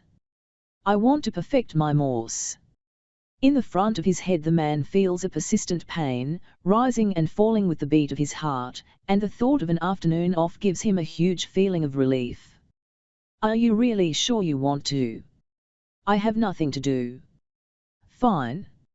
Anything I need to tell you? The chart is clear. No, nothing. Thanks. Sometimes a certain type of relief comes like that. You reach the latrine just at the point when you think you will have to let go in another moment, anywhere. And then, there are times like this when relief is not expected, but when it comes no one has to tell you that it is what you have been needing all along. The man goes down the stairs, and this time he has not the energy to keep his hand off the dirt-caked banister, and he lets it slide greasily down. The pain in his head goes and comes, goes and comes. When he gets to the street he turns left immediately and walks along the side of the road, keeping out of the way of the afternoon harbour traffic. After the level crossing there is the harbour gate, and the man there does not let him pass at once but takes his card and stares long at it, then with an air of extreme but defeated reluctance he motions to the man to pass. He walks a long way under the cool shadow of the new overhead conveyor, and when he comes to the end of it he goes around the terminal warehouse and sits down at the edge of the wharf with his legs dangling over the water. One always wonders why the sea is not much dirtier than it turns out to be. In the afternoon sun it is very calm. Even the motion of it is quiet, ending by adding to the general sense of stillness. There is a feeling like the one that comes when one rides on the back of a motorcycle, or moves in any open way at a great speed. Thoughts of the past and the present, hopes and fears for the future, all come with the speed of the vehicle, and at the end a man is quite exhausted, having gone again into parts of himself not often visited. The thoughts rising from the sea all have a painful hopelessness, so the man rises himself and goes walking along the edge of the wharf, making for other docks. A harried man comes into sight, balancing himself on a raft of timber logs packed together on the water, calling out the names of timber labourers around him, also standing on floating logs, and marking everything down on a tally sheet pinned to a board in his left hand. He shouts a lot, and in the afternoon sun the veins on his neck glisten with sweat. Farther along, a small ship, looking very old with the red and black paint on it, flying a flag the man has never noticed in this harbour, is being filled with cocoa in brown sacks. The driver of the long truck on which the bags are piled sings a plaintive song, and the sound, coming from such a man, surprises the listener completely. The singer has taken off his shirt, and the back that lies exposed is brown and muscular. Kofi Billy used to love this kind of work. Up on the little ship there is a knot of black bodies waiting to direct the coming load, and now and then faint sounds of many people's laughter come curling over the side from the hold below. In the small rooms above the deck itself 2 white men in white shirts and white shorts, one of them very short, stand looking downward at all the men below, at all the shouting and the labour below. The man leaves the ship behind and walks out in the direction of the main breakwater swinging out into the ocean. The sounds of violent work grow fainter as the wind rises past him, and keeping to the edge where he can see quite far down into the sea, he walks without any hurry, not having to think about time or going back, feeling almost happy in his suspended loneliness, until he comes to a flight of stairs built into the side of the breakwater, leading down into the sea. He leans over and looks at the steps. They descend in a simple line all the way down, dipping into the sea until they are no longer visible from above. The man sits down, and, feeling now a slight pain at the back of his neck, throws back his head. Small clouds, very white, hold themselves, very far away, against a sky that is a pale, weak blue, and when the man looks down again into the sea the water of it looks green and deep. A seagull, flying low, makes a single hoarse noise that disappears into the afternoon, and the white bird itself flies off in the direction of the harbour and its inaudible noise, beautiful and light on its wings. The Beautiful Ones Are Not Yet Born. Chapter 9. On a Sunday morning the habit of a whole week does not die of itself. The accustomed mind is ready to do the necessary things it does not want to do. It is only with an effort that the promise of rest enters the tired body. Before dawn his own inner anxiety had awakened the man. He had not taken care to cover himself properly with his cloth in the night, or perhaps it had slipped off him while he slept. His back felt keenly cold. Another day. But with wider awakening the last night's preparations came back to him. There had been none of the daily necessity to store water, to get the coal pot ready and to have the sponge and the towel waiting with the bucket near the door. And the little clock would not go off after all. Without looking at the form lying beside him, the man turned in order to free the cloth from under his body, held it out at its full length, and wrapped himself completely in it, covering his head. Then in the comforting darkness he had created around himself, he went back to sleep, all anxiety gone. There was strong daylight inside, even in the bedroom itself, when he awoke. He did not have to get up yet, but lay thinking of the things he had done the day before. He had exchanged time off and gone down High Street, shopping for the special food and drink his wife had decided to feed Crimson and his wife with. It had been impossible, of course, to find any of the really expensive drinks his wife would have wanted, like the British White Horse Whiskey and VAT 69. She always wanted these drinks when there was an important person to be entertained. Once she had told him why, and her reason was that any ruffian could buy and drink beer. True enough, though even that was getting less and less true, with the rise in the prices of things. The day before, going into the shops with his new money in his pocket, he had had the uncontrollable feeling of happiness and power, even while knowing somewhere in the back of his mind that the expensive things he was buying would deepen the agony of his next Passion Week. When he had asked for all that white man's food, the beautiful long rice in the packet with the Afro-American Uncle Ben smiling on it, the tin cake which had travelled thousands of miles from rich people's countries, and the New Zealand butter, he had known it was stupid to be feeling so good just because he was buying these things he could not in the end afford, yet he could not help the smile that came to his lips and spread this feeling of well-being over all his body. If the aristocratic drinks, the White Horse Whiskey and the VAT 69, had been available then, he would have bought them gladly in the foolish happiness of the moment, no matter how bitterly he would have cursed himself later. It was not only because of the admiring glances of people in the shops, for whom a man's value could only be as high as the cost of the things he could buy. And it was not all of it because of Oyo's words, her happiness when an important visitor could praise what he had been given, and her angry silences when there was nothing but the food of ruffians and the drink of ruffians to be given to these big people when they came. There was also, inside the man himself, a very strong happiness whenever he found himself able, no matter for how brief a spell, to do the heroic things that were expected all the time, even if in the end it was only himself he was killing. How was it possible for a man to control himself, when the admiration of the world, the pride of his family and his own secret happiness, at least for the moment, all demanded that he lose control of himself and behave like someone he was not and would never be? Money. Power. When all the call of sleep was gone from his body, and the man got up and put on his khaki shorts and went out into the hall, he found his wife standing in front of the meat safe, staring in a lost way at the food in it and at the bottles of beer in front of it. The man went and stood beside her, resting a light arm on her shoulder. "Did I leave out anything?" he asked. "The food is fine," she said. "The food is fine, but the drinks? There was only beer in the shops," he said. "Yes, in the shops. And you don't like the made-in Ghana spirits?"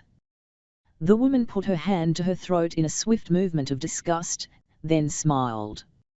"No," she said, "I don't like made-in Ghana spirits. But there are good drinks in the country still. Only in the homes of big shots and party socialists. They must get them from somewhere. They try, that's all." She was quiet for a moment, then she said, "You must know people who could get you these things. After all, people don't go to school for nothing." The man turned his wife around so he could look at her directly, then with a slow fury in his voice he said, "If any of our NY classmates are busy smuggling European drinks into this country, they have not told me." The woman seemed not to have noticed the anger in the man's answer. "You know that is not what I meant," she said. "Things get done all the time, and if you know the people who can do these things, there is nothing wrong in that. I don't know people who can import anything specially for me. Some people do. Besides," said the man, "there is nothing wrong with beer." His wife looked at him in such a way that he could not mistake her contempt. "After all, Crimson knows we are not rich, so why should we pretend? Are we pretending if we just try to give them the best? Maybe we should wait till we have the money," he said apologetically. "Maybe we won't live that long.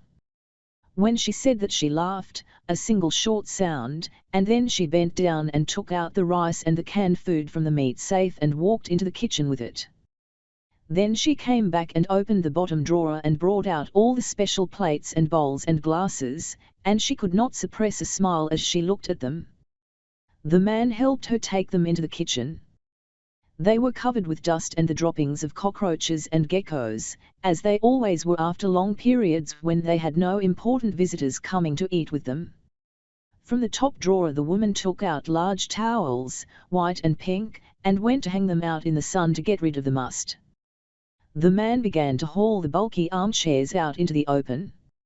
Every time he cleaned them, he wondered why they had to be made so heavy.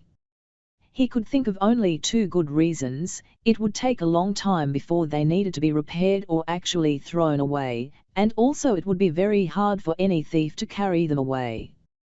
Two good reasons why every poor young man furnished his room with these town hall chairs. Still, there was so much unnecessary heaviness and ugliness. He opened the glass front of the bookcase and took out books he had not looked at in a long time. They were mostly books from his school days, textbooks for the school certificate exams. Looking inside some of those books now, he wondered whether he could pass those examinations over again if he had to.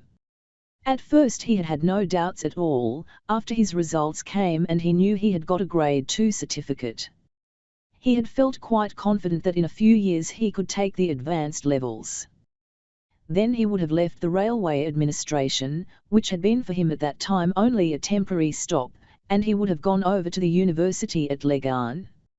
Not long after he had started work, he had gone there to see a friend, one of his seniors at school. The university was very new at the time, in fact only half finished, but the white beauty of the place had left in his heart a certain long ache ever since he had begun to understand that he could not enter that other life. Another path was open before him. He would have liked to think that he had not chosen that path, that the daily life of a struggling railway man was merely something that had been forced on his unwilling soul. But in truth he could never believe this of himself. Oyo's pregnancy had not pleased him, but he could remember clearly now that the anguish he had expressed when her parents had come with their long story of their daughter ruined had not been entirely genuine. And the marriage ceremonies had actually left him feeling quite happy, with the sense that something important had happened to him. Now, of course, it looked as if the important thing was simply that he had cut himself off from the future, that he had chosen to make the dry struggles of the present stretch out and consume the whole of his life to come. He took the books outside, and when he returned he saw that at the back of the case there was a small family of mice, the little bodies lying one on top of the other in soft, helpless confusion. With a broom he swept the mice out and put them, still alive, into the rubbish box outside. The children, sitting around the area they had dug in the ground, turned to see what there was, then lost interest and continued their game. Inside, the man took the cushions one by one from the floor where he had dropped them, and looked at the material of which they had been made. There were hundreds of tiny holes in the pattern of the cloth. It would be necessary to buy new covers soon. It would be necessary to buy new cushions, in fact, but of course that was altogether out of the question. He took the cushions out and piled them up on one of the armchairs, went back in, and began to sweep the hall, first bringing down the dust from the window sills and from the tops of the remaining furniture. When he had swept the floor, he mixed the remaining bit of polish with kerosene and went all over the exposed floor around the edges of the linoleum with it. After every such cleaning he could not help being disappointed. The place looked so much the same, the linoleum still looked beaten, with the colour gone in too many places, leaving only black patches that nothing at all could hide. The red of the polish had nothing new, nothing encouraging about it, it was tired and menstrual. The dark browns of the furniture man-aged to leave only an impression of great age and dullness. By the time he had finished cleaning the hall, the man was no longer battling with the weight of the feeling that it was all senseless anyhow, all this work which never changed the hall from its depressing self. Something else would be needed for these desired changes, something that he could not hope to have. It would be the same for the children. They would grow up accustomed to senseless cycles, to cleaning work that left everything the same, to efforts that could only end up placing them at other people's starting points, to the damning knowledge that the race would always be won by men on stilts, and they had not even been given crutches to help them. Perhaps one of them would one day break free from the horrible cycle of the powerless. Perhaps one of them would grow up and soar upward with so much power that there would be enough left over to pull the others also up. Dreams. Dreams to break the backs of children with. Dreams to give a moment's peace to the parent who knows inside himself that things never work out that way. The sweat was coming out freely from his body. When he had done the haul, he wiped the polish and the kerosene from his hands, using a leftover bit of the old drawers he had torn up for a rag. Then he switched on the wireless set. He had left it on Radio Ghana, and now he got the record choices in Akan. He sat down in one of the empty town hall seats outside and listened to the high-life sounds coming through the open door. The children out in front of him seemed at the same time to be playing their game and watching him closely. He turned the chair sideways and sat looking away from the children in the direction of the next house. At the end of the record choices, he went back in and turned off the set, took what he needed for a shower and went to the bathroom. He washed himself quickly, holding his breath as long as he could. Then he went back, got dressed in his government khaki trousers and a white shirt, and went into the kitchen. The children were already eating their lunch, round, single-sliced pieces of kenki with each a smear of sardine stew on it. The man took his plate from on top of a little stool, where his wife had placed it. "I would have brought it to you myself, out there," she said. "It doesn't matter," he said. "I wanted to eat with you." "I have had mine," she said. "I don't believe you," the man said. But the woman only smiled. The man insisted. "At least you can keep me company." The woman began to eat with her husband. The children had moved out of the kitchen itself when their father entered, and sat just outside the door, keeping their eyes away from their parents within. The man could see how little the stew was with which they were trying to eat their /en/ey. But it had always been like that. Once or twice he had impulsively given up his food so they could have more meat. But if he really wanted to give them the food they needed, they would certainly have to go naked, or he would have to go hungry. The kenki inside his mouth tasted dry, like char. He rose before the feeling of hunger had left him, and his wife sat there saying nothing, just staring at him. "I want to take the beer over and put it in Bentel's fridge," he called out. Over his shoulder. "Ah, good," his wife said, smiling. "But can't you wait a bit? What do you want? If you can take the children over to RNY mother afterward, if your mother can bear the sight of me." "My mother doesn't hate you. Not as much as you like to think. I am sure your mother is secretly in love with me, Oyo," he said. "Not in love," she answered. "Not in love, but she won't bite you." He was silent, but inside his head the refrain circled like a stuck record, "Only because she has just 3 teeth left, only because she has just 3 left." Also the woman added, "Could you tell Mama to come earlier, about 7? "What for? You won't be interested." "All right," he said, "I'll tell her." The children were already waiting. He sat the smallest up on his shoulders, bending his arms to hold her dangling legs. The child held on to his hair as if she feared she would fall down otherwise. "Hey, a dolly," the man called. "Papa. Do you want to pull out all RNY hair?" The child giggled, still maintaining her desperate hold, then very carefully she let go of her father's hair, holding on to his forehead with her little hands. The oldest child was carrying the bag with the beer in it. The boy had taken 2 single bottles out of the bag, and he was carrying them very carefully, his face screwed up in unaccustomed concentration as he walked. The eyes of the big girl roamed with an unsettled restlessness over everything along the way. Occasionally she was unable to contain some comment about things she was noticing for the first time, or about people she knew who lived inside the houses they were passing by. The newer houses, middle-type estate houses built by the government for renting, attracted her wonder most. Her comments sounded like words unconnected to anything. They rose and died very quickly, with the passage of the houses, but in the adult mind they left an unpleasant echo that turned the child's every perception into the seed of an accusation that would reveal itself with growth. This house belongs to Mike. Whatever happens to the soul of a little African child who grows up thinking of himself as Mike? Mike's father has a car. The girl was swinging the bag a bit and looking up at her father. She has done nothing wrong to notice that someone's father has a car. It would be quite unreasonable to blame her for what she sees. The wireless in the house we just passed is the biggest in the world. The boy broke his silence to spell out the word, L-I-E-S. One day you will also see it, the girl said resignedly. She had lost interest in what was behind her, and she was looking at the other houses coming into sight. Suddenly she gave a sort of sharp cry of delight. Ei, look! There is television in that house. The middle one. She turned in a full circle, swinging the bag. Television is so beautiful. B-O-S-S, the boy spelled. Ask father, the girl said. Papa, is television not very beautiful? Yes, deed, the man said. Television is very beautiful.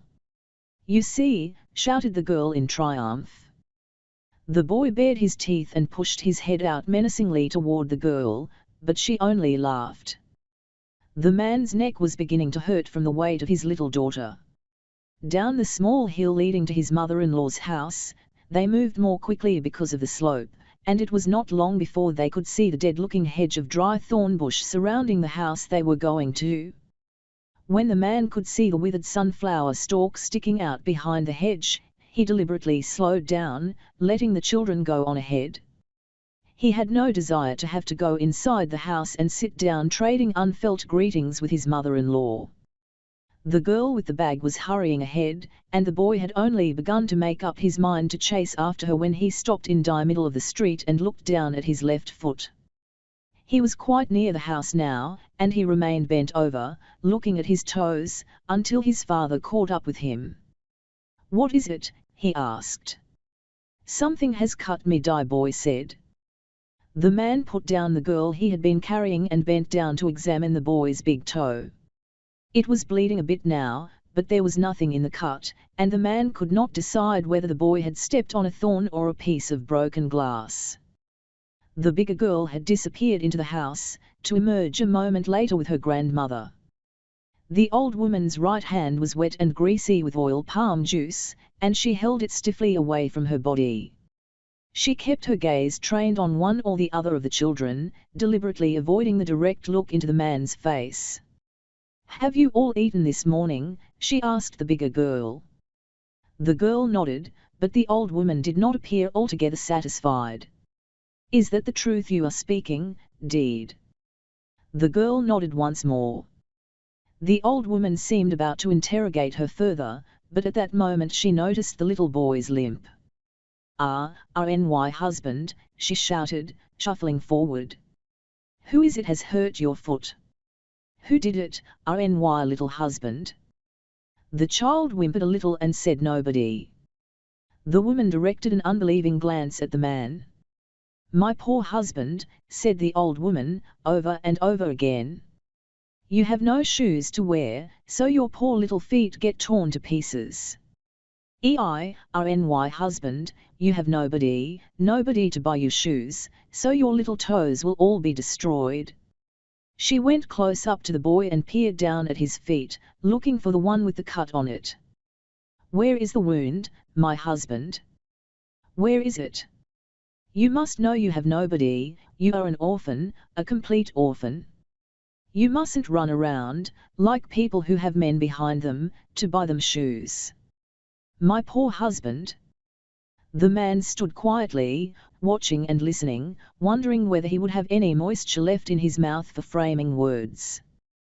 This was done so very often, the tender heads of children serving as things on which adults could bounce their bullet words into the hearts of their enemies. He had come to expect it, yet every time it happened it made him angry.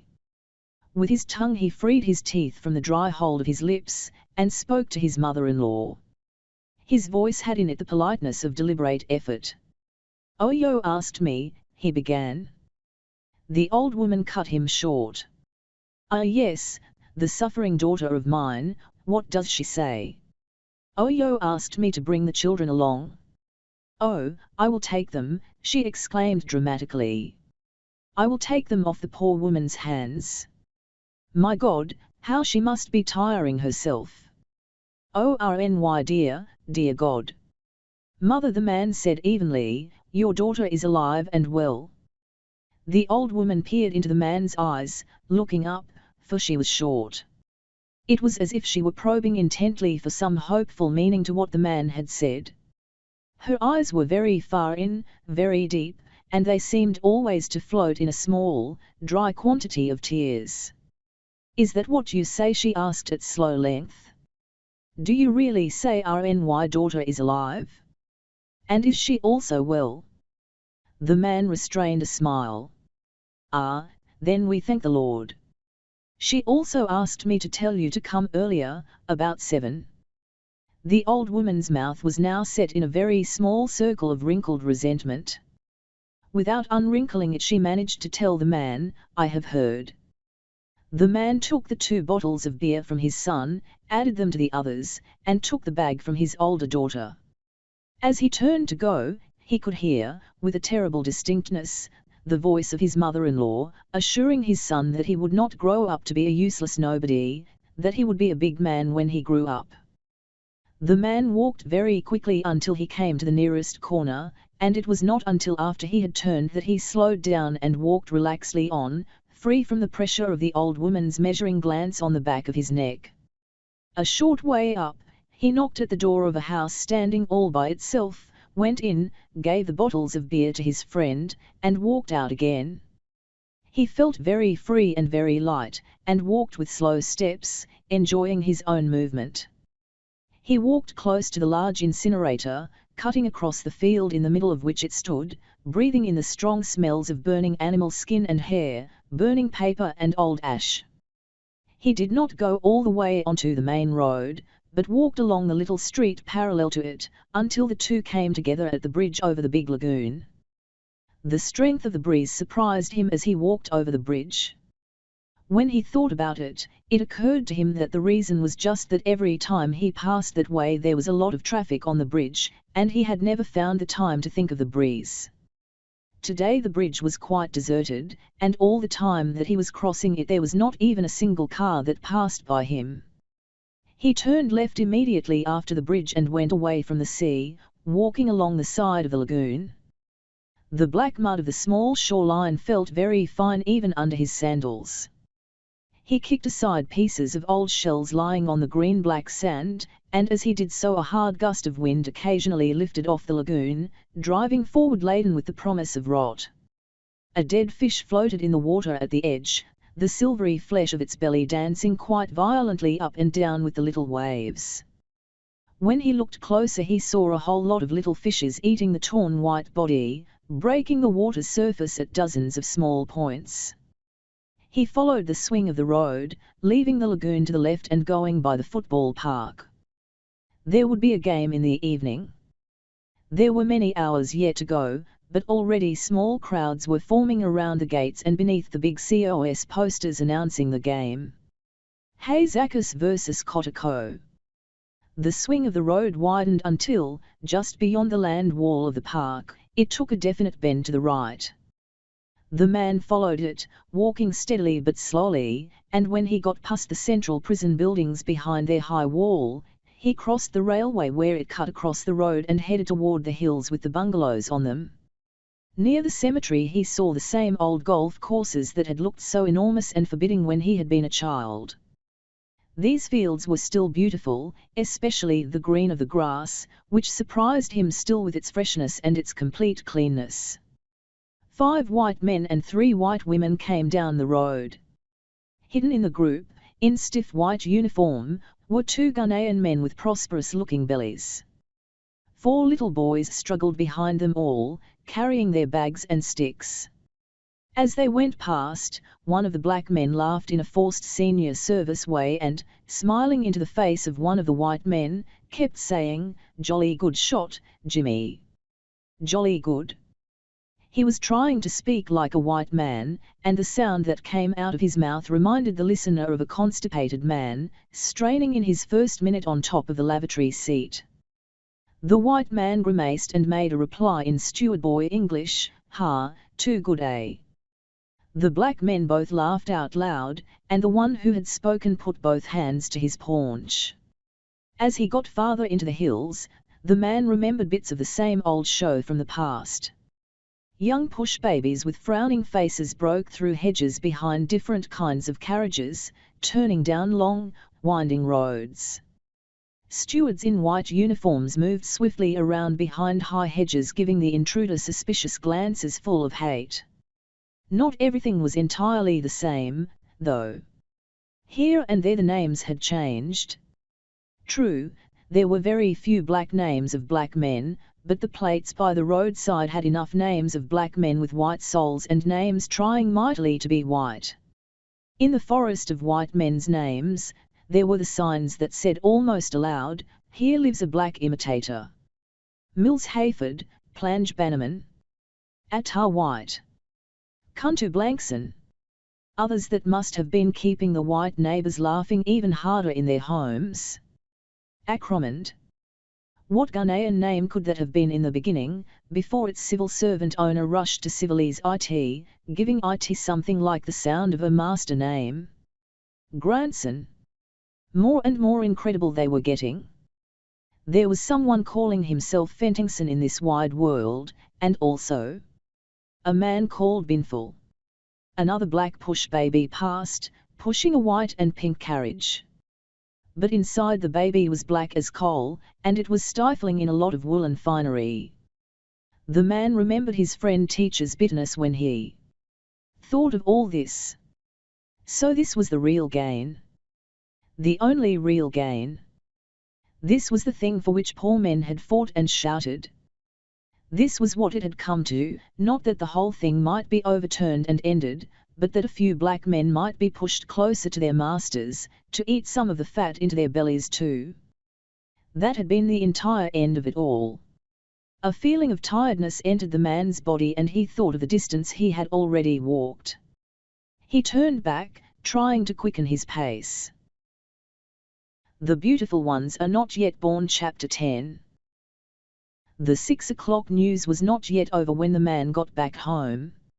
On his way he had heard practically all the news, from other people's radios opened full blast to tell the world outside that here, too, and there, people lived who had a powerful radio. He turned on the set as soon as he entered the hall, and in a few moments he had caught the tail end of the news, all the ritual bits of praise that seemed to be all the news these days. Asajifo the President blah blah, Asajifo the President blah blah blah, Asajifo the President blah blah blah blah. Finally the announcer gave the results of the day's football matches. The man waited until he heard the score that interested him most. Hayzakas 1, Kotoko 0. Then he turned off the set. There would be a week of celebration because of this victory, and because of that the coming Passion Week would be severe indeed. Oyo came out of the kitchen, tired but smiling with pleasure. "I think you should go and get ready," she said. "What about you?" "I still have a few things to do," she said. "Then I can wash and get ready." "Can I come and see the things you've done?" He followed her into the kitchen as he said this. "No," she laughed. Secret. Inside the kitchen the man could see only clean basins. The things arranged in them had been covered over with the big towels. "But if you want to do something," the woman said, "you can put the chairs back in the hall." The man lifted the chairs and put them inside. When he had the last one in, he thought of arranging them in a different pattern, not having them face each other in two pairs with the center table in between them. But the other ways looked ridiculous in the smallness of the hall, so he gave up and went back to the same old style. By the end he was sweating all over again, and when he went to wash himself the water had a soothing coolness that made him forget about the musty air and the rotten door, and he stayed quite a long time in the bathroom, coming out finally with his body very tired and very relaxed all the way in, even to his bones. He started dressing slowly while his wife was going to the bathroom, so that when she came back he still had only his underwear and shirt on, though he had taken out the trousers he was going to wear and they hung on the dividing screen in the bedroom. The woman put her soap dish down, holding her cloth up around her breasts. "You are taking a long time," she said. "Have you become a leper? Why, are you in a hurry? I just thought you'd get out and let me dress. Ashamed to be seen naked by lecherous strangers, oh yo. Ah, look at it if you want to. It's you who'll lose your appetite for it, not me." She smiled with the words, but he could sense her old fear in her voice, and he said nothing. She let her cloth fall and he could see her flabby belly with the scar on it. Every time he saw it, it looked bigger than he thought it should be. He took down his trousers, pulled them on quickly, took his shoes and socks out with him into the hall, and sat on the hard chair in front of the table to put them on. Afterwards he rearranged the books in their case and closed the glass front. Oyo came out and went back into the kitchen, holding her iron comb in her hand. "Jesus," he said when he saw her, "you aren't going to do that, are you?" "I am." She came out of the kitchen with one of the covered basins, then went back in, and in a few moments the man could smell the burning hair. Feeling quite vague inside, he went to her and stood watching the oily smoke pouring out and up from her hair. "That must be very painful," he said. Immediately, he was wishing he had not said it. Oyo put the comb back among the coals, then lifted up her head and said, "Of course it is painful. I'm just trying to straighten it out a bit now, to make it presentable. What is wrong with it natural? It's only bush women who wear their hair natural." "I wish you were a bush woman," then he said. She laughed rather bitterly and said, "You men are hypocrites. You would be angry if we didn't do these new things?" "Some would." "You're all the same," she said, picking the red-hot comb up from the coals and running it 3 times through her hair. Then she put the comb aside and washed her hands. "If I had a wig, there would be no trouble." "If you had a wig," the man muttered, "I'd be in jail." "What do you mean?" she asked sharply. "Stealing by means of employment. You talk so much of theft." "I know it's the national game, but I fear it's still," the man said. His wife laughed, the kind of laugh that answers a very childish statement. Oyo's mother did not come at 7. At 7:30 she still had not come, and Oyo asked her husband whether he had really remembered to tell her to come early. "I told her," he said, trying to hide a smile. The old woman arrived shortly before 8, trailing the children with her. They all smelled like freshly washed babies, and their faces and arms were white with talcum powder. The old woman sat down in an armchair, letting out a whole series of sighs that sounded like complaints unspoken. The younger woman got up, but before she could walk out her mother asked her, "Where are you going, Oyo? I'll give the children something to eat." The old woman's mouth contracted with contempt and outrage. "So you people have been sitting here thinking I was starving your children," she said. No, Mama. I only asked." The man sat there, watching the 2 women, saying nothing. "I fed them," the old woman went on. "I fed them and they ate it all, so hungry they have been all their young lives. You really must not let them go hungry like that." "Mama," the younger woman was exasperated, "we give them enough food. Why do you have to talk like that?" The old woman withdrew into a sullen silence. Occasionally she sniffed suspiciously and made small disapproving noises in her throat. The man fidgeted in his discomfort, then, making a sudden decision, got up and went into the open air. He had at first only intended to create for himself a moment's respite from the company of the loved ones, but the outside air had a coolness and a friendliness that made him wish he would never have to go back into all that familial warmth. He made up his mind to wait outside until the Kumsons arrived and he had to go in with them. Walking very slowly so as to consume time, he went in the direction of the house alone by itself, where he had gone earlier in the day with the beer. He found his friend Bentel in and sat down to talk for a while. It was only when his friend said he had to go out to see some old friends that the man realized how late it was, long past 9. He took the beer, thanked his friend, and started back, thinking he would go and find the visitors already in, his wife frantic and her mother stewing in resentment of him. But when he got to the first junction he saw the powerful headlights of a huge car coming straight at him, then turning to the right, going in his direction. He walked faster.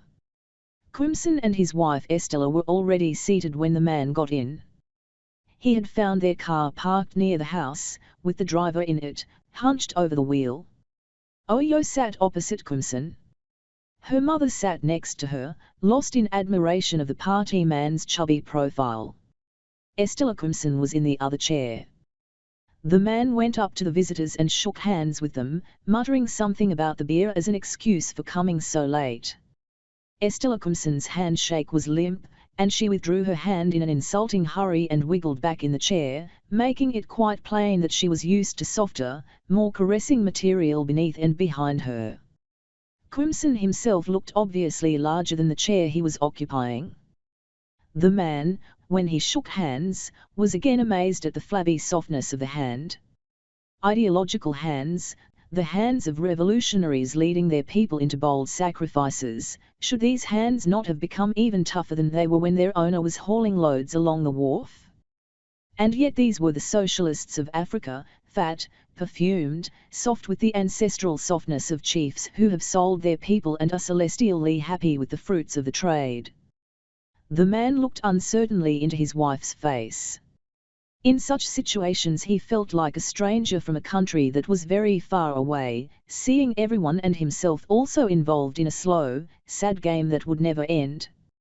It was awful, was it not, that the rich should have this effect on the poor, making them always want to apologize for their poverty, and at all times to sacrifice future necessities just so that they could make a brief show of the wealth they could never hope to have.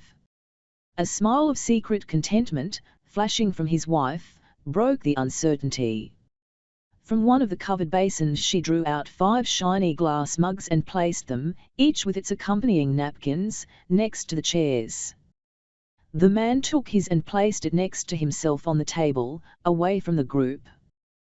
Then he opened the bottles of beer, pouring out the first mug for each person and leaving the half-empty bottles beside them.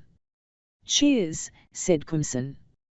He looked ready to add something as he raised his glass, but the high voice of his wife cut the air to pieces. "This local beer," she was saying, "does not agree with our NY constitution." "And what sort of constitution is it that you have?"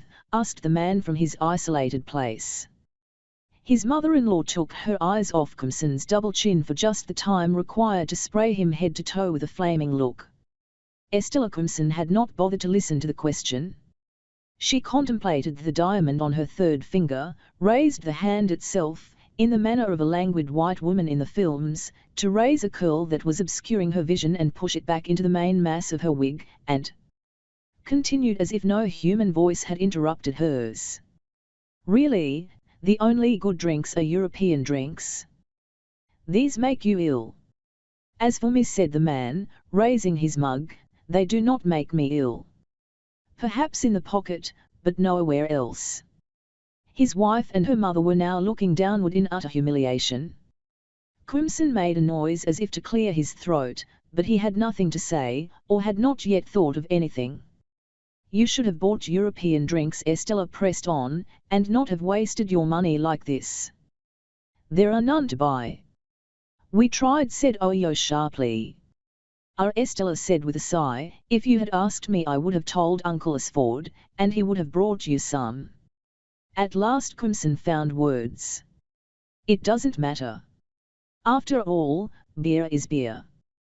He raised his mug dramatically and took a gulp, then exclaimed, imitating the man on the billboards, "Ah, star."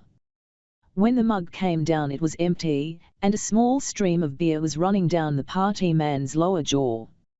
Oyo leaned over, took a napkin and wiped it off for him, then poured some beer from her own bottle into his mug.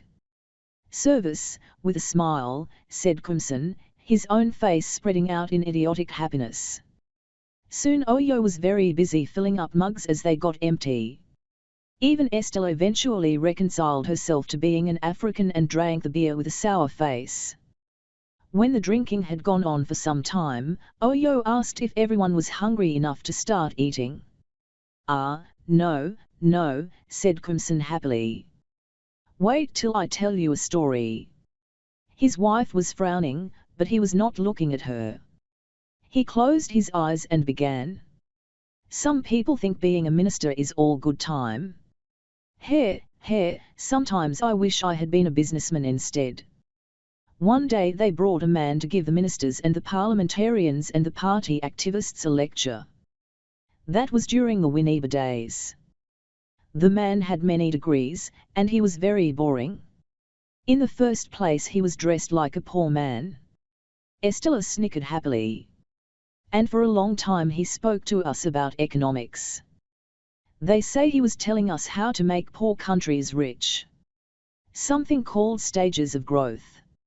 I have tried to find out what he really said, but it seems I wasn't the only one who slept that day. I woke up when I heard some clapping. The others also woke up, and we all clapped and said yeah. Then the Attorney General, who is one of our party scholars, got up to give the vote of thanks. You have told us, Professor so-and-so, of the stages of growth. We thank you very much for having told us about your specialty. The Attorney General swayed, being drunk as usual, and went on. Now we shall share our special knowledge here with you. We present, the stages of booze. I tell you, no one was going back to sleep. The Attorney General opened his red eyes from time to time and chanted. Stage 1, the mood jocose. Stage 2, the mood morose. Stage 3, the mood bellicose. Stage 4, the mood lachrymose. Stage 5, the mood comatose. Then the Attorney General fell down. He was in the final stage himself. We all said yeah. It was a fine day indeed. Oyo and Estella were laughing, Oyo with a bit of a puzzled frown. Crimson was himself shaking with laughter. But the funny thing he was saying, the funny thing was that only the professor stood there, not laughing even once. I hear he has left this country. The old woman asked her daughter to explain the joke, and while she was trying, Crimson spoke once more. Request, please, he said, raising a finger like a schoolboy. Nature is calling. Please take me to your toilet. From his seat apart, the man suppressed a nervous giggle and said simply, we don't have a toilet here. Oyo looked astonished. Preening herself, Estella asked, so how do you what do you do? The man, enjoying himself now, gave her a long reply. We have a place. All right, he said, only it isn't anything high class.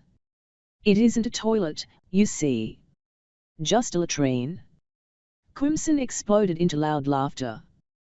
The man saw his mother-in-law's face contract, oozing shame and hate mixed together. Estella had a joyous, condescending smile on her face. Well, so long as there is a place. Nature's call is nature's call. The man got off his chair. Fine, he said. Let's go. The two men left their women and went off toward the bathroom and the latrine. The cement of the yard was slippery underfoot with a wetness that increased as they got closer to their goal.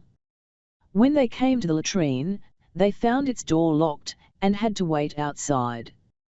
The agony and the struggle of the man inside were therefore plainly audible to them, long intestinal wrangles leading to protracted anal blasts, punctuated by an all too brief interval of pregnant silence. It was a long battle, and the man within took his time. Crimson stood peering into the darkness around the bathroom hole, and though he could see nothing, the atmosphere itself of the place seemed to subdue him. Once the man could hear him swallow very audibly. A man who had escaped, now being brought close to all the things he had leaped beyond. Finally the harsh sound of old dry newspaper being softened in the hands of the man within came at the end of a long, tearing, unambiguous sound, and the two relaxed in readiness. Then a small boy emerged. The boy, in the dark light filtering through from the open doorway of the latrine, appeared still to be wiping his left hand on a piece of leftover newspaper. As he advanced past the waiting pair, a stench came up behind him like a sea wave and hit the men directly in the face. Crimson let a small gasp escape him, hesitated at the door, then, with just a single glance into the entrails of the latrine, he turned back. He said nothing to the man, and the man did not ask him anything. There was no need for words. The two went back into the hall and to their waiting women. The food had already been served.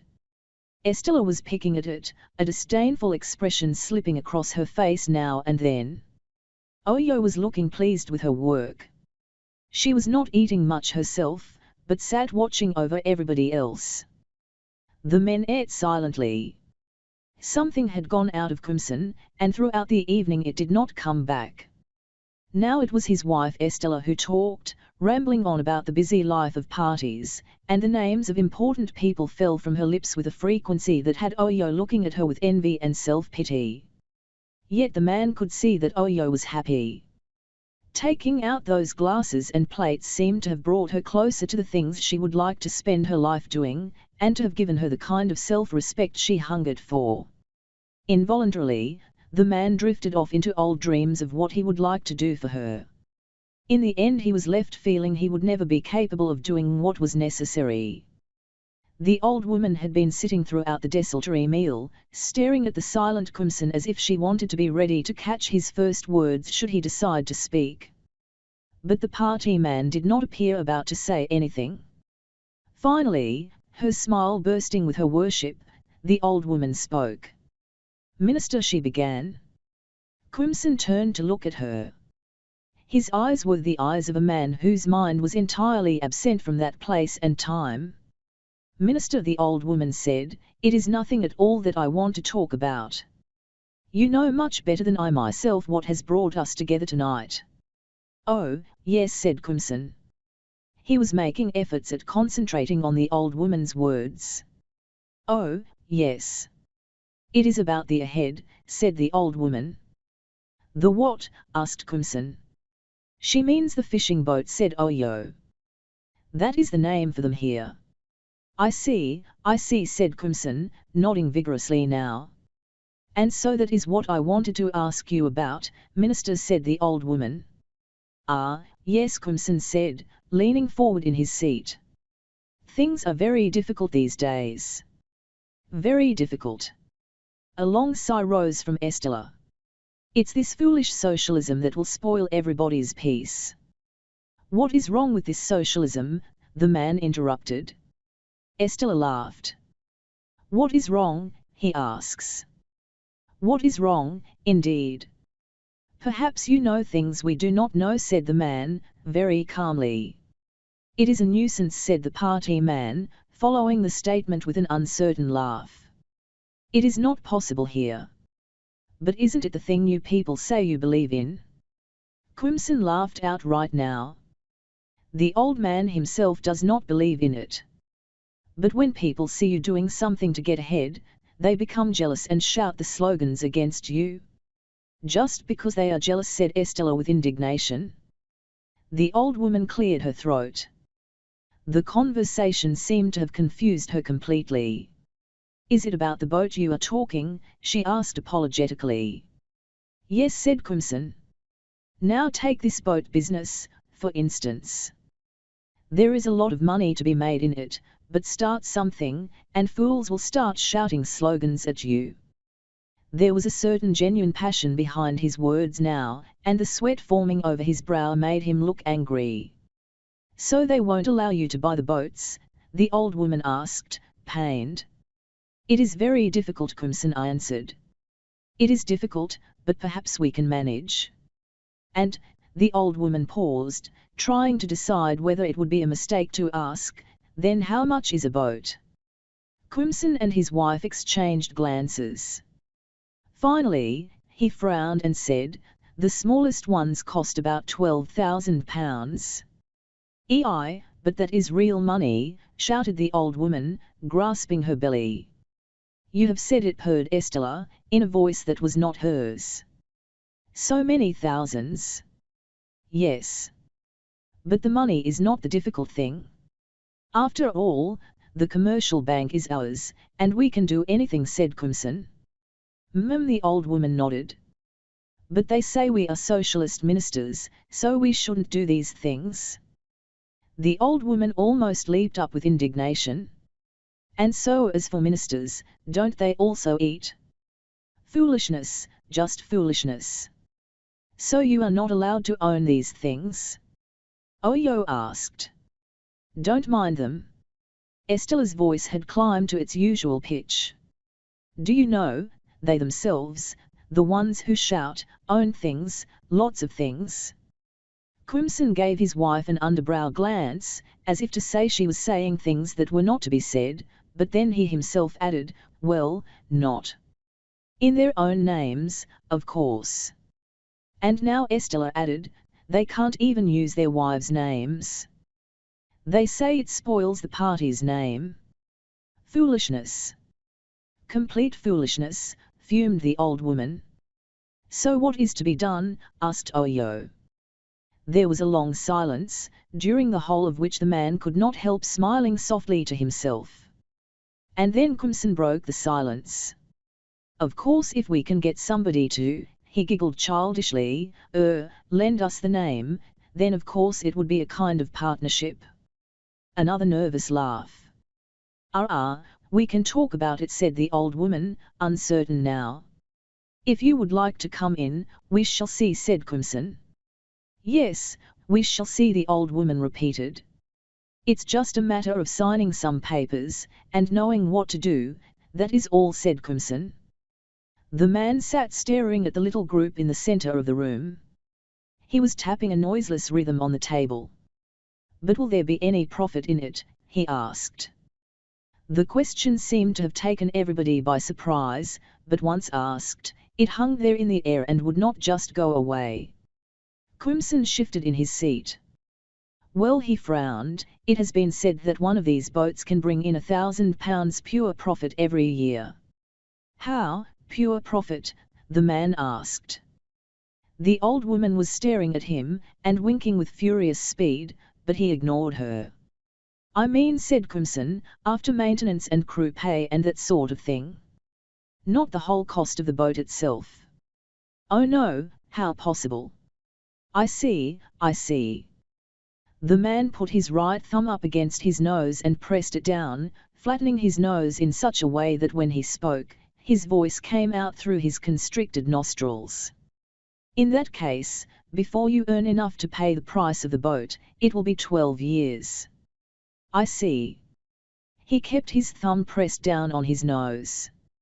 I thought, the old woman began. But in the middle of what she was about to say, something seemed to have struck her mind, and she stopped, her mouth open, her face looking extremely old. What matters, came the high voice of Crimson's wife, is that there will be plenty of fish to eat. You know, fish is foully expensive these days. Crimson seemed unable to take his eyes off his watch now, and when he was able to catch his wife's eye he said, Esty, how about it? We really have to go now, said his wife, rising. The old woman seemed totally perplexed, then she too rose, and shook Estella's hand. But when shall we see you, for the papers and all? She asked. Oh yes, Esty, when are we free? You know you're always busy with your friends. Perhaps Saturday. Saturday, repeated the old woman. But you have to come before 6. Joe has to see some friends at the Atlantic Caprice just after 6. Saturday, before 6, the old woman said, and she managed a sad smile. The Crimsons shook hands again. We'll prepare for you, Estella said, smiling like a queen. The group went out into the night. The man walked slowly behind everybody else, saying nothing. Outside, the driver was still hunched over the big car's wheel. To escape the cold night air he had rolled up the glass windows, and this made it hard for Crimson to wake him up. Estella banged angrily on the glass. The driver woke up, apologized, and stepped out to open the door for the party man and his wife. The man, his wife and his mother-in-law waved goodbye, and with the soft sound of prosperity the car poured itself down the night, only an escaping shimmer of red lights in the blackness all around. The old woman sighed a long sigh when the little family group returned into the hall. Crimson has done well, we must say it. He has done well for himself, and for his family too. Neither the man nor his wife said anything to that. It is late, said Oyo. Yes, indeed, it is, said the old woman. I am going. I will go with you, at least part of the way, said Oyo. At short intervals the old woman gave vent to a kind of subdued growl, as if there were things knocking against her breast, demanding exit. The man walked out to the veranda with them. I must say, the old woman began at last, I must say that there are men somewhere in Ghana who at least know how to take good care of their own.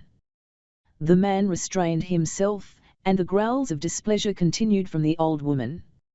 People who can do manly things, and take the burdens of others too. Now the man laughed softly and said, Yes, we shall be rolling in fish.